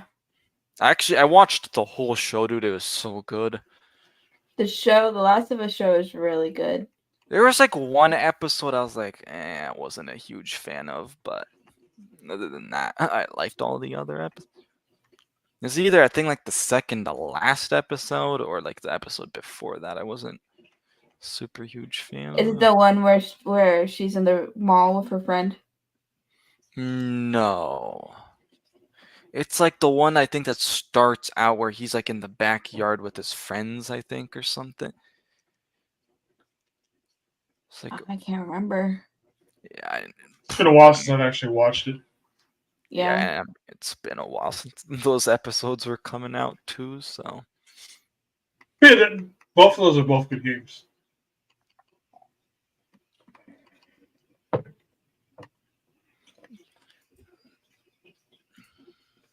So, like I said, just ideas I've had to try and come up with something. So, the Hogwarts Legacy game is fun too. Oh, really? Oh, if you're a Harry Potter fan and you've always wanted to explore the castle and explore the grounds, it's the perfect game because you literally can go anywhere. It's so much fun. The Harry Potter game is fucking legit. I spent a lot of time playing that game. We're not gonna talk about how much time I spent when I first got that game. It's bad. Nobody saw me for like a week. The Eagles now have tied the most draft trades in NFL Ever? like since 1990. Oh my god. They have been like Eight moving up and down they've all over the 8 place. trades, yeah. Jason, I was gonna say, did you like build a PC? Because I'm assuming you're on a PC right now, or Kind of. I bought one that was pre-built, Pre-built? but then I've also added other components and stuff like that to it. So, I mean, I could build one from scratch. It wouldn't be hard for me to do, but I was lazy, and because I had a PC just basically die out on me. I was like, fuck. Fair. It just happened to be during Christmas time, and I was like, you know what? There's some good ones on sale right now, so I was like, yeah, let me just go buy one. Yeah. Nice. Ryan, what up, dude? How's it What going? up, Ryan? Man, this round feels like it's taken forever. Are we still? We're still in the 5th round. I feel like we've barely made any progress. Yeah, because the Cowboys are taking. I mean, the pick is in, but They're just taking 5 taking a million years. And of course, we're near the end of the rounds too. So, Yep. So let me show you guys this.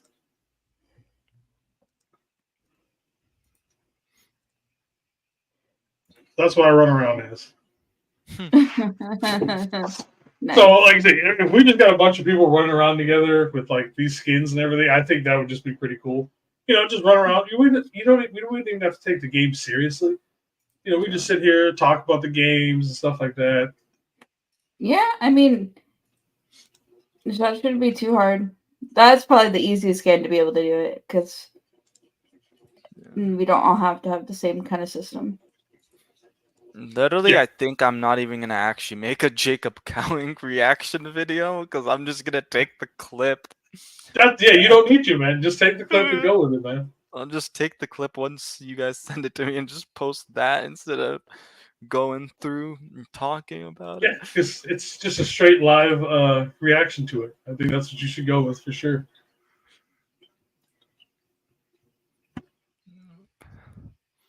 I mean, I don't know think if you guys of ever played Linebacker. League. There's League another of one Legends? everybody. No, I haven't. Yeah, I have not played that. it's a PC game. You can play the ARAM version, and again, it'd be another super easy game for all of us to just like hang out, BS, just talk about stuff without actually caring if you win or lose. Just be something for everybody to do. Mhm.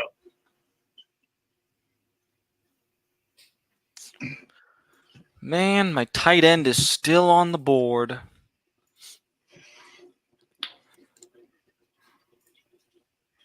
Cowboys selected Kalen Carson, cornerback from Wake Forest.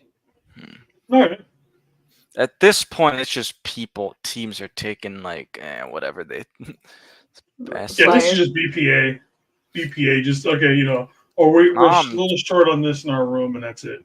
I'm feeling so bad for Rice, though. Yeah. He'll be fine. But again, except I never got the obsession with him. I don't think he's all that. It's the name. He wasn't. You could argue he wasn't even the second best receiver at USC. Yeah, because he for sure wasn't the best. That was Hodge Washington, I believe is what his name was. Mm-hmm. I don't think he's even come off the board. Let's see, Yep, no, he hasn't. Yeah, they've got ESPN has him ranked. Yeah. I think just the tight end class is so weak this year after last year. Because I haven't really seen too many teams take a tight end. Mm.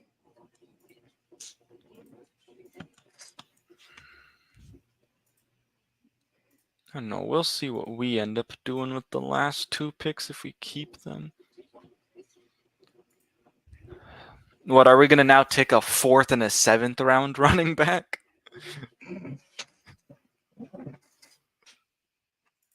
Don't know. Did you guys see the Broncos made a trade with the Jets? For what? It was edge rusher. I think like Franklin. What's his name? Let's see. Oh, John Franklin Myers, the edge rusher. Oh, okay. Interesting. There's like a 6th round pick, I think, in next year's draft. Is it me or these commercials seem to be getting longer too? No, it's Probably. not just you. I feel the same. But I'm also not really paying attention.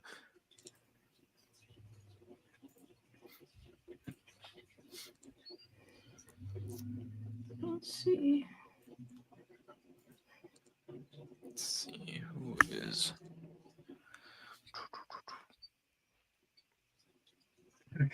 Xbox. Come on, Saints, just make your pick. Or, I mean, announce the pick.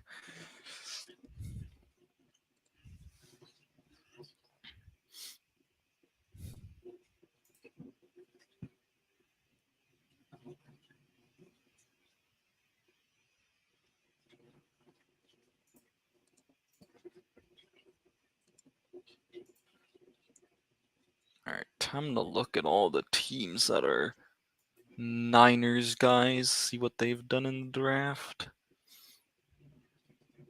Houston's had a good draft. Miami, Robinson, Patrick, Paul. Okay, not bad.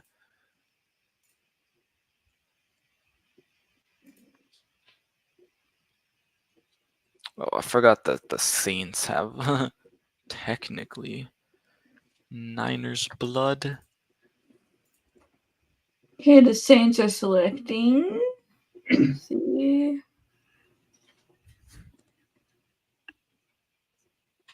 Oh, it's an actual, like, selection.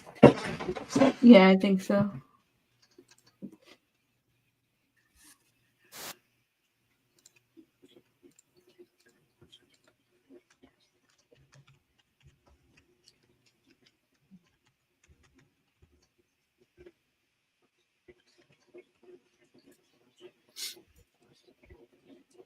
Jalen Ford, linebacker from Texas. That's it. Yep. I love. I didn't remember where I heard that one from. All the literally like Niners connecting the teams like have had pretty good drafts. Because I was just looking through like the Titans, Washington, the Jets, the Saints, Miami.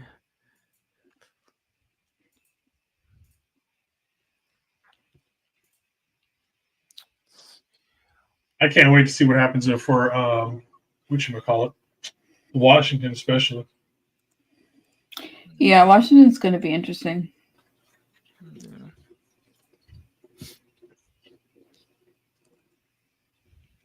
And I'll be very curious to see like how much Adam Peters directly influenced the draft or not. Yep. And we know he did, but like we'll have to see. Especially. That's one of the things. Is like I wonder how this is going to how this draft would have looked like had he been the one, so had he still been in house and all that kind of stuff. Yeah.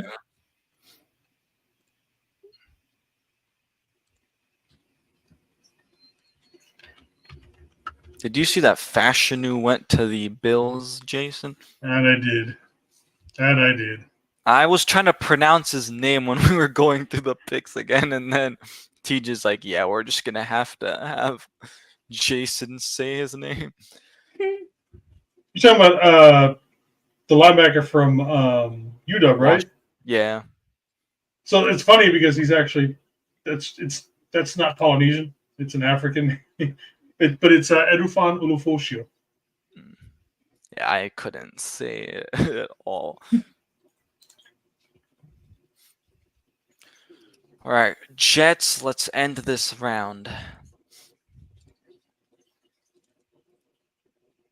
All right.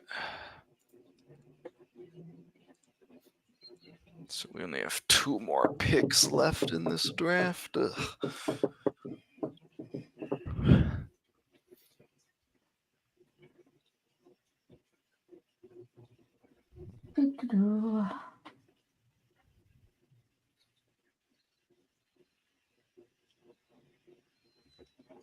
I'm trying to set this up so I can play while we do this the rest of the day. It's gonna suck. This isn't my good controller. Damn it.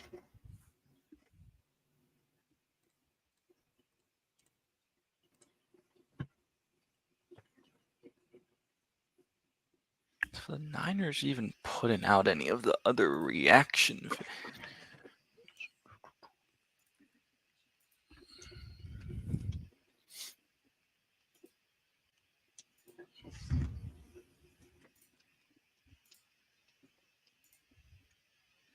I'll be right back. I want to go see what Cowing has to say in his interview that he did.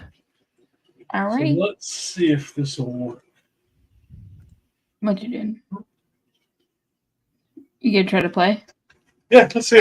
I want to test this to see if I'm seeing it. do you hear it? No, I don't hear any audio from it. All right. Which I mean, might not like. Well, I even have to change my name to Captain 9.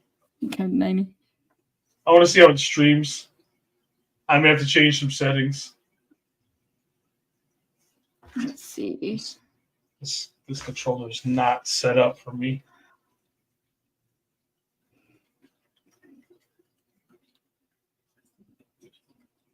I wonder if I can do this fast enough. Let's see.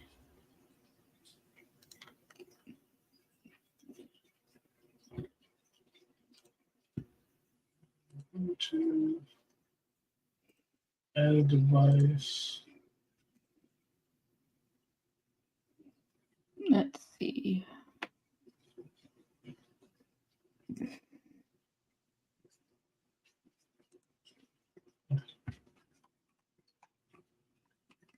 Oh shit! These settings are different.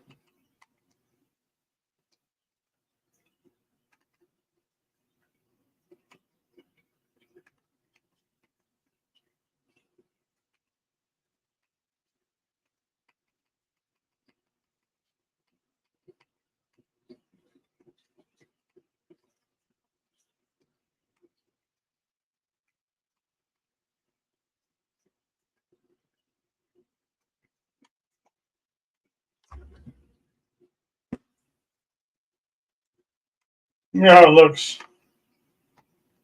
It's not too bad. It's lacking a little bit when you enter a new area, but it's not. It's actually not that bad. Yeah, I'm gonna have to change some settings on here.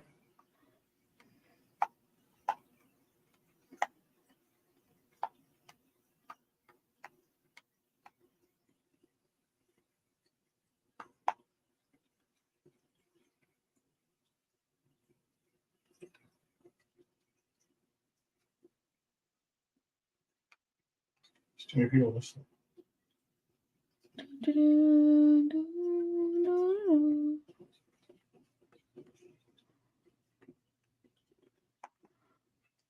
Nice. Oh, there's some lag.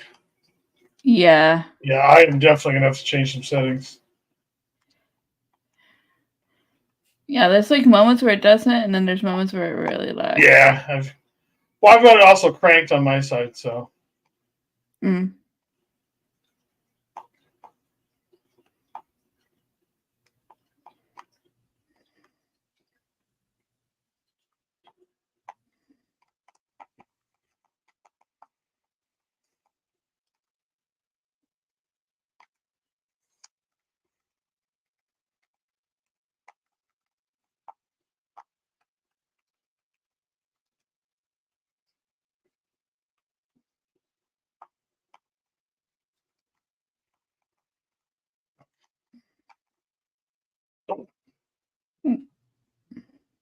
Yeah, I have to change settings. No worries. Like I said, if we had a bunch of people on here all just doing this, I think it'd be good fun. Oh yeah, it'd be a lot of fun. Let me see if I can change some settings and make this run a little bit smoother. What's it look like with the draft right now? Right now the Steelers pick is in. I think the Vikings just took Walter Rouse. The center from Oklahoma. Yeah. Yeah.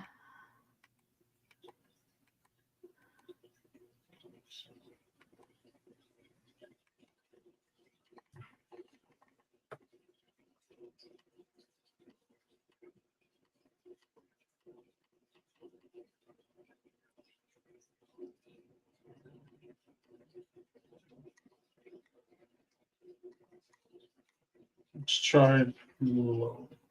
And the Steelers took Logan Lee, D tackle from Iowa. That's somebody I wanted. Yeah.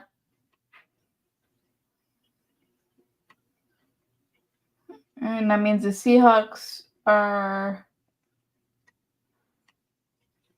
on the clock. Yeah, I'm pretty sure that's who the Steelers took here.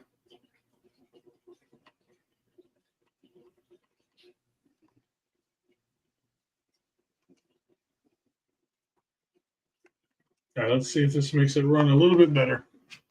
All right. And the Steelers pick is in 2.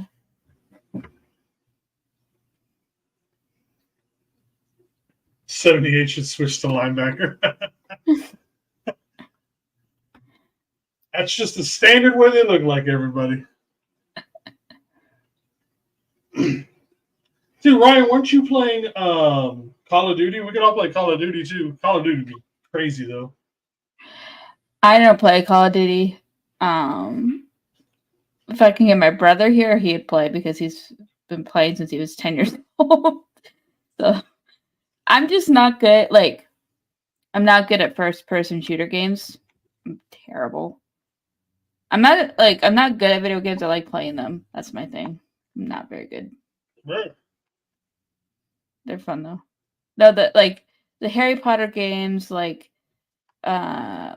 those kind of like the more story-based games are more my speed. Hey, Carcast, man. Yeah, I'm down to run it. Yeah. See, I'm so used to playing on my Go ahead. I'm so used to playing on my Xbox, and it's so much smoother on my. This is my. I need to upgrade my video card on this PC because it's really not set up for gaming. Your GPU. Yeah, I need much more, but on my Xbox, yeah, dude. Yeah.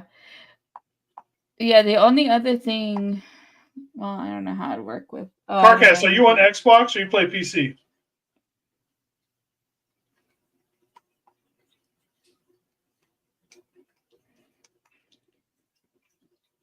I did not mean to jump that.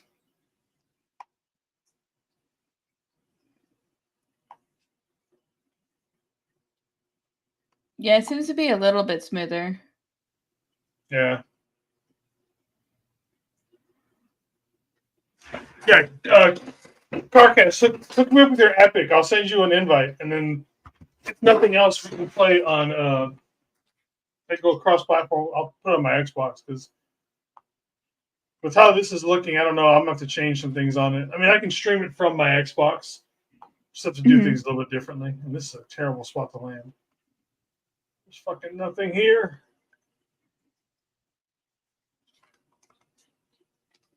Yeah, Ryan, like I said, this isn't necessarily my favorite game. But like I said, if it's a community game to where we can all play together and everything like that. There's somebody up there.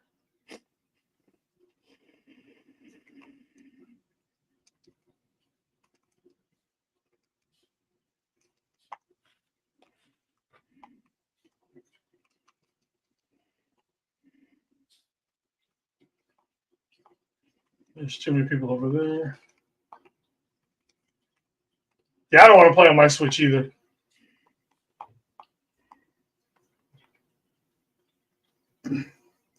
Yeah, I have a Switch. Oh, see, you have a PlayStation 2. Okay. I have a Switch and a PlayStation.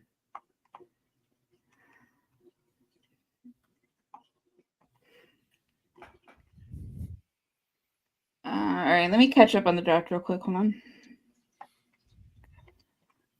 Let's see how good Jason is. Oh, it's lagging too much, man. Don't take this with anything. All right, Seattle took offensive guard Sadatua LeMay from Utah. Patriots took Marcellus Dio, a cornerback from South Carolina, and the Chargers just took running back Kamani Vidal. I do, don't I, Ryan? It's like I was born on a. It's like I was born on an island. I'll have to figure out how to do this with like my games on StreamYard though, because I have no idea how to do that.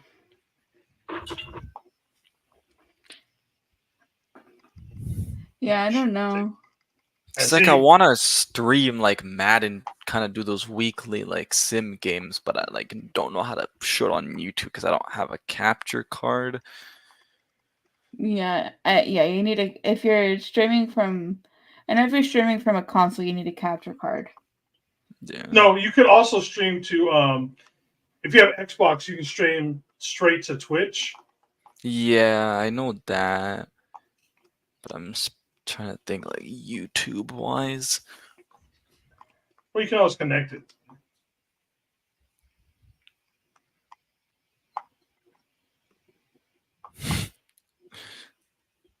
Welcome to draft coverage rounds 4 and 7 at Fortnite. I'm not going to be on this long. I just wanted to see how this works because, like I said, I have to upgrade my. It's not a gaming PC, so it's proving it. Like I can do a bunch of stuff with like streaming and stuff on it, but it's not meant for gaming and streaming at the same time. Yeah. The fact that it runs like somewhat decently though is pretty cool though. Like you can still play. Mm-hmm. But yeah, it's so much smoother on my Xbox. And that's what I would want to play on. Plus, I can use my Xbox Elite controller. I'm using just a regular controller now. And it's not set up the way I like. Yeah, I used to have a Ryzen 5 I don't have enough money. 1600, but I ended up upgrading to like a 5600X. If you play on your phone, you can stream directly to YouTube. But how would you be playing Madden? Like, that's the Ryan. Doesn't Madden have a mobile? I mean, there's Madden Mobile, yeah. My team on Madden Mobile is actually like cracked.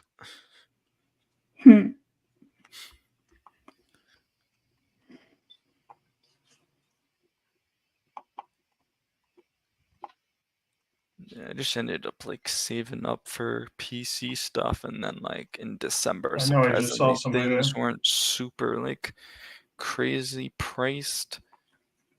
I know. I got lucky because I have a Mac. I don't have a Windows. But I probably should have gotten a Windows PC. But I really like my Mac. But I can't. I probably could do light gaming on it, but I can't since it's Mac. It's not game supportive, which sucks. That's why I have the PlayStation, so I can play my games when I want to. Yeah, I mean, for school, I was mostly using a Mac, but then like for one of my classes, I literally had to get a PC because I started needing to use software for multiple classes where I just can't do it on my Mac, and I was like trying to run Windows on there, but it's like way too laggy and slow, so yeah, like with my digital art classes, like we have Macs in our classroom. But which is nice, and it runs Photoshop and everything really well. So like that's why it's good for me when I want to do that stuff, but I just can't game on it. What year are you? I'm right now. I am finishing up. I was in okay. Long story short, I was at a community college down here in my town. Didn't finish, and so I'm back, and I'm almost done. I'm graduating in May. Okay, nice. Yeah.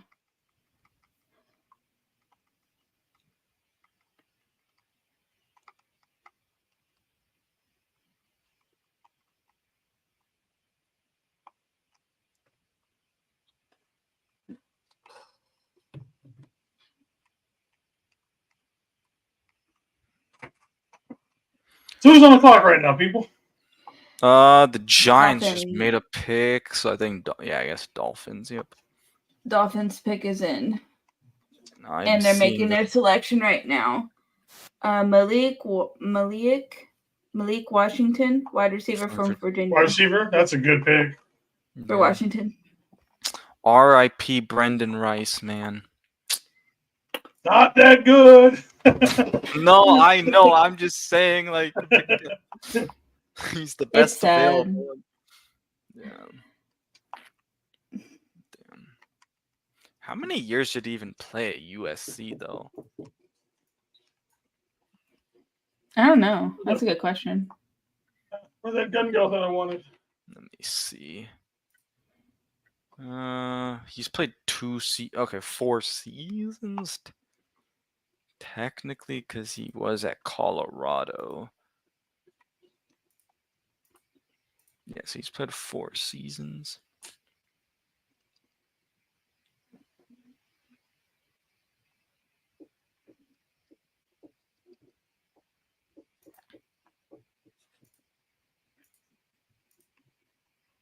Are we gonna take Frank Gore Jr., you guys think, or no? I hope we do. I want to see that that good PR move.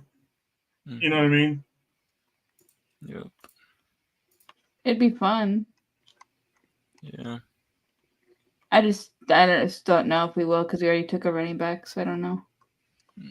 Hey, like I said, I want to see it to where it's like, we pick him, I cry, you cry, everybody who's had a kid cries, kind of a thing. You know what I mean? No, yeah. No, I know. It'd be fun.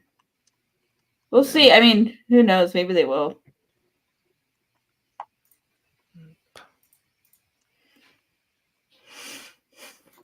Yeah, I'm gonna have to post that video of my reaction probably in multiple places. Yeah, you definitely should. And I'll tag him in it. Yep.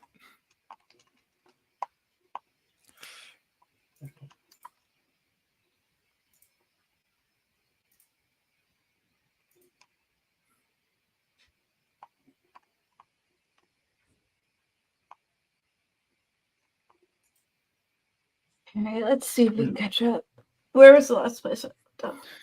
I need to do all those instant reaction videos, but I'm just gonna do that later. The hell was that over there? All right, Titans took Jaquan Jackson, wide receiver from Tulane. I hope I said that right. What was the name again on that one? Jaquan Jackson, wide receiver from Tulane. I don't think I said that right. Then Giants took Darius Masu, linebacker from UCLA. And then Dolphins took Washington, wide receiver from Virginia. And Philadelphia's picks in currently. Yep. Okay, maybe this round will go fast because this has been kind of going fast now. It's picking up a little bit, hopefully. Yep. And hopefully with the Falcons and the Texans having back-to-back, maybe it'll speed things up. See, I wonder if you have a back-to-back pick, do they make you wait the whole time? Like, let's say it was in the probably. First round. Oh, never mind then. Like, come on.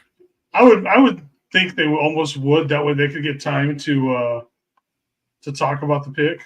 Like, yeah. I mean, I guess now they're just kind of behind at times, anyways.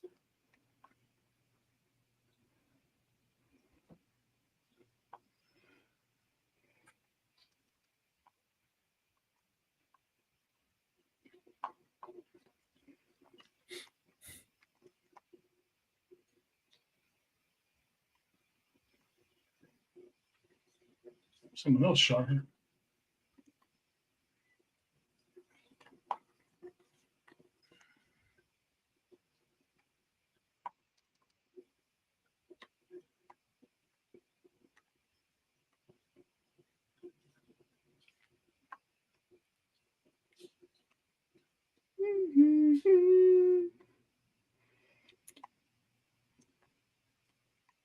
All right, looks like with the Falcons' first pick. Let's see, hold on. They took Jace McClingan, Alabama running back. I'm so sorry for butchering these names. All good. Yeah, I totally get why we drafted a running back. Yep. All these teams would have. Okay, so let's see how fast the Falcons' next pick goes in. Well, I just got the Falcons' second pick. Casey. That was okay. I haven't played Apex in years. Oh, Apex Legends. I've been trying to play Apex Legends, but then it would always crash on my computer for some reason because it said it couldn't load the textures or whatever. But then I think once they switched to Steam, I think it now works. But I haven't really played, so not 100% sure. Yeah, I just haven't played it in forever. Pick up the health. And then the Falcons took Casey Washington, wide receiver from Illinois. All right. Hey, this is what a 5-hour almost stream makes you do. Yep. Pretty much. Honestly, at least there's something going on stream right now. Yep. Think I might join you in the gaming realm now.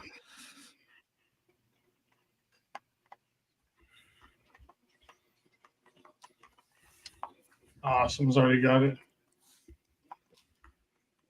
Let's see.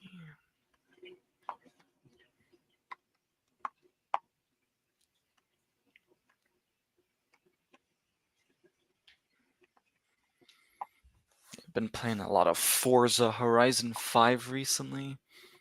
Nice. I didn't mind Forza. It's a pretty good game. It's just chill and you just do whatever, and it's drive in circles. Don't have to think about it. Yeah, just pick and go with fast cars.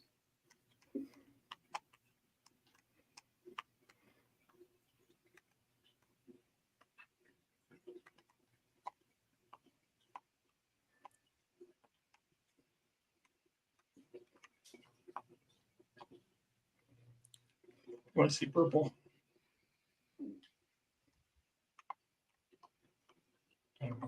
Does Forza, or sorry, not Forza, does Fortnite let you change the number for the skin, or is it just random? Yep, you can change the number. Oh, that's cool.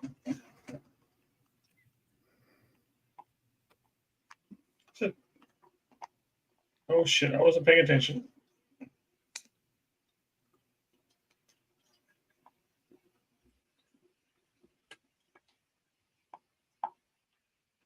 There we go.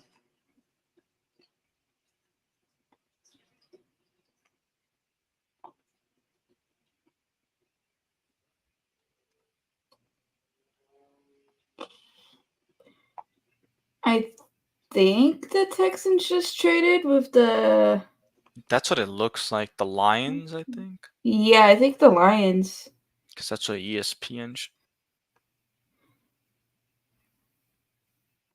Anshul, you love the... No, I don't. I just go to school in Arizona, but like, I'm not even from Arizona. I'm only going for my college team.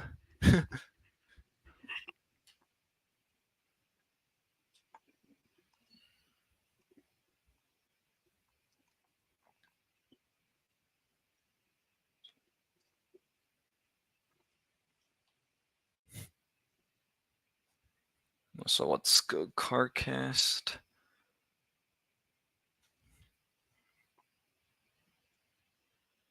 It really has almost been 5 hours. Damn. Yep. At this point, I feel like we're going to be on here for like 6.5 hours. Probably. CarCast, if you were in the same game as me. What the heck? That's How the hell did that not fucking Imagine kill her? CarCast also killed you right there, Matt.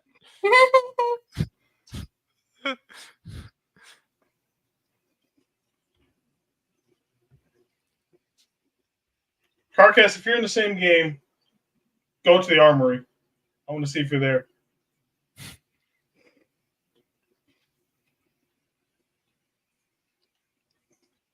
You guys could play duos. Yeah.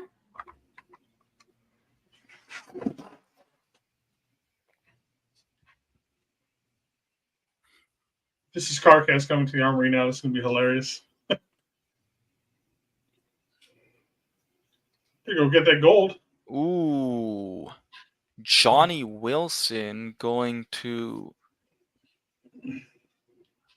Oh, that was the Eagles pick. Okay. Yeah, I don't know why my stream is way behind because it's just showing that Houston traded with Detroit. Yeah, I was just looking on like ESPN. Who the... But with the pick that the Houston did keep, they it's Jamal Hill, linebacker from Oregon. All right, let's see what the Lions do here. They need an edge, apparently, defensive tackle and wide receiver. Brendan Rice, huh? Brendan, it would suck for us, but let's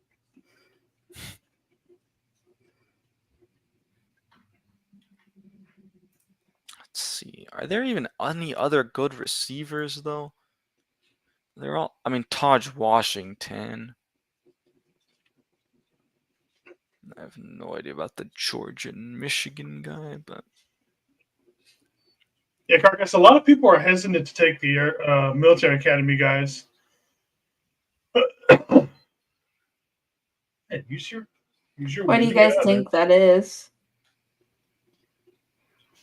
Because a lot of them they have a commitment to serve. And sometimes they can, sometimes they don't. They can't get out of it. Mm-hmm. Honestly, I'm just trying to figure out what position we might go if we do keep the last 2 picks.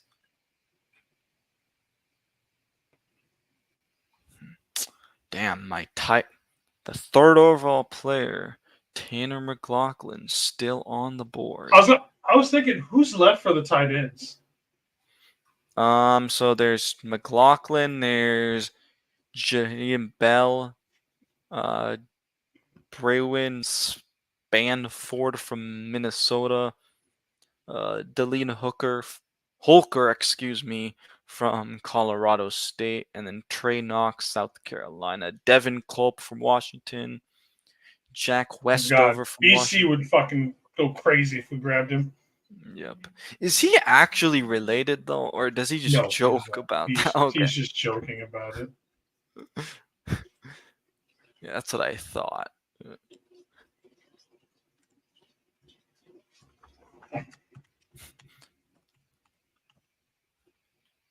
I don't know. I don't know if we'll really take a tight end. We'll see.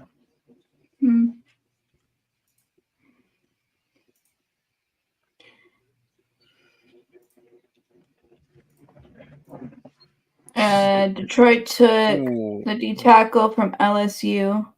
Yep, Wingo. Which Wingo? Wingo, I think it's his name. Yeah. Mm-hmm. Did anybody take Jefferson? Yes. Oh, I man. don't remember who, but I'm pretty sure his son. What was his first name? Justin, I think. Best available: Brendan Rice, Curtis Johnson. Oh, Jordan Jefferson. That's who it was. Jordan, okay. Christian Mahogany's still on the board. Who the? Oh, the Jaguars drafted him. That's right. Let's see who else on this board. Wouldn't mind. Jaheim Bell was somebody I liked. Bo Limmer from Arkansas, the center, still out there. Yeah, this other center we were looking at got picked. The Penn State guy. Oh, Hunter Dorzad. Yeah.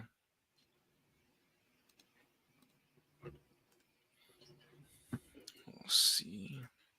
I don't even know if a lot of these guys that we've drafted actually had like top 30. Tanner Bortolini has been drafted, Carcass, so I can have to give up for Bortolini. Unfortunately, both Jason and TJ are sad because they're no Bortolini nor Jaden Hicks. No Bortolini. Hey, it was worth me getting the crazy reaction though. Oh, 100%. Your reaction was completely worth, all of that. 100%.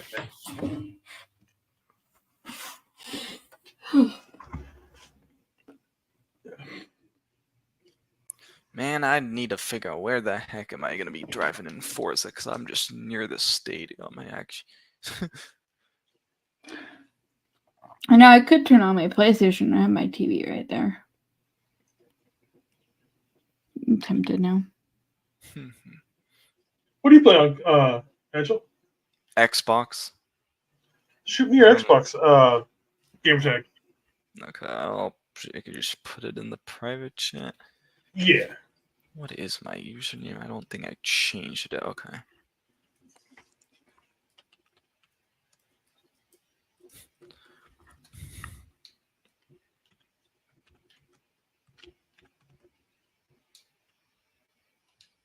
Oh, I like it.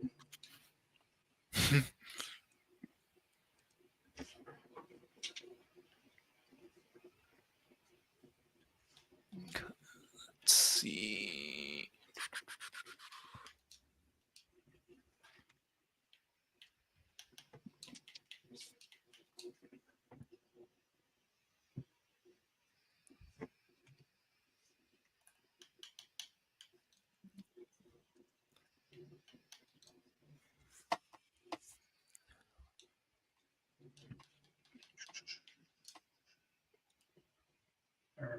Game Pass. Where are my friend list? Where is my friends list? You are not showing up for some reason.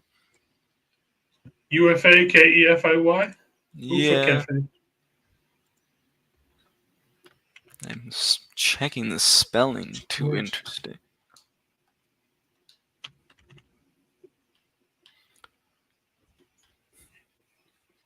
We'll see if it pops up on my phone for some reason, like on the Xbox app. Okay, I just got you. Let's see. Yep, okay. There we go.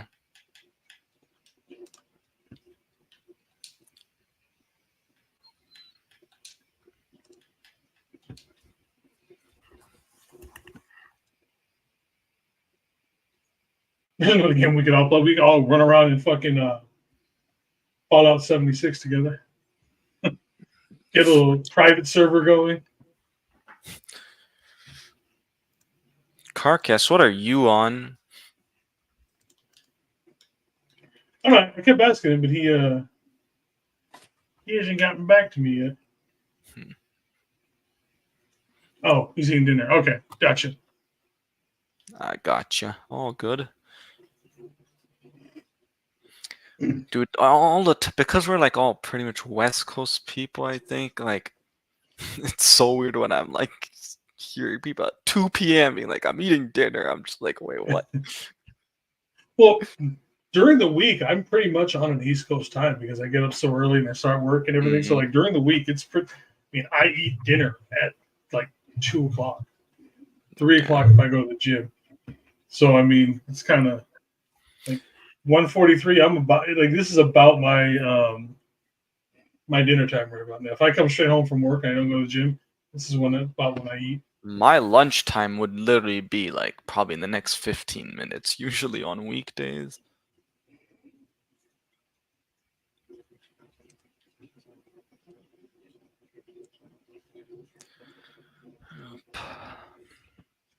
Yeah, but like I said, if anybody else has any other games or anything they can suggest where, we get a bunch of people, just like I said, and we don't have to necessarily just, it has to be a Niner stream in general. It's just something to where we all get together, kick back, relax, have a good time kind of thing.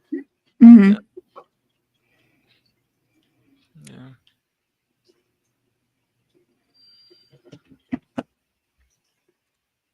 Oh, we could all play chess. Chess. Connect my 4 God. or something.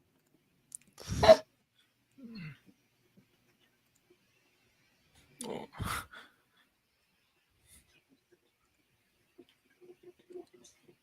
A few days, like, what was it? Yeah, it was last week, and I was playing poker in the Discord like activities. Yep. Thing that they have. Oh, that's funny.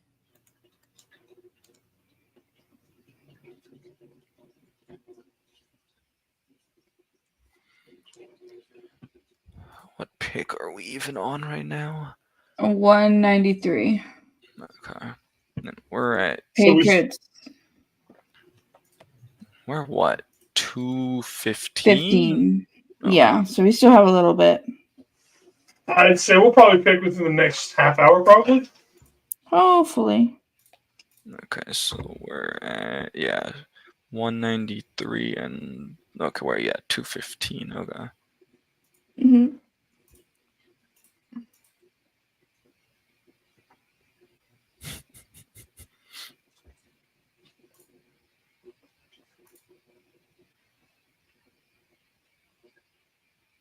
Favorite Mexican food? Ooh. I'm a sucker for some good street tacos. I ain't gonna lie. Give me Yeah, I street love tacos. good tacos. Yeah. Like Arizona, dude, they have some pretty good places. We have some really good taco trucks around here that make bomb tacos. What was it? Not last Thanksgiving, but the Thanksgiving before that, I went to Austin because I have a cousin that lives there, and literally, I think 2 or 3 times while we were there, we just walked to the park, near her apartment. And they had this really good taco truck. Nice.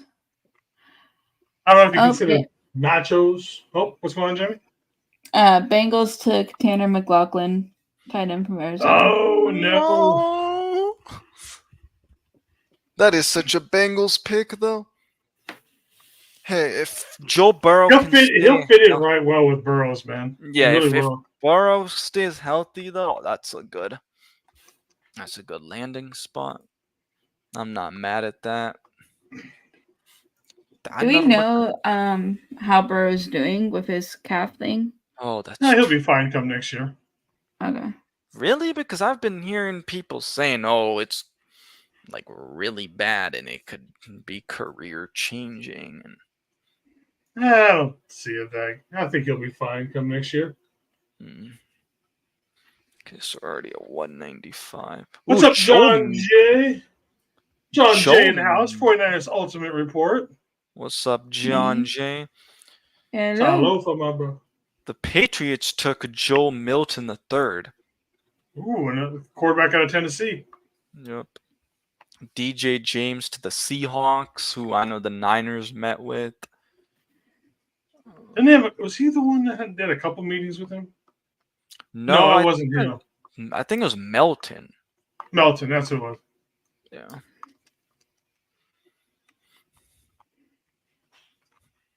Let's see.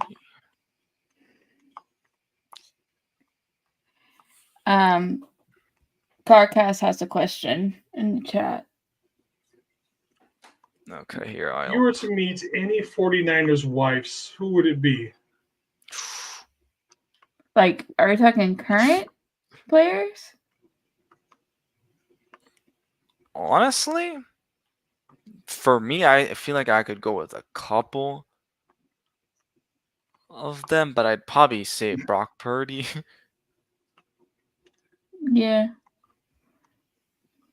And this is going to sound insulting, but I don't mean this. But knowing Brock Purdy's wife, she's probably pretty boring because Brock Purdy seems pretty boring himself. Like, you know what I mean?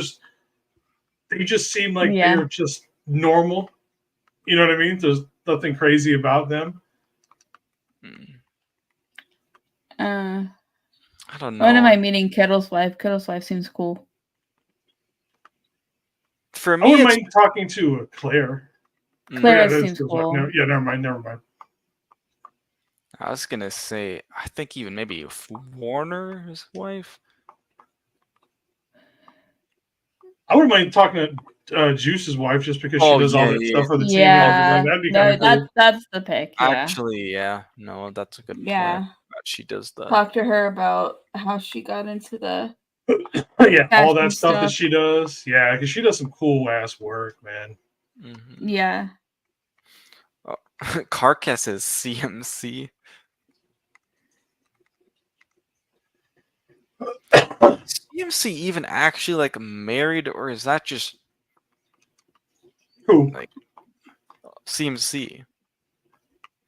Think is he like so. actually married Yeah, to I think Olivia, or I think he is actually married. I'm pretty sure he is. Okay. Let me see. I could probably find it.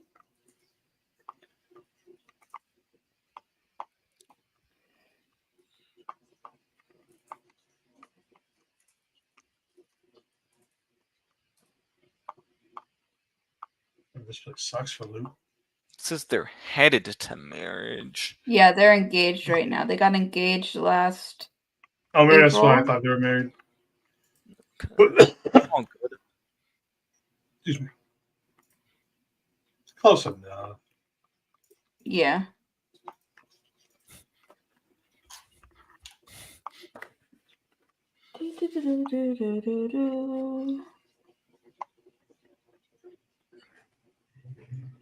Oh yeah, you know, I actually, because we've talked about Trent Taylor a few times, I actually have a selfie with him I took at camp.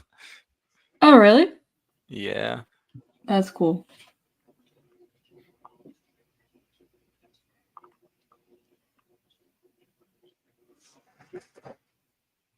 Dude, I need to go to camp next year and try to get Cowing's autograph.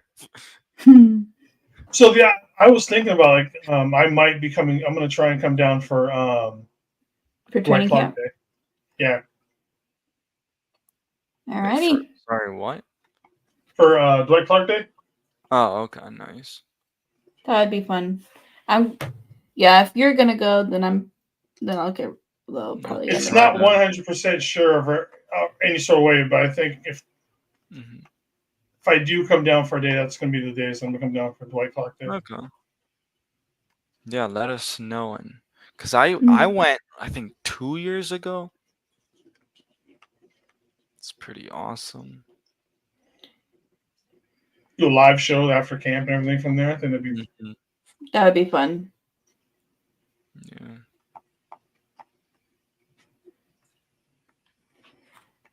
Have you been to any other camp? Have you been to camp before? No, I've been to Seahawks camp. Oh. Really? Yeah, I've gone to Seahawks camp. All of my Niners gear. And people look at me like, what the fuck? That must have been funny. Most people just laugh. They got like, okay. I mean, we think about it. You're still at an NFL practice, professional practice. Yeah. True. Okay, what's your guys' opinion on when you're going to a sporting event and it's like an actual game, and then you just see a jersey of like another team and it's not the team that your team is playing? I went to like a random Seahawks game. I've gone to Seahawks games just to go to games. So I mean, I've done it. Did you do Niners Seahawks at all? I'm sorry. Have you been to a Niners Seahawks game at all in Every year. Seattle? Okay, Every nice. year. Nice. I hope like this season I can actually go to a game that's gonna matter. Cause like last year, I will say this year's game was crazy since it was on. It was the Thanksgiving game. Yeah. Cause dude, I had to go to the Rams game because I I'm in school, so I couldn't go to any of the other games.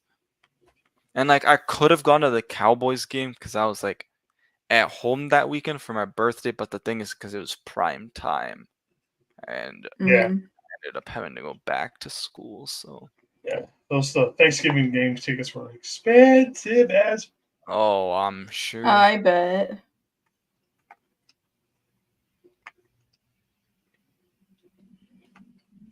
Dude, those Warriors tickets, like I've been to so many Warriors games. Man, those are expensive. One year I got surprised actually with tickets to Warriors Lakers on Christmas, but unfortunately they lost by like 26. Nice. Was that the game that I had the Curry sign? I think so, because I was like on TV. I made a Curry sign that I brought.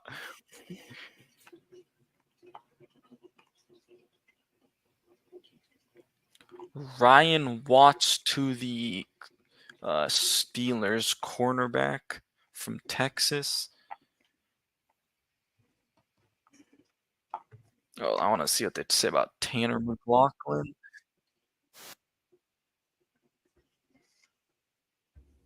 John Jay, are you streaming?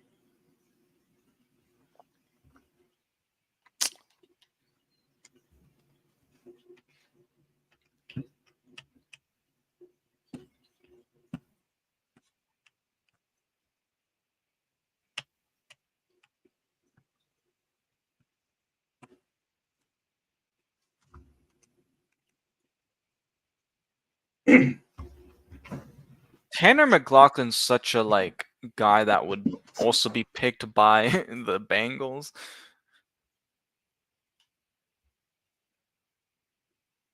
If you could ever get a selfie with a professional player, not before this. Yeah. They give it to you. Would you be down?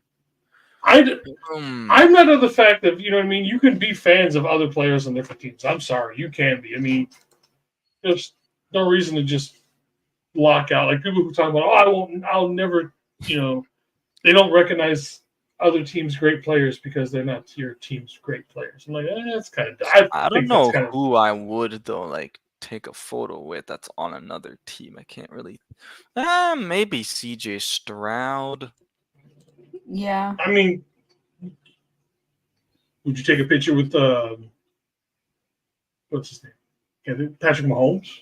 No. I would.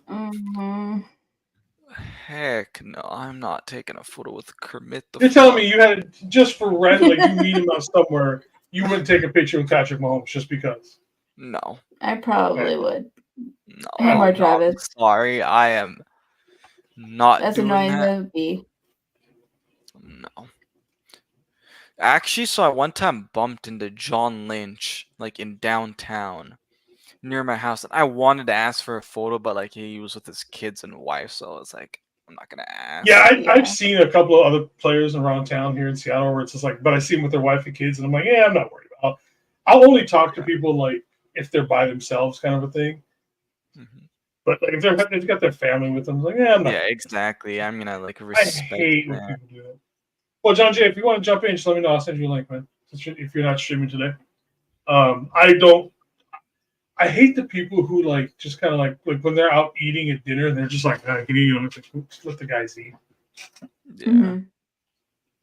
I saw him go into a sandwich shop and then I see his in the back and I was like, I see the years and I'm like, okay, that's John Lynch.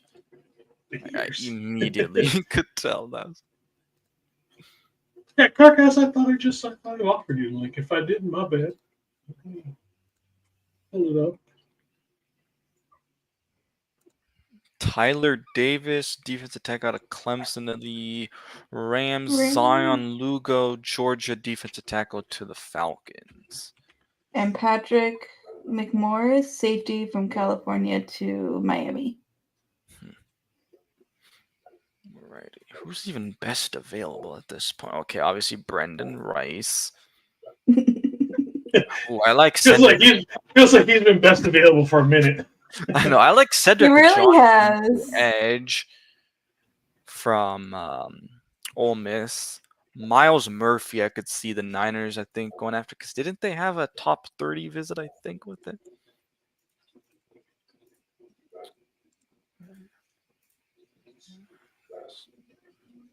No, he's not going to get drafted, but there's the other Arizona edge, or the Arizona edge. We're almost in the 200s. Woohoo! Woo. Yeah, no, this round's going by fast. Once you get to like 205, I'm probably hop off of Forza.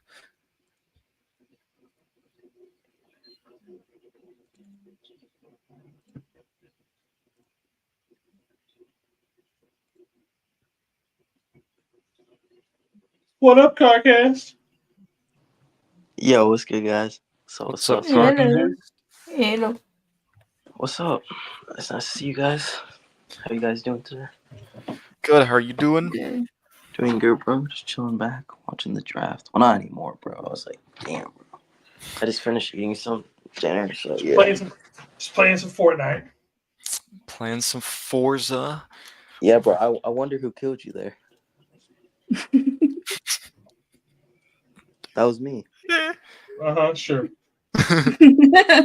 The way he just said it, you know, it's like Nah, I'm not even. I swear. Not even. Uh-huh. All right, go back and record the clip and send Right? it. Right. Oh man. Let's see.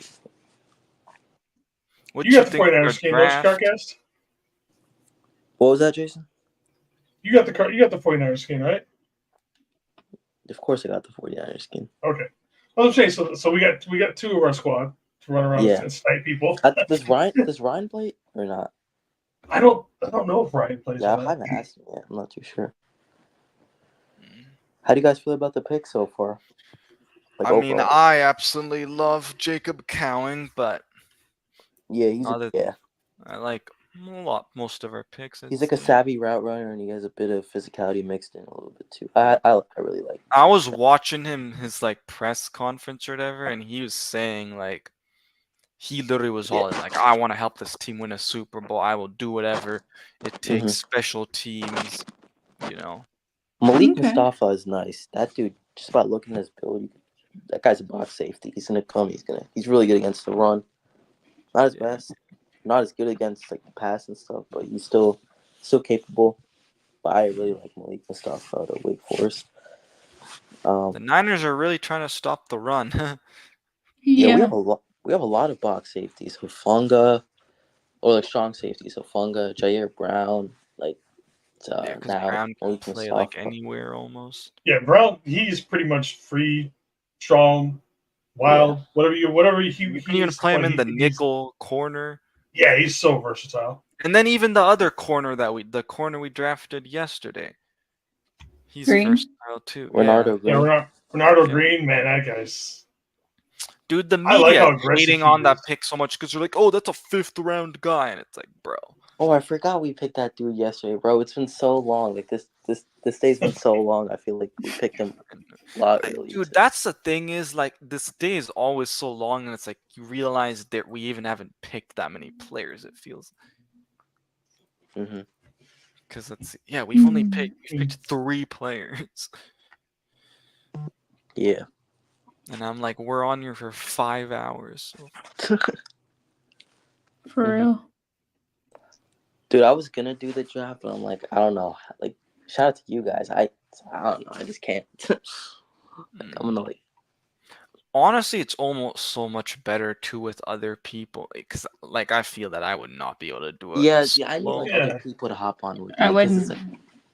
like, Not I mean, solo. that's just with anything. With like we've all hosted our own shows and stuff like that.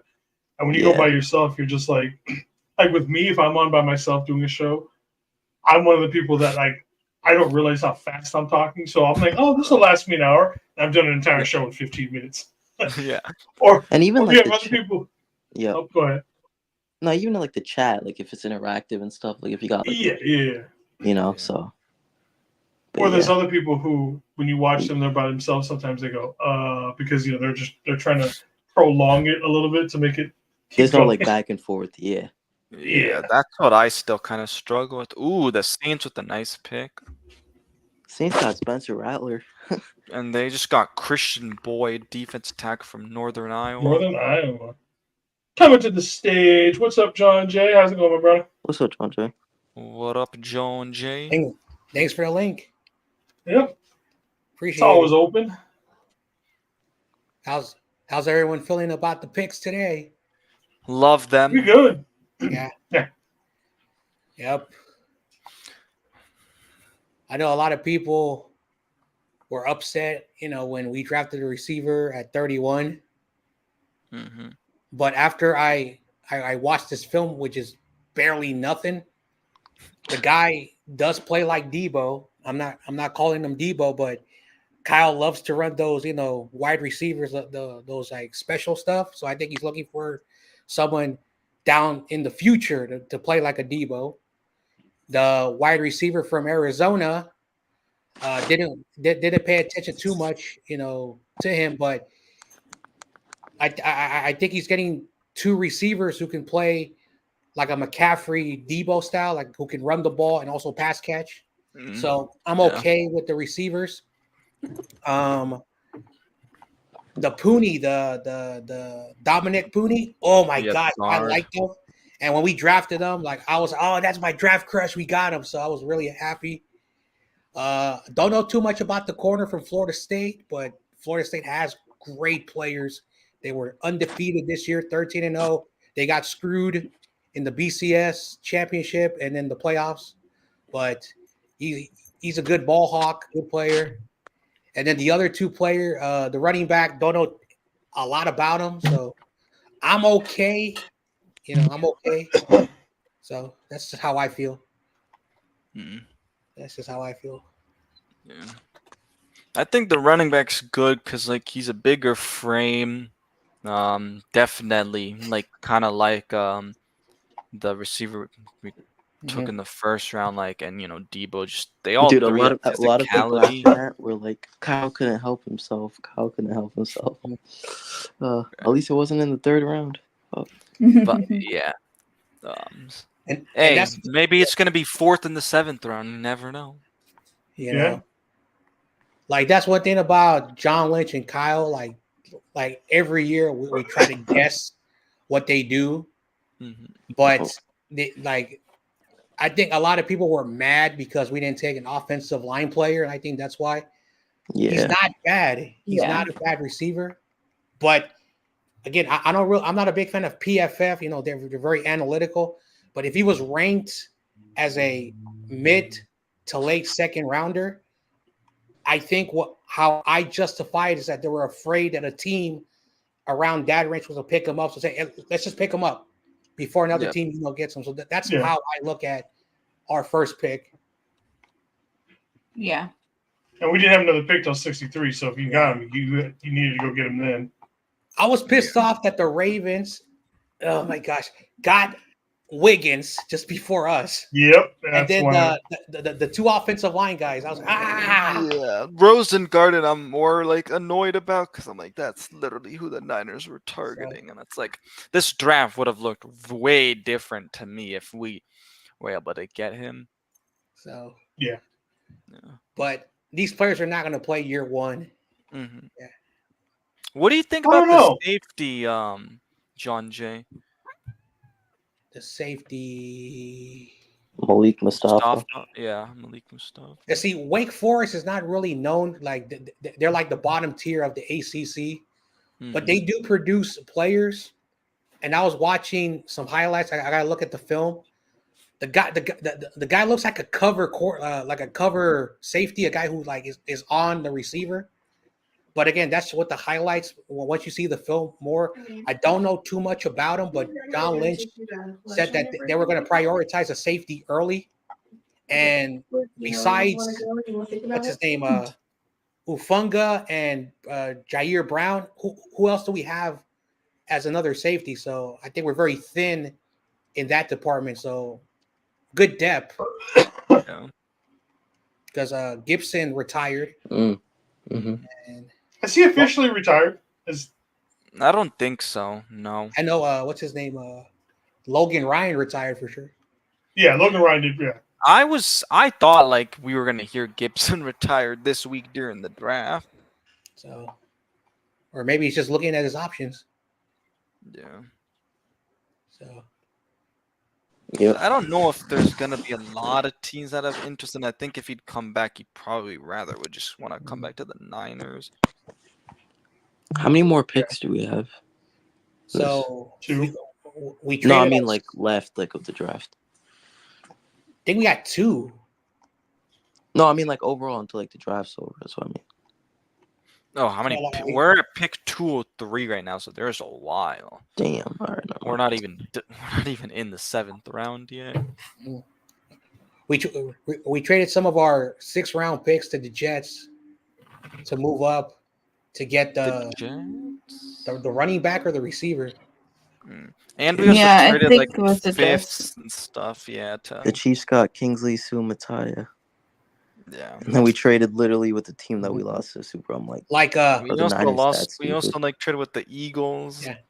Like I work like my job, like a lot of the janitors, a lot of the custodians, a lot of it was the same thing, the gardeners, because I work for the city recreation department. A lot of them are like Samoans, and when I was at work yesterday, they were saying, "I hope we get like one of those Samoan dudes." And I was agreeing with them. So one of them texted me when the suit, I can't pronounce his name. They're like, "Oh, I wanted that dude." They're like, "I wanted that dude, John." So I kind of felt I did too. Hey guys, we have breaking news that the first kicker is officially on off the board, and kickers are people too. Like a punter was drafted in the 4th round, I think. No, the Bears drafted a punter. Yeah, but that was like 4th. Yeah, I think round 4. The Bears have no excuse. Like the offense is set. Like they got Keenan Allen, they got DJ Moore, and then they got Rome Odunze. Yep. Caleb Williams again. There's a lot of expectations. It's just their offensive line, though. That's the part that's like. And then you got Swift in the backfield. I was texting. Carcast knows. I was texting Keek on the mic, and I said, "Did you guys address your offensive line?" He said, "Not too much in the off season or in the draft." So, yeah, the other Bears fan, he doesn't know what he's talking about. Carcast. Oh my God, Michael. He doesn't know. All off season, he was doing his propaganda about. John McVay draft room. Interesting. The Niners just posted the video of like them calling the running back, but they haven't posted a video of any of the other guys.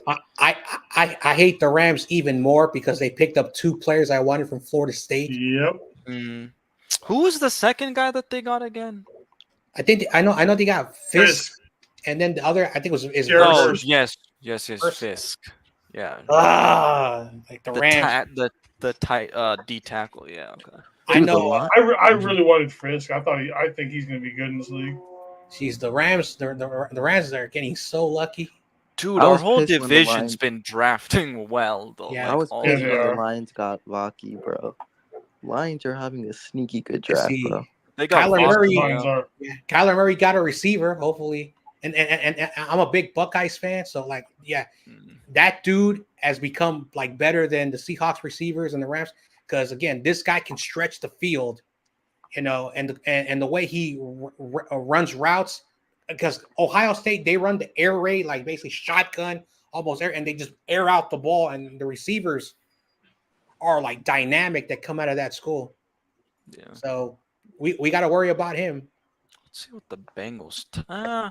Okay, I mean, interesting. The Bengals have a lot of tight ends, because I was like, yeah, because I believe they lost Uzama. They lost Uzama to the Tanner Jets. Hudson, Eric All, and Drew Sample, and then they obviously drafted McLaughlin. So McLaughlin. Yeah, Tanner McLaughlin out of So Arizona. we're in the 200s now. We're getting to the final portion of the draft. Bro, I can't believe we're in the 6th round still, though. Yeah. Jeez. If you really think about it, if you take away the compensatory picks, like you technically have like barely 200 draft selections. That's why every year you can get up to like 265 picks because of the compensatory picks. Damn.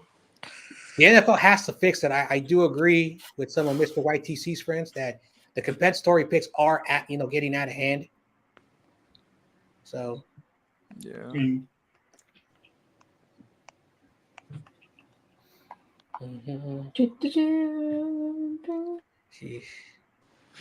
All right. I'm not sold on JJ McCarthy. I think I'm probably one of the few guys overrated in my book. He reminds me of like Zach Wilson and Drew Lock when they were like pushing Drew Lock. Oh, he's the next Peyton Eli guy. Flopped in the NFL. Wait. Wait, sorry. Go ahead. Yeah, Zach Wilson. Yes, he did. Yeah, you can give him. He did go to the Jets, but Robert Saleh developed a really good defense, and he just could not. Like I think he holds a Jets record, like 56 drives without Zach Wilson scoring a touchdown. If you think Jimmy Garoppolo was bad, try going 56 drives without a touchdown. That's how bad Zach Wilson was. Is Maurice Liuafu off the board? Notre Dame linebacker. Maurice what? Maurice Liufau? Yeah, Maurice Lee. He's off the board. Yeah. Who'd he go to? You know, I can check. Who did he go to? Who are we talking about? Maurice Liufau, the linebacker from. He went to the Cowboys. Oh, that's what it was. That's a good pickup for the thing. Well, the Cal player is off, so hell yeah, another Cal player. Yeah, I've looked into that guy. He looks really good. Maurice Lee, yeah. Liufau, yeah, dude, he's the best coverage linebacker coming out of college this year. Yeah, next year, I'm gonna go to the Cal Pro Day. See if they let. Well, of course, they for sure they'll let me in because I still got some alumni who know me, and that's one thing I want to do. And I just live like just across the bridge, Jonesy, are you going to training camp? In July. Yeah, or just are you going to any of the training camp stuff, right? Or are you going to try to, I should say? Well, right now I'm on a budget, and I don't own a car because I live in just outside the city. Gotcha. And so, and if I like Uber out there or Lyft out there, that's gonna cost money. And fair enough. So I would probably have to call one of my buddies because he lives in the San Jose area, and he could pick me up there and then drop me off. For sure, last year I went to Levi's for the first time. I didn't go in the stadium. I just met Tom Grassi. Oh, nice. So, cool guy. Yeah, like CarCast knows this. Like growing up just outside Candlestick Park, like very fortunate to do that. And when a team located, if you really think about it, from the neighborhood that I live, it's like almost 50 miles away from its host city. And there are a lot of teams that don't play in the city, but it's like less than, minutes away outside the city. And so we're the only team in the NFL that's like past like 10 miles from the whole city. And that's why you have a big disconnect with people who are 49er faithfuls in the city. Because there's a lot of them, people forget, compared to the fans who live outside, because, it's like a 50-50, like outside the city. That's why you have a lot of arguments about that geographical thing. So that's one thing that some 49er fans would say, hey, we're not the Raiders. You know, we've never been the Rams that they've went to across the country and they've moved around. And the Raiders, you know, they've moved back and forth. We're still in the geographic nature, but it's a little debate that, you know, how people feel. But like, I wish that the Yorks would have used their brain and picked the dog patch to build something out there, but they decided that. Yeah, so anyway, I'm gonna stop because I'm going off the rails. Oh no, we're filling content, man. Go off the rails.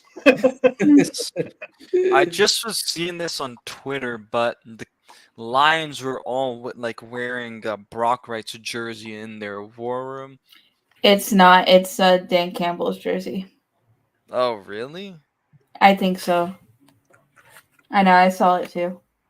Yeah, he played. I know he played for the Cowboys. Did he wear number 89 though? I don't know. Yeah, before he was a coach, he was actually the coach of Miami. He had a 500 record, and then he went to the Saints for a while, and then he became a coach again.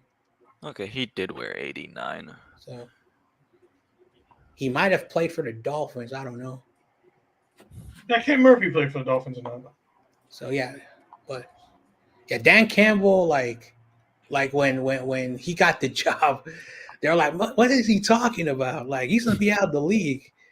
But like people who write for the Detroit Lions, they're like, he embodies the city of Detroit, so it works. So that's why he's been successful versus other coaches who haven't.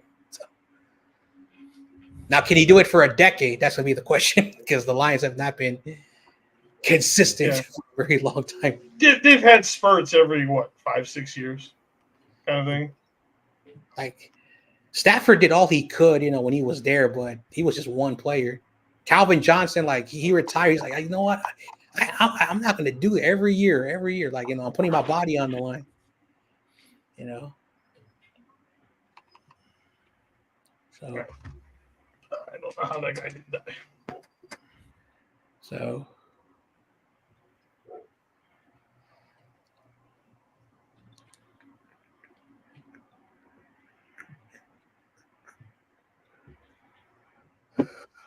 John, you doing gaming? Yeah, where'd Carcast go? He's been having issues with his Wi-Fi. Okay. The last few months, so like he drops out and then he pops back in like 15-20 minutes when he gets that, you know, fixed up. We are 7 picks away, by the way. Like me and him joke around because he lives like nearby, you know, Spongy, because he lives in that region of the country. So he said, hey, Spongy's hacking your Wi-Fi. Little joke. Yeah. Sanjay, you do gaming? Huh? I what? You play gamings?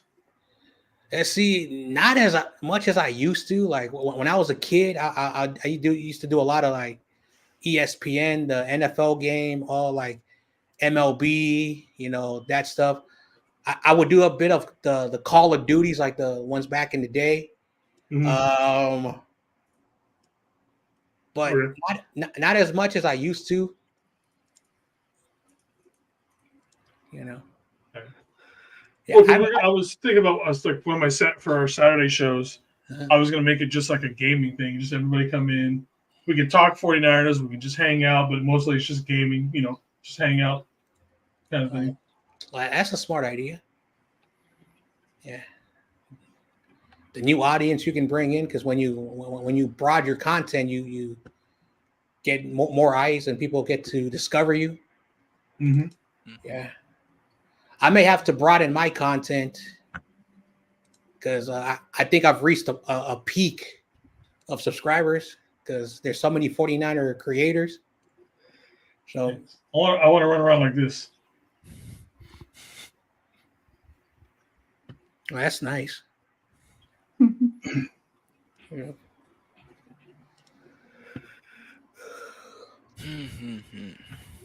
Is there anybody left that we have not, or that we did have a visit with? top 30. Let me look. Jeez. The players that we did meet with, we did not draft. Gone. We met with Pooney. They probably didn't add that on the list on one of those 49er websites. Yeah. They kind of met with Pearsall because I guess it was like a 2-minute visit at like the Shrine Bowl, but so there was a meeting, but it's kind of like speed dating. Like, hi, how you doing? Yeah, like when they posted on the 49ers YouTube, he said he was shocked that he got the call from the Niners because his agent was telling him that he was going to go somewhere else. And he said that during the Senior Bowl out in, I think, Tuscaloosa or in wherever they have it in Alabama, that someone from the Niners were talking to him for a couple of minutes. And he didn't really take it very serious. Yeah. And so, but he also said that his playing style that he did in Florida reminds of what Kyle is trying to use him. So he kind of understood why he's here. And when I look the way he plays, the guy can stretch the field intermediate, like between 5 and 15, even maybe 20 sometimes. Mm-hmm. He can stretch the field. Of course, the catch where he jumped in the air, caught the ball in one hand. He did a lot of screen passes. He did a lot of blocking with what I saw from the film. And there's not a lot of film of him for some reason, but a lot of the plays that he's on, like basically he runs down the field, but he's more of a blocker downfield. So, and Kyle wants receivers to block. So I started to realize why we went a little bit higher and got him, because maybe as Debo gets older, the way he plays physicality, how long can Debo play? Mm-hmm. And the same thing with George Kittle.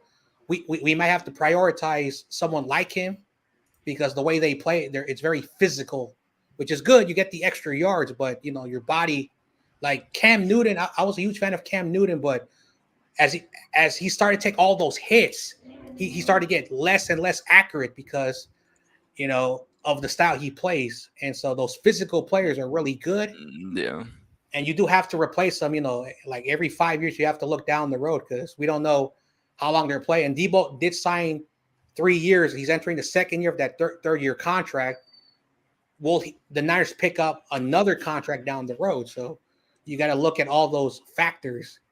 And that's how our team runs. And we're going to be almost a decade into this regime. And that's what they do. They draft players to replace down the road. When we drafted Banks, I was not a fan of him because I said, dude, why did you reach, Kyle? And then when he started playing, now you know why, because Lincoln Tomlins left. So yeah, we don't know how long Trent's going to go. I know Trent's here, but Trent goes, it's going to be year by year. Like if we'd won the Super Bowl this year, I'd put money he'd have retired. He's only back because he still wants to. As long as this window stays open, Trent will be here. But yeah, if we win one like next year, he's done. He's out. And the good thing about Dominic Pooney, which I really like, he can play some tackle and he can also play some guard. And so I don't really like him at tackle though, because he got like pushed around, just didn't look as fluid. So I'm glad they're starting him at guard. When he arrived to Kansas, if you watch college football like I do, when he arrived there, Kansas has been one of the top teams in the Big 12. So and I'm not saying that he's the only guy that turned that team around, but you saw the culture that was brought in by players like him. And that's why college is like programs. Every 4 years, you have to bring in new players. And with the new NIL and the new college system, we're going to see more players in their mid-20s, like 24, 25 entering the draft. And so, that's just how it is in college, because now players are not going to be incentivized to leave early because they'll be making money. So, and if you think about it, that lady, Caitlin Clark, in 1 year, a female athlete made $10 million. Yeah. So you go to the men's sport, imagine someone as good, and Caleb Williams, who actually in 2 years made the same amount that she did, welcome to the new. And maybe that's why Reggie Bush got his Heisman back, which they should not have taken away in the first place. Nope. And I'm not a USC guy. By the way, we're 3 picks away. Yeah, we're almost there. Yeah. I was just going to say this real quick because you were asking about the top 30 visits, Jason. Oh, yeah. So I was just looking. So the guy that it seems like, but he probably would be an undrafted guy if we pick him up, is Evan Anderson out of Florida Atlantic, 6'3", 356-pound defensive tackle. He's the only one left. That's what it's. Yeah, that's what it looks like. I'm just looking through the. Here you go. Here's a good funny. Desmond Ridder was so bad for the Atlanta Falcons, they signed Kirk Cousins and drafted a starting quarterback. Dude, I would not be mad though if we go draft Miles Murphy. That whole thing is hilarious. Like it's gonna be crazy. Like the 8th pick, bro, a top 10, 15. Like why? It's at least when the Packers did it. It was the back end of the first round. Yeah, exactly. They picked up Jordan Love and Aaron Rodgers and stuff like that. Okay, but Rodgers wasn't like they signed him in free agency too. It was like they already had two. Like it's so. Yeah, so it's just like, man, why a top 10 pick on somebody who, by the time he's, say that contract, they go 2 years with it. He's going to be like 40 years old by the time he gets to start in the NFL. Yeah. Yeah. Okay, so it looks like Cam Little. I think he's to the Jags. Yep, to the Jags. Kicker, yep. Who are the Rams taking, and then the Bengals. And it's us. I can see the Rams maybe. Who do they have for tight end? Who's the Rams tight end? It's a good question. The Rams pick went in pretty quickly.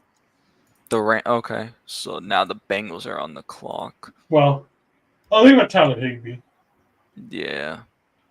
So they're fine. And then Hunter Long. Yeah. Colby Parkinson.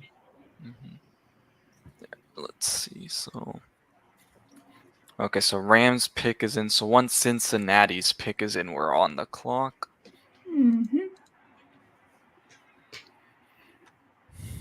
The Rams don't have Jimmy G listed. Oh, because he's suspended, I bet. That's why. That makes no sense. I don't know why McVay did that. What did Jimmy get suspended for? Like performance drugs, some sort of drug. Yeah. Yep. So. And what was it? It wasn't even like it was performance enhancing. Like it's not even a banned substance. You just have to tell them. Or something. It was something along those lines. Like you can use it, you just have to let them know. I know. So it's just someone not paying attention to it. It's like could have easily been avoided. Yeah, that's funny. There was a joke, about what he was taking. Yeah. Pony. Yeah. I'm so proud right now. There have been so many Polynesians taken, especially in that first round. Man, it's making me happy to see all the Polynesians getting drafted. I know, like, I'm a big Pac-12 guy. I'm not gonna rant on that because it's the new college football. But the way the Pac-12 killed itself, like they were on a rise to destroy the Big 12. That's how good they were. They had week 5 mid through the season where 5 teams were undefeated. They were better than the SEC talent-wise and ranking-wise. But then the Pac-12, mid-season have to play one another. So you start to see all that dynamic. And Cal, for the first time in like 5 seasons, made a bowl game. And they lost to Texas Tech because, they had a freshman. But Cal in the next 2 years, I don't know what they're going to do in the ACC. That is dumb geography. It would have made sense if the Big 12 would have picked them up because they would still been able to play 6 conference games in their geographic, and it'll help the other sports because it's kind of dumb. But yeah, the Pac-12 this year got a lot of players drafted. That's never happened. It's never happened. That's how good it was. Yeah, I was seeing, like, for example, Arizona, who obviously we've been in the Pac-12. We haven't had, like, these many people drafted. I think they said since 2014. So it's been 10 years since we've had that. Yeah. Okay, so Cal's going to the ACC. Interesting. Basically, Cal and Stanford and SMU are going to the SEC because Florida State, they're going to bounce out. If Florida State leaves and they win their lawsuit, Clemson's going to go, Miami's going to go, because those are the three big brands that hold that conference together.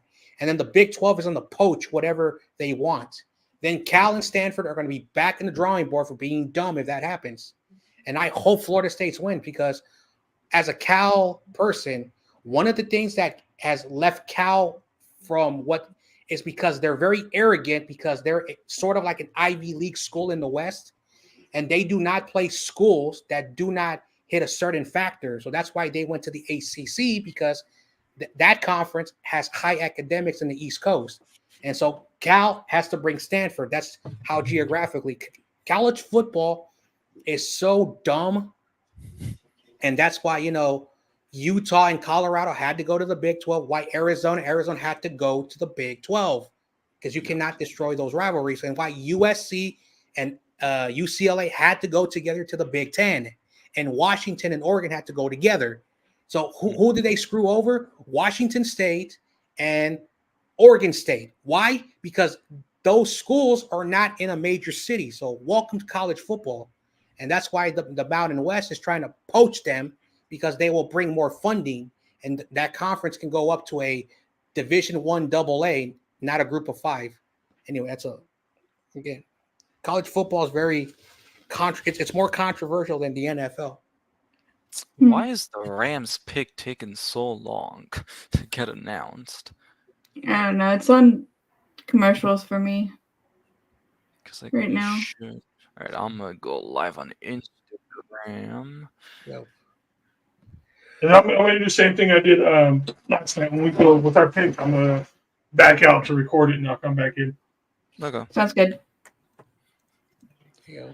Alrighty. Let's just wait for our pick, I guess. Yeah, Cincinnati, they're on the clock. See, I've got them, and I've got the Rams already got their pick in. Yeah, because it's been saying that though for so long that their pick is in. It's just not getting announced.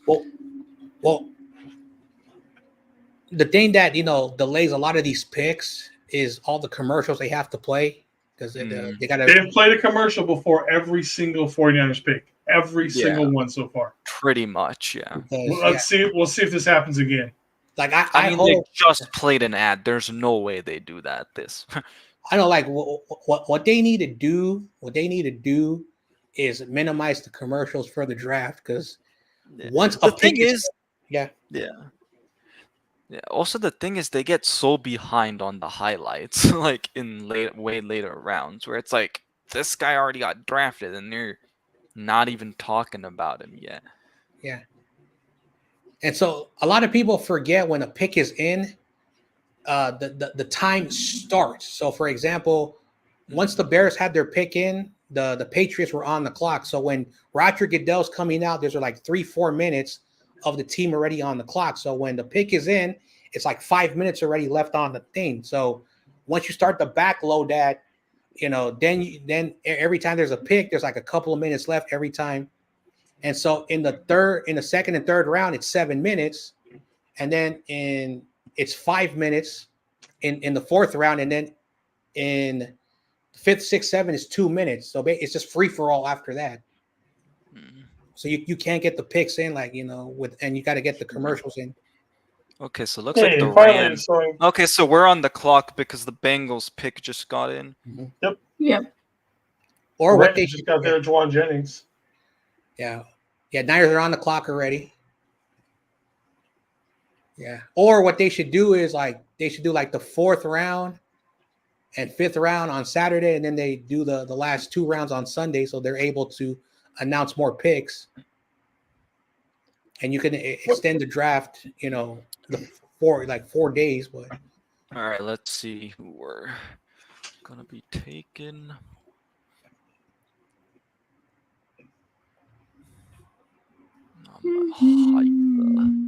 Yes. Kingsley. Yes, the Kansas City's got that offensive player from BYU.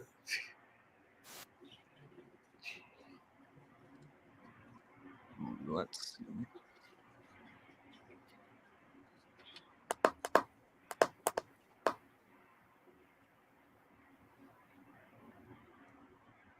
Yeah, so after this one, we have one more pick. So, ooh, Cedric Johnson. I liked that pick for the Bengals. Yeah.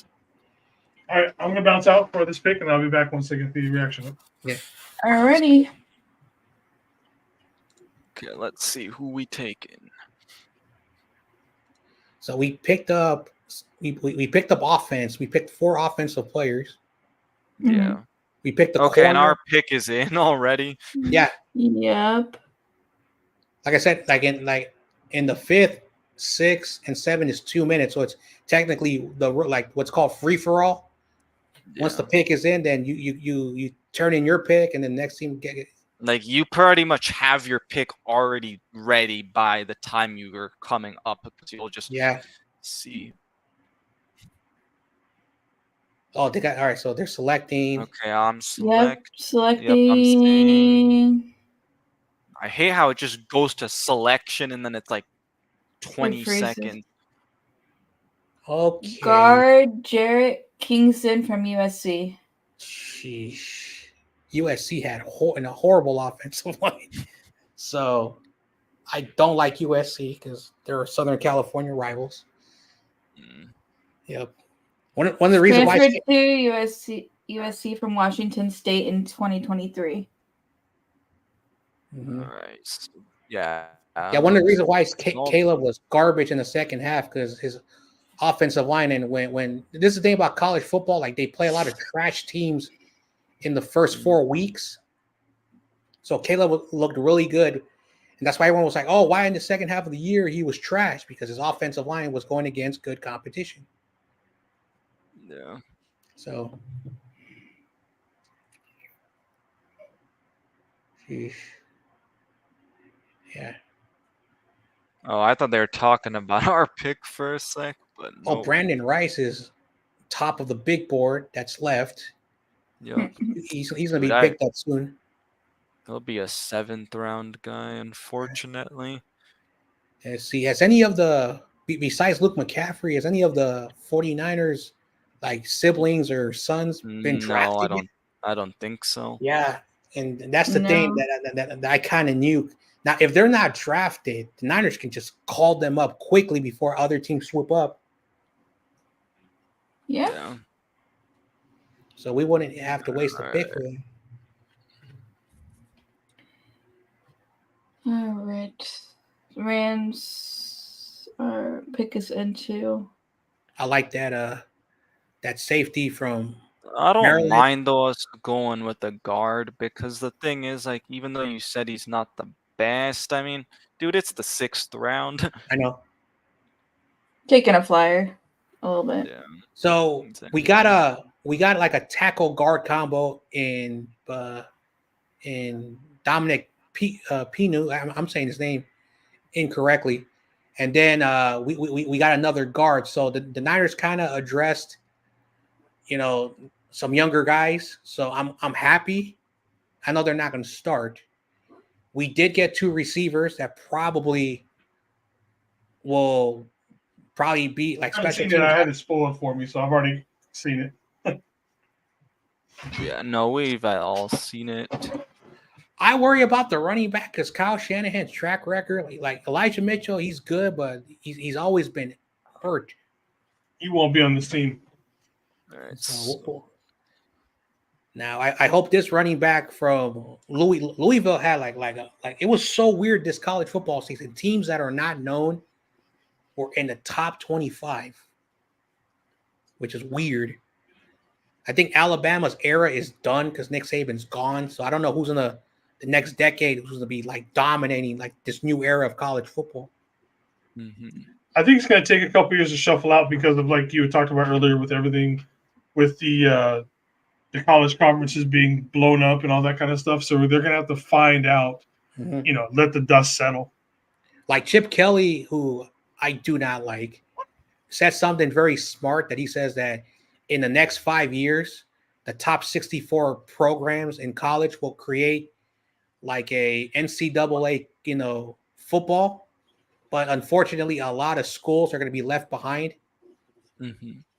But that's what you have to do because if and ESPN has dropped close to $1 trillion for the next decade in their sports, content, and a lot of it is going to be Big 12 football. So Big 12 has a lot of money, the conference. So the president of that conference has what's called a war chest. And so he's able to pay the fees. So he doesn't have to wait for a conference. He could just pay a fee to take, the schools that they want. Yep. 6'4", 306 pounds. I'm not mad though. Like at least we're now we went with the another offensive lineman. Yeah, I don't know much of him, but I like him so far. From a little bit, he ran a 5 flat 40.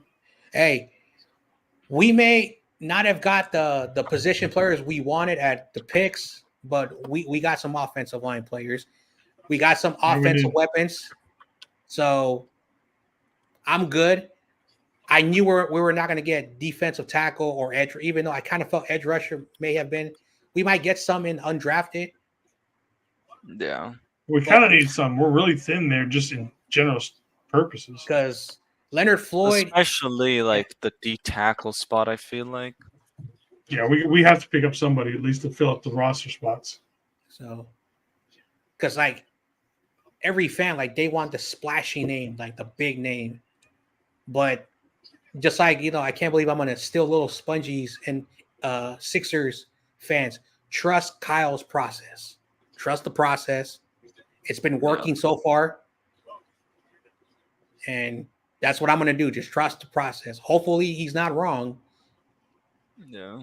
He's not wrong. He's had some strikeouts and he's had some home runs. So it kind of evens out. Yep. Yep. The question is, how many undrafted free agents are we going to sign once the draft is over? So.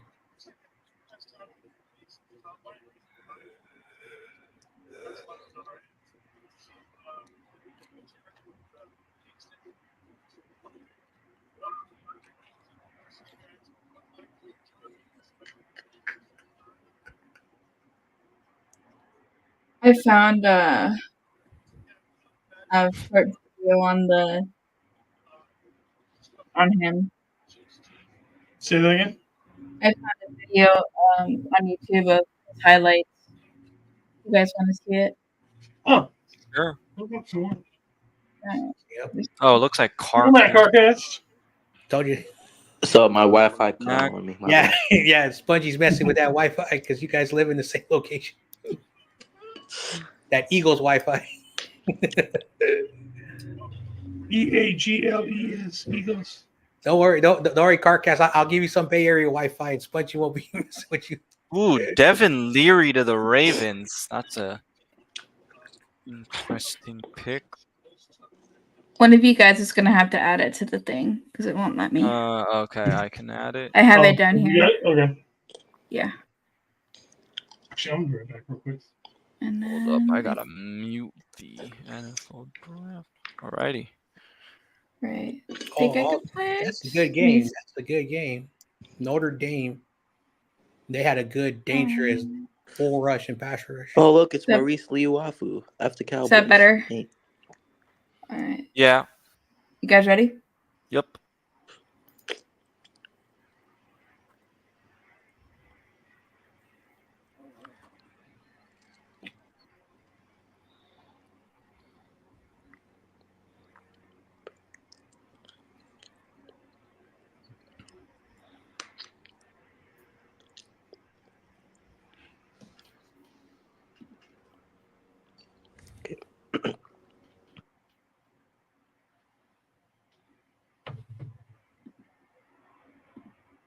I like how he moves. That's for sure. Mm-hmm. Ooh, I like that. Yeah. It's...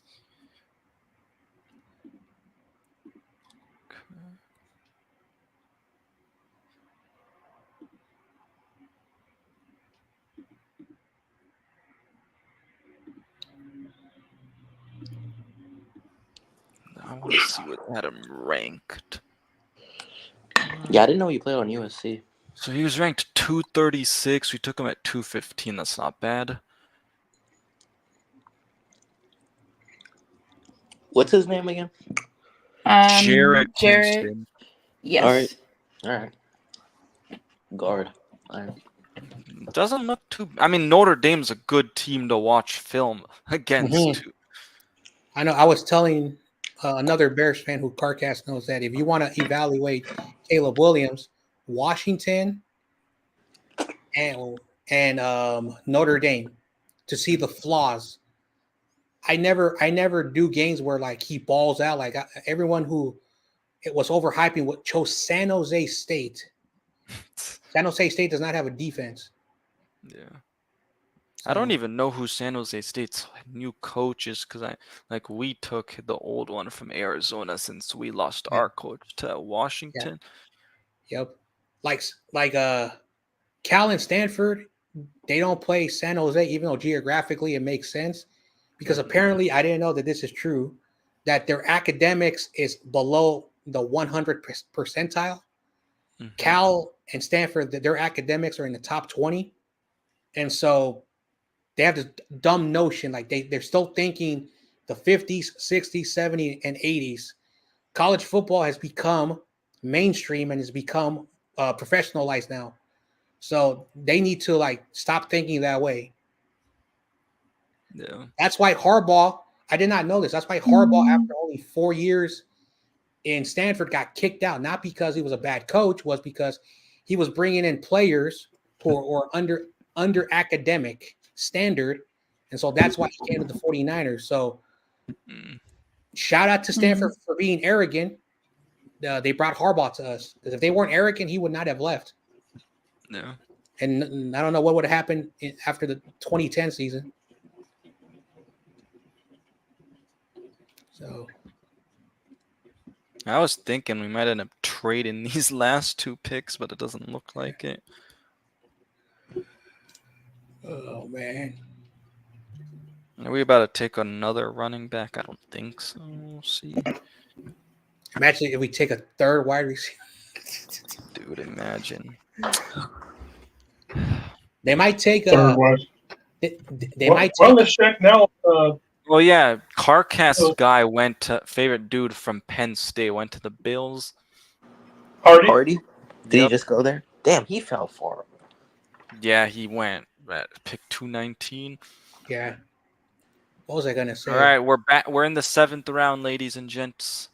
Now, the Niners could draft the infamous cousin or brother of our good friends, the Copes, Devin Cole. You never know.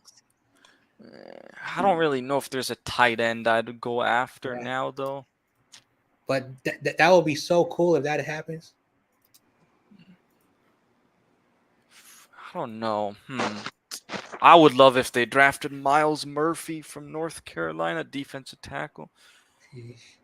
I hope in the 2026 next year they're going to be in Lambeau in Green Bay. I hope they come out here in the Bay Area because I would go.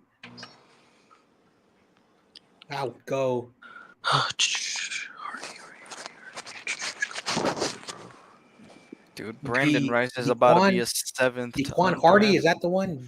Daquan? Yeah. Okay. Yeah, I really like him. Yeah, he went to the I remember Bills. a few years ago, I was a big fan of Castro Fields. I forget his first name. Tariq Cash. Tariq. Yeah, I was a big fan. I was so mad that we cut him because I thought he could do be a solid depth guy. So damn, the Chiefs got Jared Wiley. Damn. Yep. I want to know how our defense is going to look with our new coaches. With I think Snorwell or Snorley. I can't pronounce the name. Nick Sorensen. Yeah, and as our assistant, the former Chargers coach, Brandon Staley. Brandon Let's be honest, it's probably going to be a Brandon Staley defense. Yeah, it probably is. Yeah. That guy, since he's been in the NFL since 2017, he's been a linebackers guy. Mm-hmm. So his background is in the linebackers, which is good for us because we got Warner, Greenlaw. We just signed that guy from Green Bay, and we got good depth beneath him. Yeah. I think his mistake was being a coach because he was not ready. Yeah, he kind of got fast tracked because of how good that Rams defense was. On the Niners when we had him. I really like, and that happens a lot. Like, you know, I've had arguments with other fan bases that why certain coaches are passed up every year. Basically, if your team is in the playoffs and you're a bad team, let's take one of their coaches because they're in the playoffs, but they don't take account why they were good. Excuse me. Like Matt Nagy when he was with the Bears, like his first year they went 12-4, then they went back-to-back 8-8 season, and on his final year, I think they went 5-11. And guess what happened? He went back to Kansas City, won another ring with Andy Reid. Well, the thing is that it's the NFL. You're not going to have many shots at getting a coaching job in the NFL. So if they come, you take the job. Yeah. You know what I mean? Even if you don't necessarily think you're ready, because you may never get another shot. There's only 32 of them in the world. Mm-hmm. Like the enemy, you know, like controversy. Oh, why is he not getting? We found out this year he did not have Patrick Mahomes. He had a sort of like a rookie in Sam Howell, and either Sam Howell did not understand the offense or he was exposed. The enemy. So now I think he got fired. They got a new coaching staff, new everything. Kingston in 2022 had, according to this, had the fourth highest pass blocking grade in the Pac-12. He had an 80.9. Okay. It's not bad. According to this tweet. Yeah, honestly, like, again, looking at that film that we watched a little bit of, again, Notre Dame's a pretty good school to watch it in. He did, like, I didn't really see him getting pushed around, and he fought hard.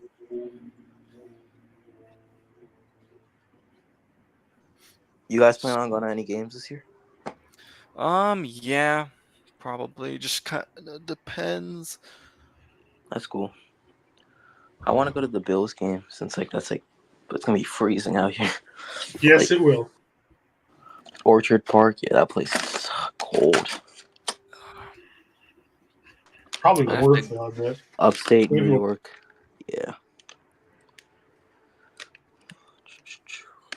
Man, I just have to go make videos after this whole draft is over. I'm gonna go reset my computer since. Oh, and your reactions and stuff?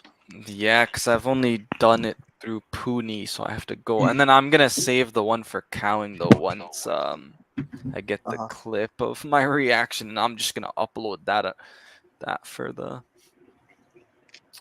video. Oh, which TJ gets it to you? Yep, once he does, I will. Yeah, good thing you clip those. You don't want to be going back and looking at these. It's a lot of, like...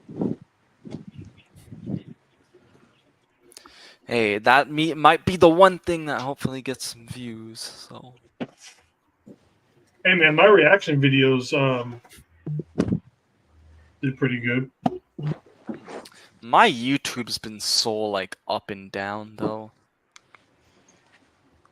Yeah, I've been kind of. And then my live views just do terrible. I've been just kind of slower, like on a stall lately. Some discount stuff, yeah. Bad.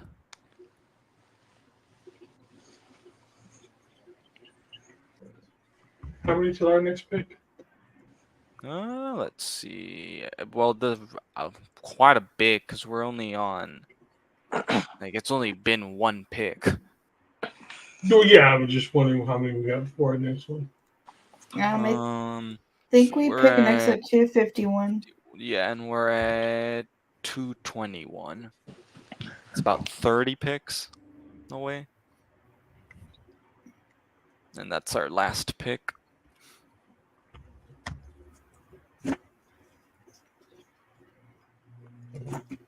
As soon as my dog's done, I gotta go grab her. I wonder if we're gonna get like an edge or something at the end. I wouldn't mind that, getting on the edge or a tackle. Yeah, I'm fine with D tackle or edge. He's probably not even gonna be there, but I really want Miles Murphy from North Carolina.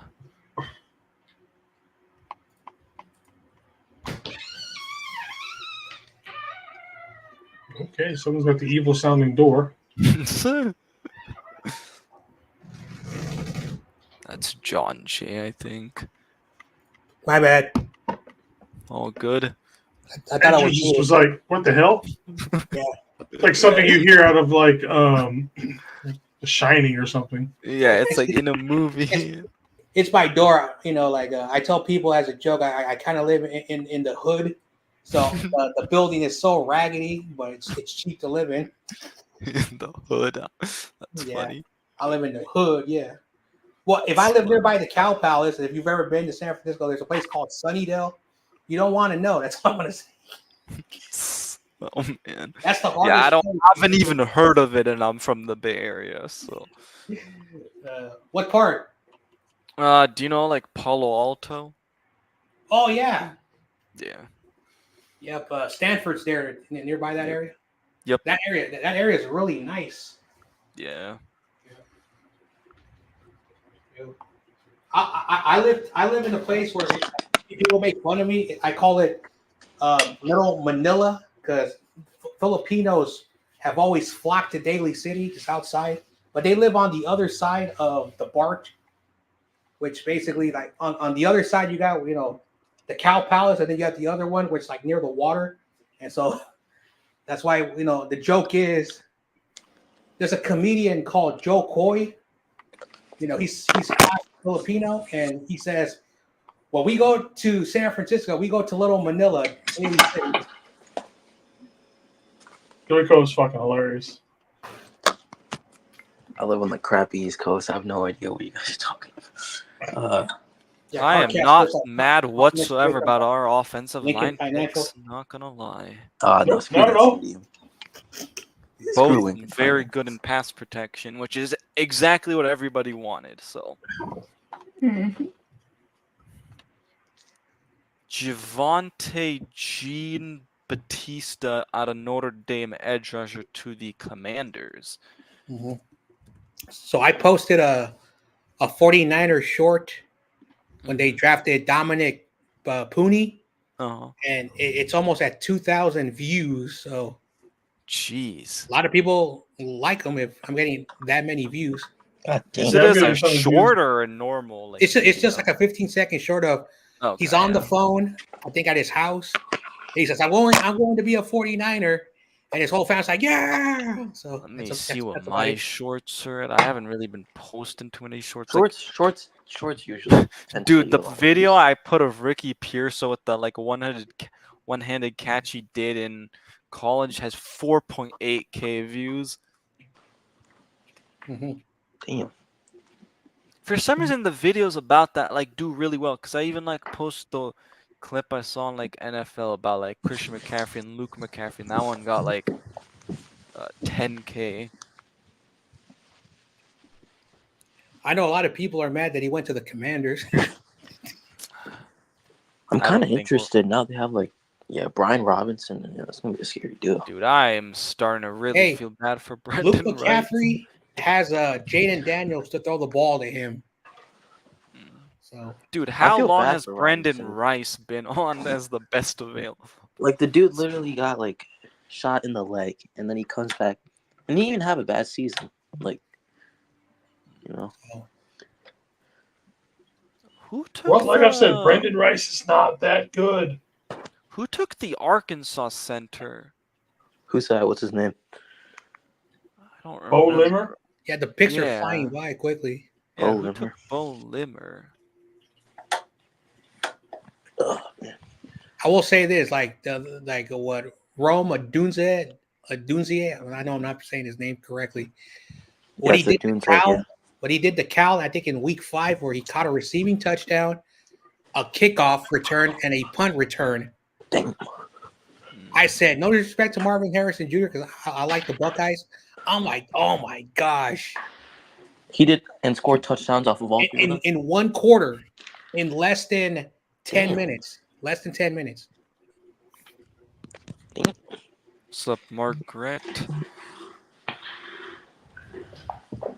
Yeah, okay, so it looks like he went to the Rams. Man, I was Brandon Rice to the Chargers. Really? Yep. Oh wow! Ooh, okay, no, I just saw it on. I just saw that. Final. I wonder how people are reacting on social media. I bet you they're like, no. All right, he's finally off the board. Now it's Curtis Jacobs, the linebacker is probably the best. Where did Terrell Owens this one go? He's gonna go undrafted. He won't be drafted. He's not even on the available. So he's gonna be, I guess. Taji Washington hasn't gotten picked yet, though. See, I would have taken Taj Washington before Brendan Rice.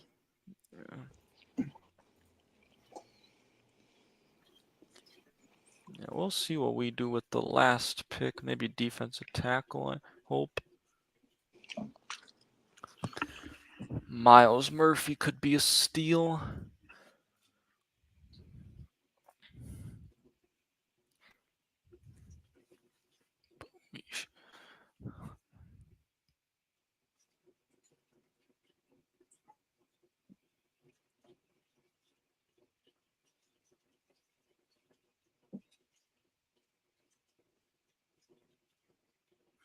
I thought maybe the Bears would go after Rice, since he obviously played at USC. I would go along with Caleb. Yep.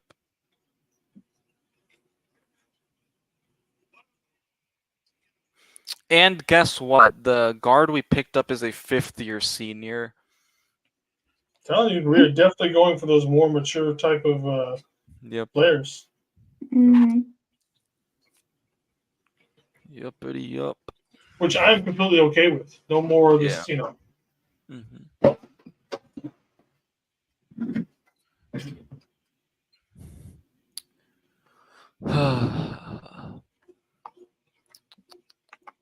Right, 251, and we're at 226 now.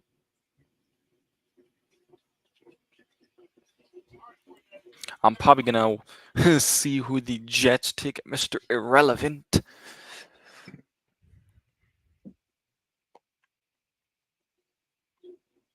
It's a thing. It's always been a thing, but now it's going to be a serious thing. Everybody thinks they're going to get the next Brock Purdy now.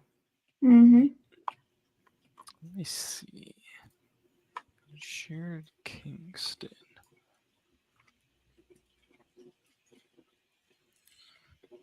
Let me see what is. All right, 6'4", 36 pounds, 32.1 inch. Arms, 9/4-inch hands. 5.02 40-yard dash.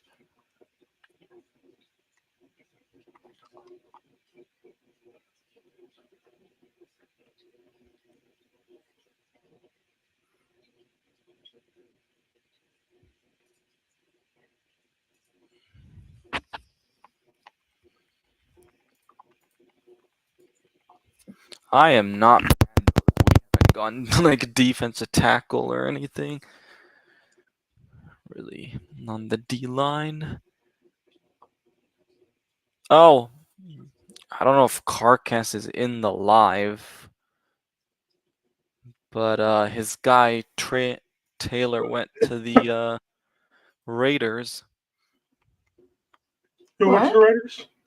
Trey Taylor, the Air Force safety. Oh, the Air Force guy. Okay, all right.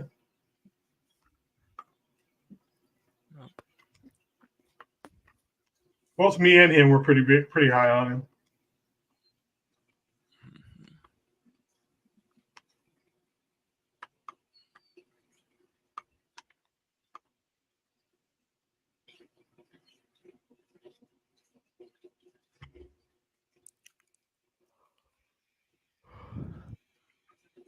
Jaden Davis cornered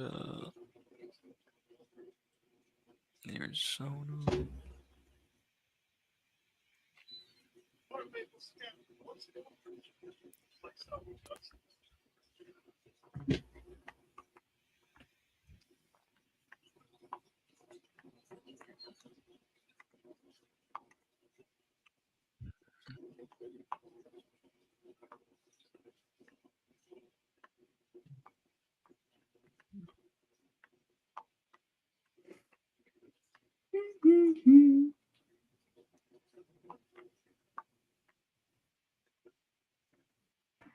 Sorry, guys. I was listening to the reaction of McNiner, Terradome, and Brian. They're a little disappointed over there. Why? It's interesting. Well, their opinion, I respect that. I knew we weren't going to get like I think the only player I thought, and I was wrong, was McCaffrey, because apparently the McCaffreys and Shanahan are like very close. Yeah. So that's what I thought, but I also still thought we probably won't get them. Gore and Tara Owens' kid are not drafted yet, so we'll see what happens if they're undrafted. I still look at. Yeah. I was thinking Terrell, but Frank Gore's kid, simply because he's on the staff, and you could have that great move of showing Gore, calling his kid, telling him, you're coming to my team, blah blah blah, and it's such a smooth PR move. It's like, why would you not do it? Yeah. Where do they? Oh, they have him ranked as the 28th.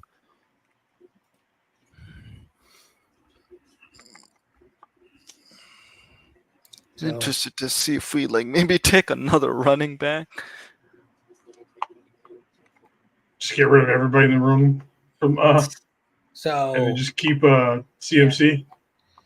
CMC when the draft started, a lot of people were like, "Oh no, we're going to lose one of our receivers, and we're almost done yet." And we haven't lost a single receiver. And lo and behold, it's the running back room that's changing. We did draft two receivers, but I don't know if they're going to be like receivers, or they're going to be used like the way weapons. McCaffrey and Debo, that style, because that's how both those receivers play. Now the Florida guy can go downfield. Mm-hmm. Kyle Shanahan was he was like, oh, that's my draft crush. I really liked him. He reminds me of me. So. One problem, but it was funny because Kyle, when they asked not that him, good in college. Yeah, no, because they asked him, "Who do you compare him to?" or whatever, and he's like, "Myself, but better, basically everything." He was. But yeah, Kyle, you are not a good college football player. The thing is, with Cowing, we can use him kind of gadget plays, put him in space, screen plays. That's the thing is, I think it's a good move because we all know Debo unfortunately gets hurt too, so I think he can do some of the same stuff. Obviously, he's not going to be as physical, but yeah. Oh wow, that dude that had a show back in the early to the Stump the Schwab, that dude passed away. Damn, that sucks. I have no idea who that is. Yeah, so ESPN, in the mid 2000s, they tried to do reality TV shows, and one of my favorite shows was when they did the Madden, and the very first season, when City College opened up their new campus, their new facility, they started there. They brought in 8 Madden gamers, and they drove them through 10 NFL cities, and there were 10 other opponents.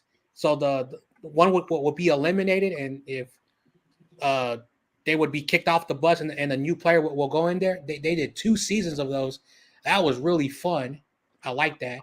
They also got to meet the players of that era that were the best. but then they discontinued the show. And then there was another one called Stump the Schwab, where there was this guy who was super smart that he had every answer. Now, I know he got some help from the producers. And if you were Stump the Schwab, you like won like 10 grand. So one season of that. So they also did like their own version of like American Idol, but instead of American, like who's going to be the next ESPN, like, worker, sportscaster. Yeah, like that. So that was like it didn't work out. It didn't work out. So yeah, I didn't really watch traditional kid stuff. I would watch ESPN with their like program.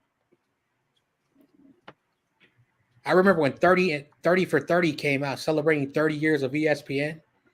They had some really fire program. So, but ESPN is not what it used to be anymore because they moved away from their core demographic, which were sports fans and not non-sports fans, to say the least. Man, this is taking a while. Yeah, because they got to pay the bills. These networks have to pay the bills. Yeah.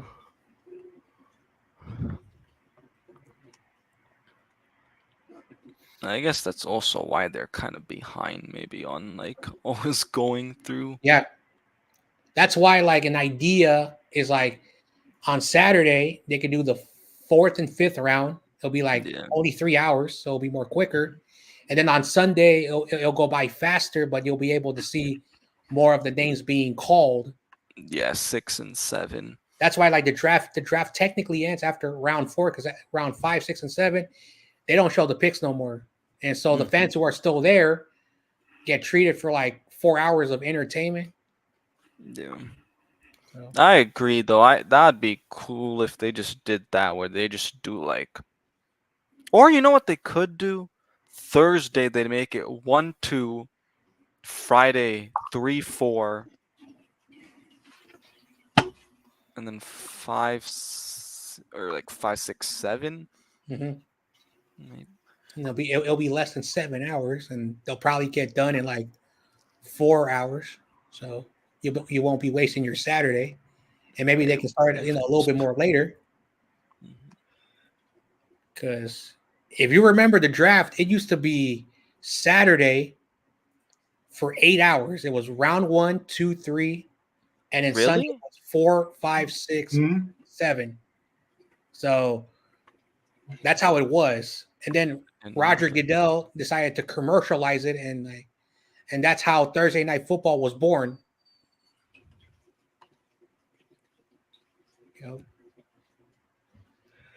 This year the NFL is trying to bring the international markets. It's something that I've had debates on the internet with. Is that I think with the 7, because now there's 17 games. Yeah. That what they're gonna do to like go back to the 8 games and 8 road games is that they might do like one team will go to like a host city in Europe, and do that. So there'll be like a international game every week, because I think they're trying to promote that because you can move a team, and some owners are like, hey, we could use the 17th game to like have one game, and they can go like to like 6, 7, or 8 different countries, and there'll be like a designated like home city. And because the Niners, when we were in Mexico, 80,000 soccer field stadium was packed with Niner fans. So that could be like the Niners designated home, and then other teams can choose certain things. So they're trying to really, really go international. So, because the Jaguars are planning to build a new stadium, so they're not going nowhere. Yeah. And the owner is investing $1 billion of his own money. That dude has money. He's more richer than Jerry Jones. It's just that, the Jaguars are the Jaguars. You can have all the money in the world, but you still got to play by the NFL rules. Because If you take away the salary cap, you'll have like the same Super Bowl year after year, and it will get boring. Because the teams with the most money will be outbidding everybody.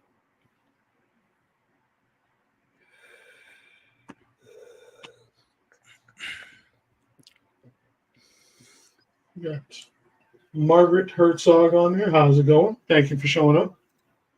Hello. Hello.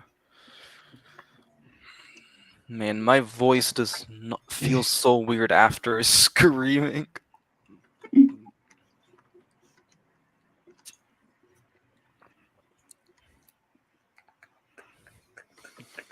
Oh man. Jeez.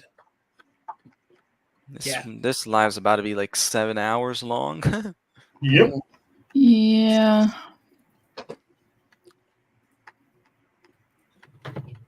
See what? Well, there are people who watch it all the way through, and they don't care.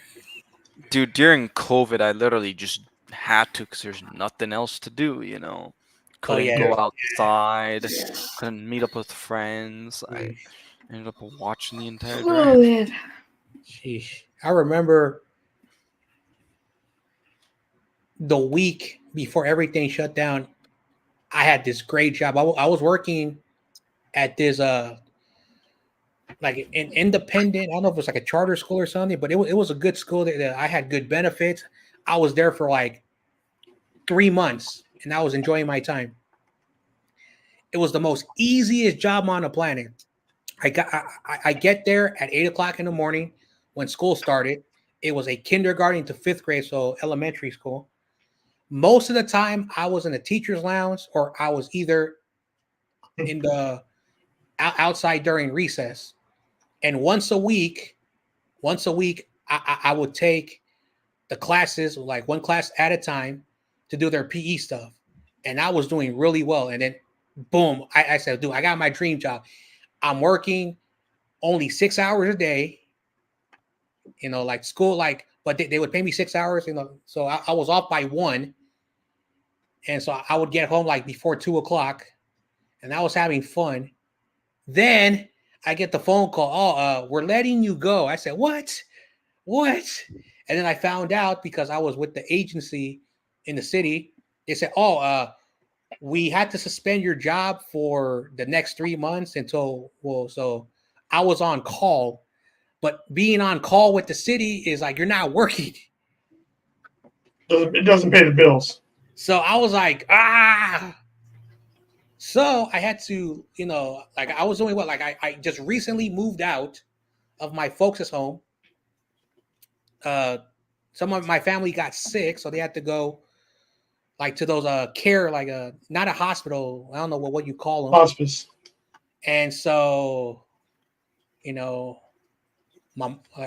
so I'm not gonna get too personal, but I had to go to, and this is sad, you know, what I'm about to say. So there's this ex-girlfriend of mine who I dated when I was in City College.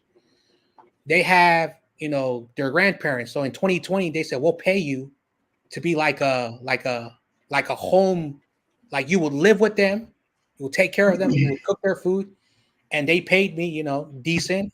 So I had a place to live. But after 2021, they were able to pay someone like from an agency. And so a buddy of mine from high school, who his parents still live out here, hooked me up a place for a while. And now I'm back with my uncles. So I live with my uncles, you know, currently. But yeah. So I mean, they'll pay you for taking care of family members if they can, so they don't have to go into group homes. Yeah. Yep. Now it's very pricey, you know, where I live. So a lot of people are like, hey, they get certified, you know, they do all the paperwork, and they do that because I think the cheapest one, I think, is like in the East Bay, where it's like $1,000 a month plus, you know, other expenses. So it's like close to 20 grand to house one person, and not everyone has money like that. So that's what a lot of people do, especially where I live. So, But now I'm back working. I'm doing what I used to do. It's like it's basically it's called like a temporary exempt, but I'm with the city, so I'm on a payroll. So I get a check every week deposit to my bank, which is not much. Because some weeks I do like 20 hours, some weeks I do like 5 hours a week. So it's not. You still get paid no matter what, though, right? Yeah, the same amount of hours. Yeah. So one example was I think Thursday. I got to clock in at 11 o'clock because I got to do meetings because I'm part of the baseball staff, and because like the new workers who don't know how to do the baseball operation, so I'm there teaching these like supervisors and managers how to operate a baseball league, which is kind of sad that they don't know how to do that. And they got these fancy, kinesiology degrees and physical education. They don't know how to operate. So I'm there for like 2 hours. I get paid full. And then if they need me to stay for like a practice, if there's no practice that day, I'm off by 3. So 4 hours, I get paid 8 hours or 6 hours, depending on how the bosses are, how their mood is. So that's the good thing about those government jobs is that no matter what, you're getting paid. Yeah. Benefits are probably pretty good too, I bet. Well, not how it used to be. Like, there's this lady who, like, she's a retired. She's almost 70. She's still working. Like, she does not want to retire, but she's been retired technically for almost 20 years, and she's getting a decent pension. But she was one of those like last few, like in the late 90s, early 2000s, that their pension is like guaranteed no matter what happens. But she's so bored because her boys are now in their 30s and married, and she lives in the home by herself. And so she works the weekends just to get out of the house. Yeah. And she can't get Lots fired. of people I work with that are the same way. And she can't get fired because she's already retired and under the, like a senior citizen, like rule. Yeah, they get special treatment. In San Francisco, that's another thing. So it's the same up here in Washington State. Yeah. It's funny that people from Washington, California hate each other when it's basically the same damn place. Yep. Everybody's up here like, oh, you stupid California people. What about them? We do the exact same thing here. No, we don't. Yes, we do. Yep. What was I going to say? There's this dude who I didn't know. He went to the same high school I went to. He's almost also 70. He's the only plumber, like the old school plumber that does like for the old buildings. Because now with all the new buildings that they added for the community centers and buildings that for the agencies, city agencies, he's the last remaining plumber that knows how to move an old school boiler. I'm not even saying that correctly. Yeah, boiler. Yes, those things like the old the pipes, all that stuff. Mm-hmm. And the reason why they pay him like almost $500,000 a year, because the young guys don't know how to do that work. So there's another guy he's training because he said when I'm 72, I'm done. I've been working since I was 18 in this business, and I'm tired of working. So he's training like 4 people after he's done, because there's just some old buildings that you cannot replace, and it's cheaper just to maintain them. Yep, to patch it up versus getting something new. Yep. Because it would cost like the city like a couple of $1 million, and then the yearly maintenance fee plus the property tax. Because one of my neighbors, a good friend of mine, he's still paying that property tax where he paid off his house. Like he does really well, so that's why he's able. But he says the property tax is the thing that kills him every year. Yeah, you got to pay money for something you already own.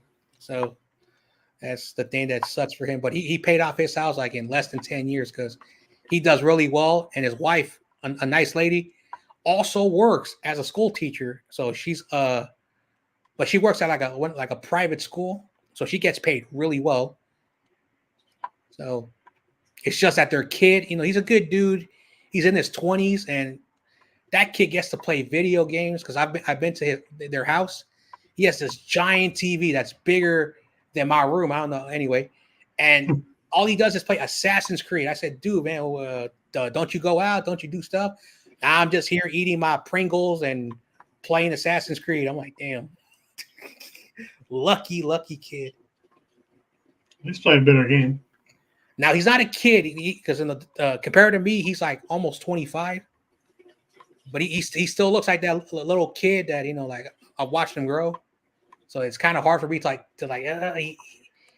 he's a kid, but he's 25. So that's get weird. off your ass and do something. So he's lucky that his parents are like laid back and they don't, because like my folks are like once you start working, we ain't paying you. When I still lived at home, I would basically pay like the utilities at the house to stay. And I also had to get my own groceries. So that was the only payoff. I had a roof over my head, but I had to help out with the payments of the house. So it was a good, fair trade. And I was only there to sleep because I would go to work and I would hang out with friends and stuff. And then like at 8, 9 o'clock, I would go home and just sleep and then do it all over again. So I was never in my house. Jacksonville's on the clock for 2:36. Well, I think I'm ahead of you. I'm at 2:37, but the pick just got in. Yeah, it just switched over to Cincinnati. Well, at least we're on the ticker now for our last pick. Finally. Imagine Kyle Shanahan actually takes another running back after that joke. Oh my gosh, that would be so funny. This fan base would implode on itself. Okay, but the thing is, if it's Frank Gore Jr., nobody's gonna. No, because that one, like I said, that one makes sense for the fact of we could play that off as that's us being nice kind of thing. And plus, a lot of people want one of the kids of. Yeah, they do. Yeah, so the familial. I know, but that's one thing that once our first pick, I was very confused. I was not mad, and I was asking the chat, does anyone know? And I had to the following day had to look up his information, but everyone on the Niners YouTube channel was just bashing Kyle every year when we draft. The hate and the thing over and over again. It's like fans want what the other teams do. They're aggressive. They get the big name players, and so I think that's why most people are mad. People who say that he's trash, and I've seen quite a few people talking you don't know ball. You don't watch it's like you don't obviously watch college football. He was dominant last year. So I mean, it's just come on. I even talked about this last night. I was like, the thing is, there's so many things that teams know that we still don't know. Mm-hmm. We only have access to PFF stats and basically some film. We don't have access. Yeah, we have to guess on most of it. I know because when every mock draft website, of course PFF is where everyone goes. PFF said that he was a mid to late second round pick, and so the logic that some people are telling people is would you rather take him right now and have another team pick him up, like what happened with the offensive tackle that the Ravens did? Mm-hmm. And it's better to reach because Jerry Rice, I told this when the Niners drafted Jerry Rice, I think in 85 or 86, whenever he was drafted, Jerry Rice was not a first round prospect, but Bill Walsh was I'm taking him, and it was the best thing the Niners did. Mm-hmm. I want to shout out our friend Corey because he's no longer with us. Corey was telling me a story. One day we were just talking on the phone, and he said that he would get mad at Jerry Rice as a rookie because Jerry Rice, when he started, was dropping a lot of passes. And so he would be always yelling at Jerry Rice. But then as the years went on, Jerry Rice became the player he once was. So, of course, when these guys come in and they're not playing or they're at the bottom of the depth chart, they assume they're a bust. They're a bust. They're a bust. So, yeah. Well, we have a very invested fan base. compared to a lot of other teams. Like, I'm not gonna lie, when I started YouTube, my primary focus, because I didn't know how massive the fan base is outside of the Bay Area. But when I grew up, because I was in a very small circle in the Bay Area, the fans that I grew up, they were spoiled in the 80s. And so when the 2000s came over, the fans were like, what it was today. But they understood that, Steve Young retired because, the concussions. Jerry Rice left because he was getting older. And the Garcia era was like a transitional era. Like, a lot of people were like, this is a transitional era. And in the mid 2000s, we're going to build something. Unfortunately, the consensus out here, those who know the stories, there are a lot of stories that most people don't know.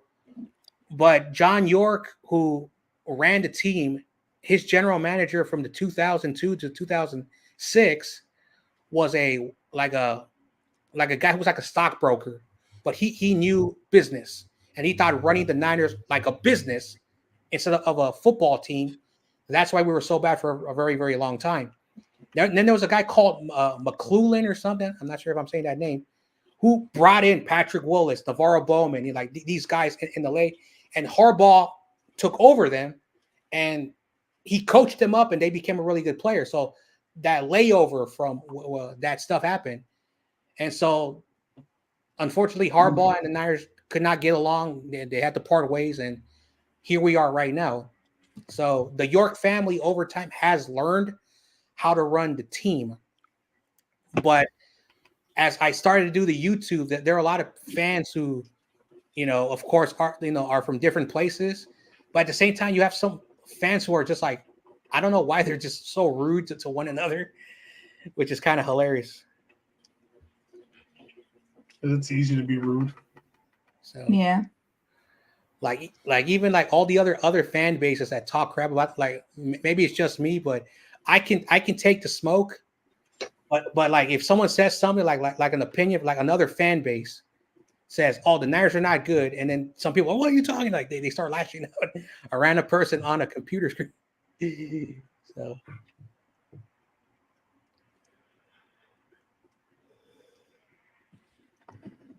Come on, the pick is in for the Carolina Panthers. Yeah, we're almost there. Yeah, this round is just flying by with just picks. Yeah, at this point, like they just probably go best available or whatever position they just need to add. Let's take Frank Gore. They're just trying to get. They want to get the next Brock Purdy. Come on, even though it's not Mr. Irrelevant. Like, I was right about the Tulane quarterback. You played in a Group of 5 school, and the NFL, they don't take those schools seriously. And he's overrated. He's overrated just because they won the American Conference, which is not even the level of the Mountain West. People are saying that he's the next Brock Purdy, but I've watched him play. There is nothing special about that dude. I think it's honestly, I'm gonna just get the Frank Gore graphic ready. So, because I do kind of have to get going here pretty soon. Alrighty. To stay for a few more minutes. Pending. If it flies by, then this is good. Because we're already in the 40s now, which is good. Yeah, we're picking, I think, 253. So, depending on how. Oh, 51. Yeah. I think about 10 picks.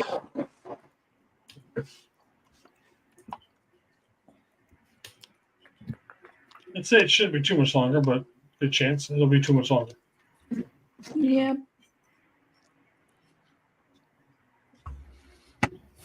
Imagine they take a running back, but it's not even Frank Gore Jr.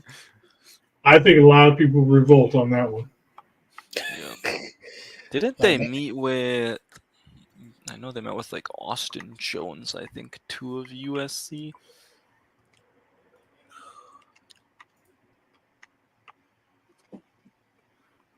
They had Frank Gore like overall ranked as 291. So yeah, I guess it is undrafted.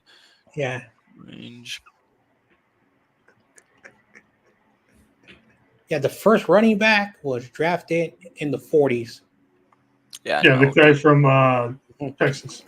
And in the next 5 years, you're going to see like the best running backs go in the third round. And like the running back is technically non-existent.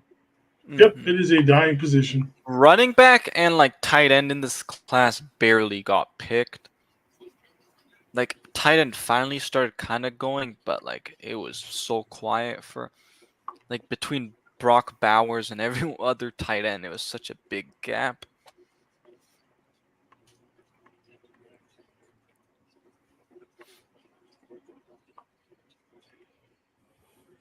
Gee. Yep, we're almost 10 picks away. Oh, I see. I already seen the Miami's pick. It says it's in for me, but that's about it. That's one thing I tell people, like, why am I always ahead of everybody? Oh, they took. Are you watching on an actual like TV though, or? Yeah, I don't have traditional cable because I stopped cable. Cable is too damn expensive. Yeah. So I got a Roku TV. There's a lot of free stuff, and there are some live channels and shows that are live, not like those network where they just like show like old replays. Yeah. And I found out today. I found out today that I got 2 free NFL. So I got an NFL network that's like a video archive, and then a live where they're doing the draft, but it's not like the ESPN coverage or the NFL. It's basically Bucky Brooks and 2 other dudes just like talking, and like they defend the picks every 5 picks, and they talk about them, and they just do that.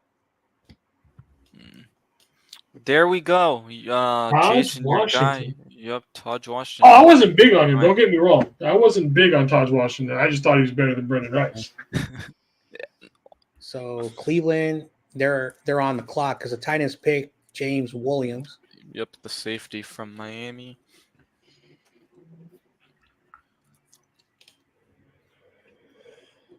They gotten to the point where they're showing Mahomes highlights from college. Yeah, that's one thing that Kyle Shanahan looks back and like he should have drafted him. Yeah, but he was so dead set on getting fucking Cousins, yeah. Mm-hmm. And would Mahomes have been Mahomes if he didn't sit for behind Alex Smith for a little bit? Never know. Sometimes things just don't. They don't mix. They don't mix well. Yeah. He might not have been, mixed well with. I think if he would have played his rookie year, I think he would have done what Alex Smith did. Because when Alex Smith, his final year, he had his best statistical career season. He posted 4,026 yards, 26 touchdowns, which he never passed a 20 touchdown mark ever. And I think he had like only 5 interceptions that year, and he was almost 70% pass completion. And so, and he did that in 15 games, and Patrick Mahomes played 1 game.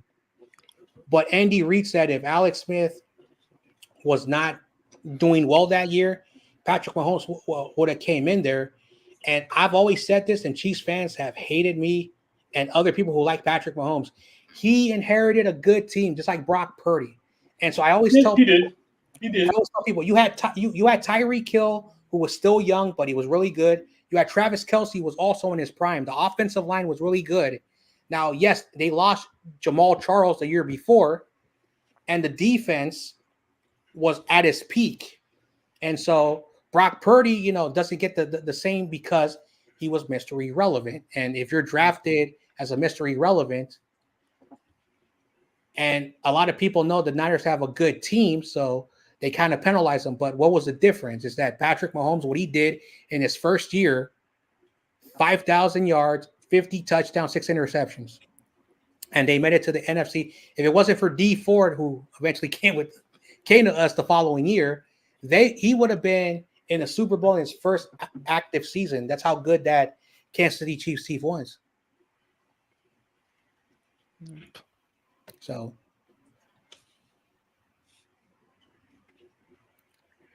because if Kyler Murray was not in the Cardinals and say he was like hypothetically with the Rams, he would have a Mahomes type of thing. But the Cardinals are the Cardinals, and he's technically their best offensive player because the Cardinals are the Cardinals. So Cardinals are the Cardinals. That explains that organization perfectly. I know they've been around for technically 125 years, like before the NFL was the NFL. So they've been around, and like they've only been in Arizona since 1992, so just over 30 years. And so there's a term that me and Carcass, like we listen to some. The Cardinals are known as a poverty franchise. It's a little joke that some NFL fans say. So that says a lot about their organization. Man, they're still talking about the Browns here. Yeah, it's like they're trying to drag it out. What time do the Niners have their presser set for? All right, so that's a good point. See, on my end, the Cowboys are selecting, and so 4 p.m. they're on the clock. 4 p.m. Well, we get moving. Yeah, we're moving now. We can then bounce out of there real quick. I'm probably saying like in the next 10 minutes, we should finally find out who we're gonna pick. Yeah. Okay, finally the Cowboys made their pick. Okay, so the Packers, their pick is in Tampa Bay. Now they're on the clock. Yep. Houston at 2:40. So yeah, we're getting closer to the 250s. Yep. Once the Ravens make their pick, yep, we'll be on the clock.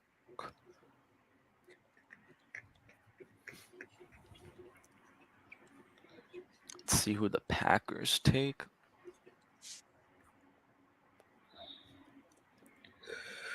I also want to point out, like Mel Kiper, while he's the face, like he has like over 30 people that give him like the cheat sheet that do all the work for him. Oh yeah, all those people. They all have people who do the actual hard work. They're just the face.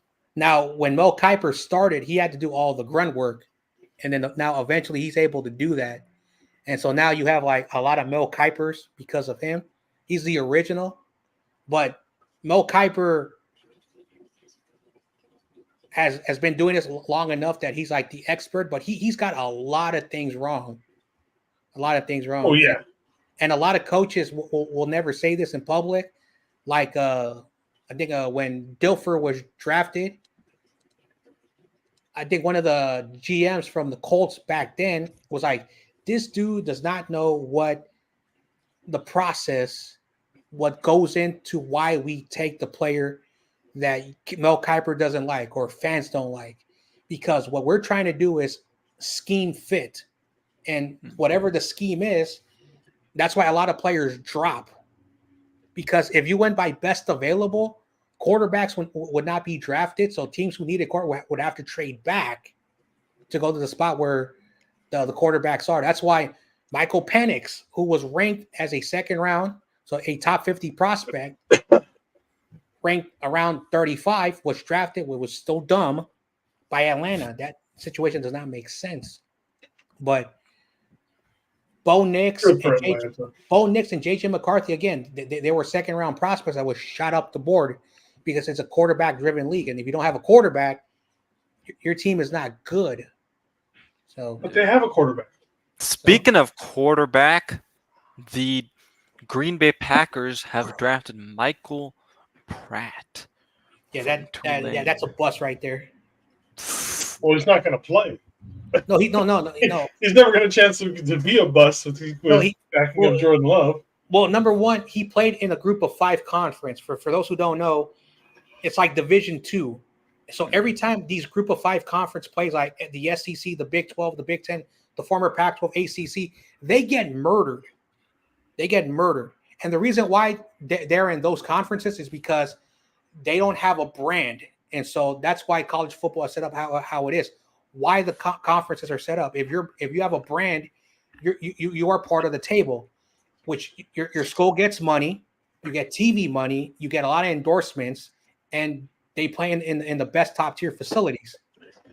And if you have legacy, you're in the big conferences. So that's why the Mountain West exists, the American exists, the Mid-American Conference exists. What's the other one? The Sun Belt Conference, because the Sun Belt, the SEC don't want to play on because they're trash schools. But Appalachian State has beaten SEC schools, but they don't. You want to know why? Because they don't have like a junior college facility. So I'm sorry. Welcome to college football. It's a lot of BS. That's why college football technically is more powerful than the NFL, because guess what? The NFL has to get the players from those schools. So that's why now with the NIL, the NFL will have to figure out how to, incentivize a player from not staying in college for a long time, because with the new NIL, you get free room and board. If you're not a top tier athlete, you get free schools. You're able to get sponsorships. You get to sell your name to anything and you get a check. So if I'm a college athlete and I could take my time in school and I'm receiving the check just to go to school, I knew when NIL was created, I knew there was going to be a big slippery slope. So I don't think it's that bad. So they'll figure it out. Because they really want us to wait this long per pick, huh? What's the over-under that we go to commercial right before the Niners pick again? The over. Yeah, so Houston at 2:48, they're on the clock, and I think whoever's on the clock, who they're picking right now, we're getting closer. Because Bucks are picking right now, yeah. But their pick is in. It's just they're not announced, and now the ticker's just gone. Yeah. I'm like, at this point in the 7th round, dude, just put it on the ticker, even if it's an ad. Because it's like, dude, it's the 7th round. They need to do what they do with the NFL games. Like, they cut like a little 2 box where they're still showing the field of the game in the stadium, and then they do like a 15-second ad, and then boom, that's what they need to do. Oh yeah, I see. Yeah, that's what they need to do so they can like pay the advertisers and pay the bills of the network. Mm-hmm. That's what they do for soccer games and stuff like that. Yeah, because soccer, like, it's 45 continuous minutes. Yep. That's why advertisers hate soccer. It works in Europe because they have a different system, how they pay their television networks. Ooh, Mr. Culp ain't gonna be happy. You take another Culp. Bryant Culp's not gonna be happy. So the Texans pick is in. The Chiefs are now, their pick is in.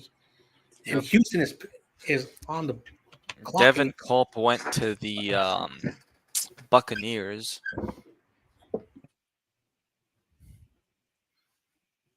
All right, we're almost up. Whew, almost. Okay, so for everybody who has shown up for all of this, thank you very much. It's been a fun weekend with everybody here. Yes, sir. So, and we'll probably end up doing this again next year. Maybe. We'll see.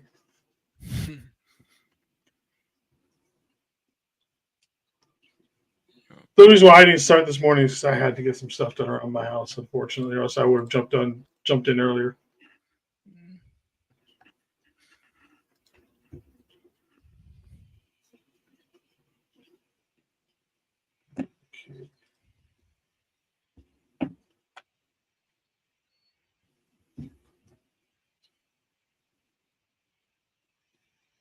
CJ Hansen, offensive guard from Holy Cross, to the Chiefs. Kansas City. Okay, Texans. Texans are on the clock, and there we are. All right. Wait, we're on the clock? Or... No. Oh, okay. So, I see us now. Yeah, because the Texans right now. And my dog is ready. I want to go get my babies. The thing is, Taj Washington, he looks so tiny. He is.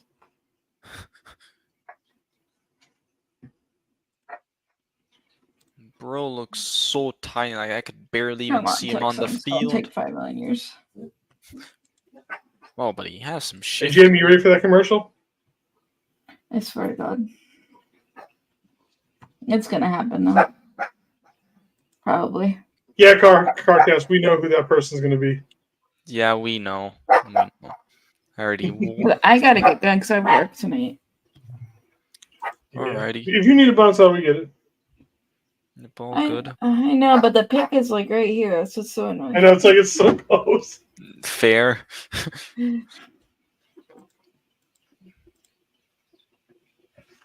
All right, so the pick's in. Yep, Texans pick is Finally. All right. Who'd you get, Texans? Means Baltimore's on the clock. Yep, Baltimore is on the clock, and we're almost at the. Houston selects Darius Henderson. The 49ers are on the clock. The Ravens, their pick is in. So in the next couple of minutes. So I'm going to leave to do the reaction part, and then I will be back in again, just like last time, and then we'll kick everybody out. Sounds good. Alrighty. Okay, so yeah, Texans. All right, let's see.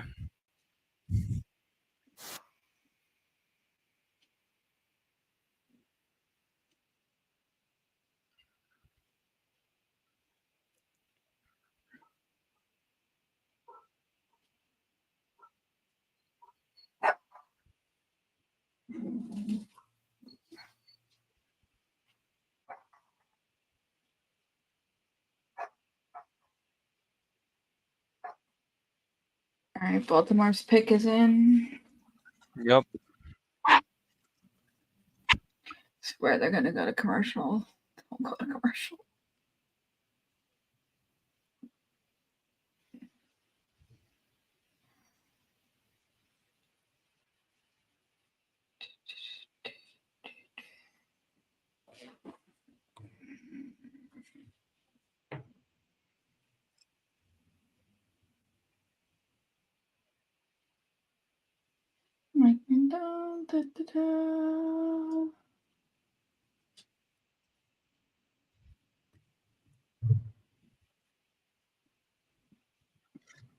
All right, so Ravens pick is in, but they haven't announced it yet. Did you say there's an ad before our pick? They're probably going to be.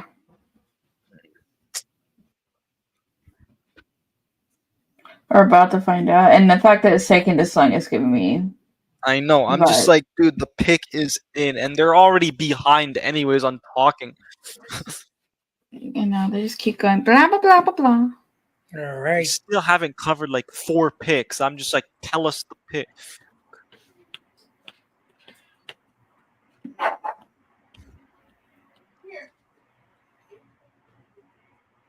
Oh my gosh, those cats want food so bad. Huh? I gotta get those cats food. I know. Roger Rosengarten are 2 picks that the Ravens picked up. Dude, they just need to tell us the goddamn pick already, man. Come on. And don't go to break. TJ Tampa, how the hell did he fall to the 130 pick? Yeah, I'm not sure. No idea. So, and then Baltimore just quietly grabbed him. They're like, geez. Baltimore, if you think about it, value-wise, they stayed put. They got the best available that was on the board. So, I know, like, I know Levi. He's a good Ravens fan, but I know an obnoxious Ravens fan who, like, he has a weird logic about, because his team has only been around technically for like less than 25 years, that they're better than the Niners championship wise. So, God damn, man, the pick is in. Just tell us who the Ravens are taking, man. So we are there.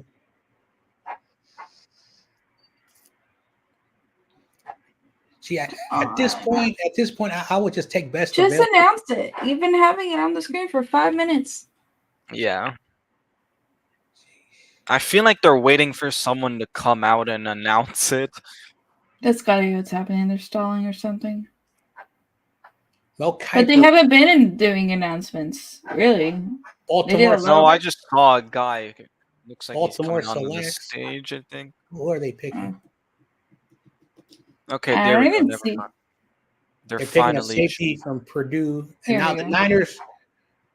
I think Bruh, once they don't pop in say their who the picks, Niners. Don't say who the Niners pick is in I case know, it is I know. Pick or Junior, because we all gotta see it.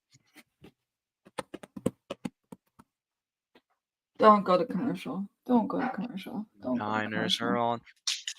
on. Okay, now we're gonna wait like 5 minutes later for. Gonna go to break, aren't you? I mean, this thing's supposed to end in 2 minutes. It's not. But it's not going. Nope.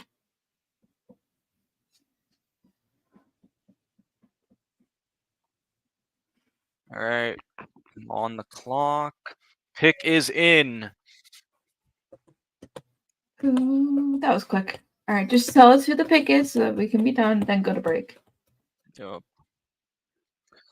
I need to take a break and then get to some videos. I know.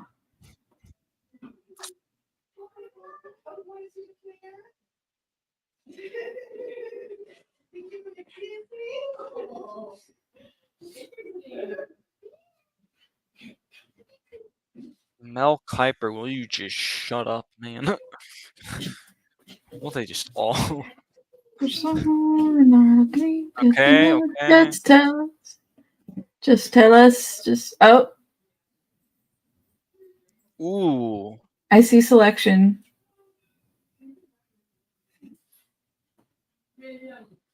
Interesting. Okay.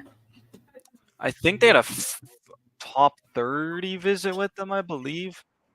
Tatum, Bethune? Yeah, Bethune. Bro, they go Florida State linebacker. Okay, linebacker. Okay. All right. Cool.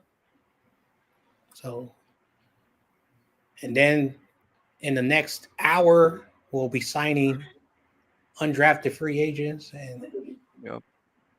Then in a month, they'll open up for rookie training camp. I mean, rookie OTAs, and then in June, the mandatory. All right. Okay, wait for Jason to come back. Then I gotta bounce. Alrighty.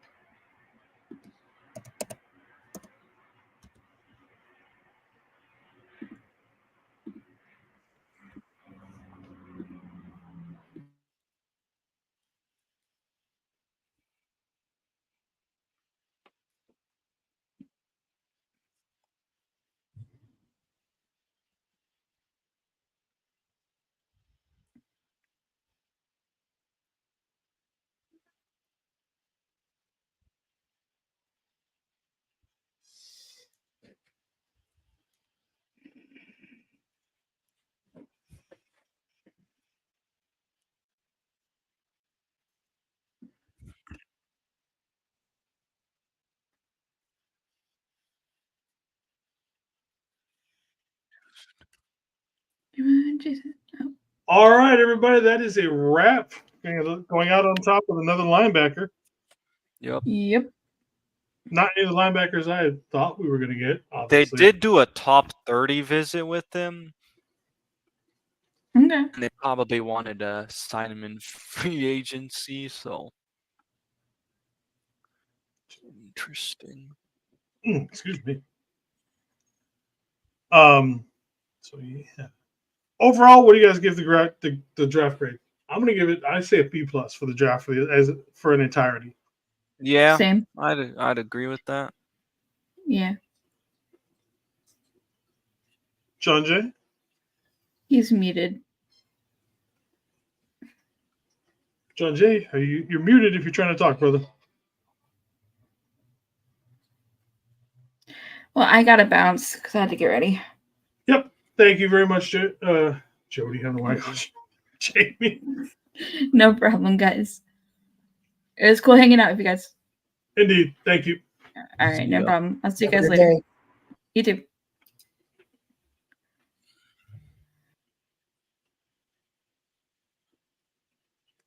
Kind of waiting So for the Niners John Jay to do make not an do the appearance. PR move, I guess. Yeah, I was really hoping for that one, man.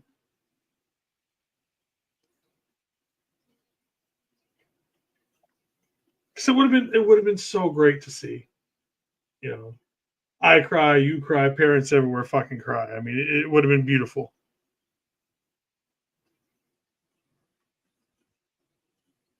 All right, John Jay, make it quick. I want to give him his last spiel before because I gotta go pick up my dog.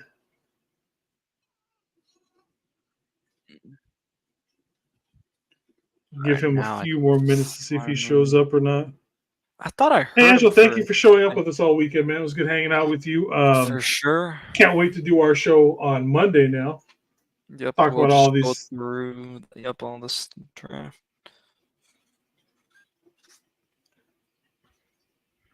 Was there anything that you were surprised by besides the Pearsall? What do you think was the biggest surprise pick of this draft? Let me think. Honestly, if I had to pick, probably Pooney. Pooney? Okay. Yeah.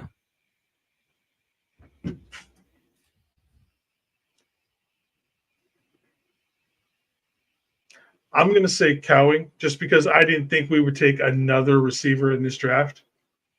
Because it was already kind of a packed wide receiver room. Then obviously we go first round, we pick up Ricky Pearsall. And then to add another one into that mix, that says a lot. It pretty much says a whole lot, actually, for what they thought of what's in the wide receiver room and who's going to, what it's going to look like moving forward, especially next year. Yeah. If you're a Danny Gray fan, time we got a new jersey ready.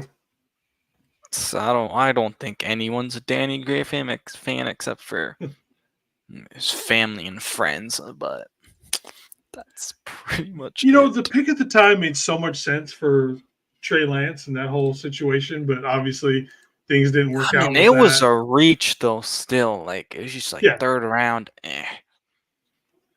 But I mean, it made sense back then, especially with Trey having such the big arm and all that kind of stuff. And that one preseason game, that one Danny Gray highlight, it looked good. It looked real good.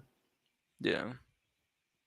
So, I was wrong. All right, so I don't know what's going on with Mr. I'm sorry. I said I got the prediction wrong of them taking a quarterback. Yeah, I could have actually seen a quarterback, just because you always do. What is it they say? Always got to draft one every year. Well, thanks for having me on, guys. Sorry to cut you off. You got a great show. John Jay. You got to have a good. I want to get your final thoughts on the draft now that we finally picked up our last draft pick. What grade did you give it? I kind of felt that we were going to draft the linebacker earlier. I thought we might get one earlier, but when you look at the depth that we have for this year, linebacker was not an immediate need. We do have good depth after our starters, so probably it's just like a cam body or some practice squad. That's how I feel about that pick. But thanks for having me guys on. I don't know if y'all. So John Jay, for all of your social stuff, man, let them know where they can find you. Y'all hear me? Oh, yes, sir. Hold on, TJ. Hold on.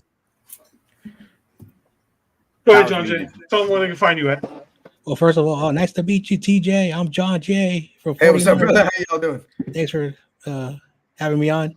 You can just go 49ers Ultimate Report. I do, content over there, just 49er stuff. I got 49ers Ultimate Report Instagram. You just follow me there. Thanks for having me on. Yeah, dude. We'll try to get your new schedule, man. I never get to see any of your stuff live anymore.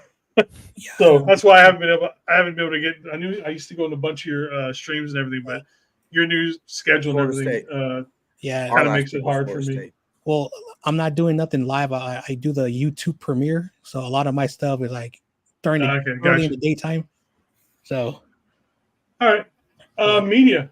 Where can everybody find you, man? Thank you again. Thank you for being with us this whole weekend through all this. Yep, thank you for having me on this whole weekend. It's always awesome to, be on with you guys. And of course, we're doing our show on Mondays for now. So, yeah, but you guys can all find me over on Twitter, Instagram, TikTok, Twitch, Twitter, all basically social media platforms at 49er Media.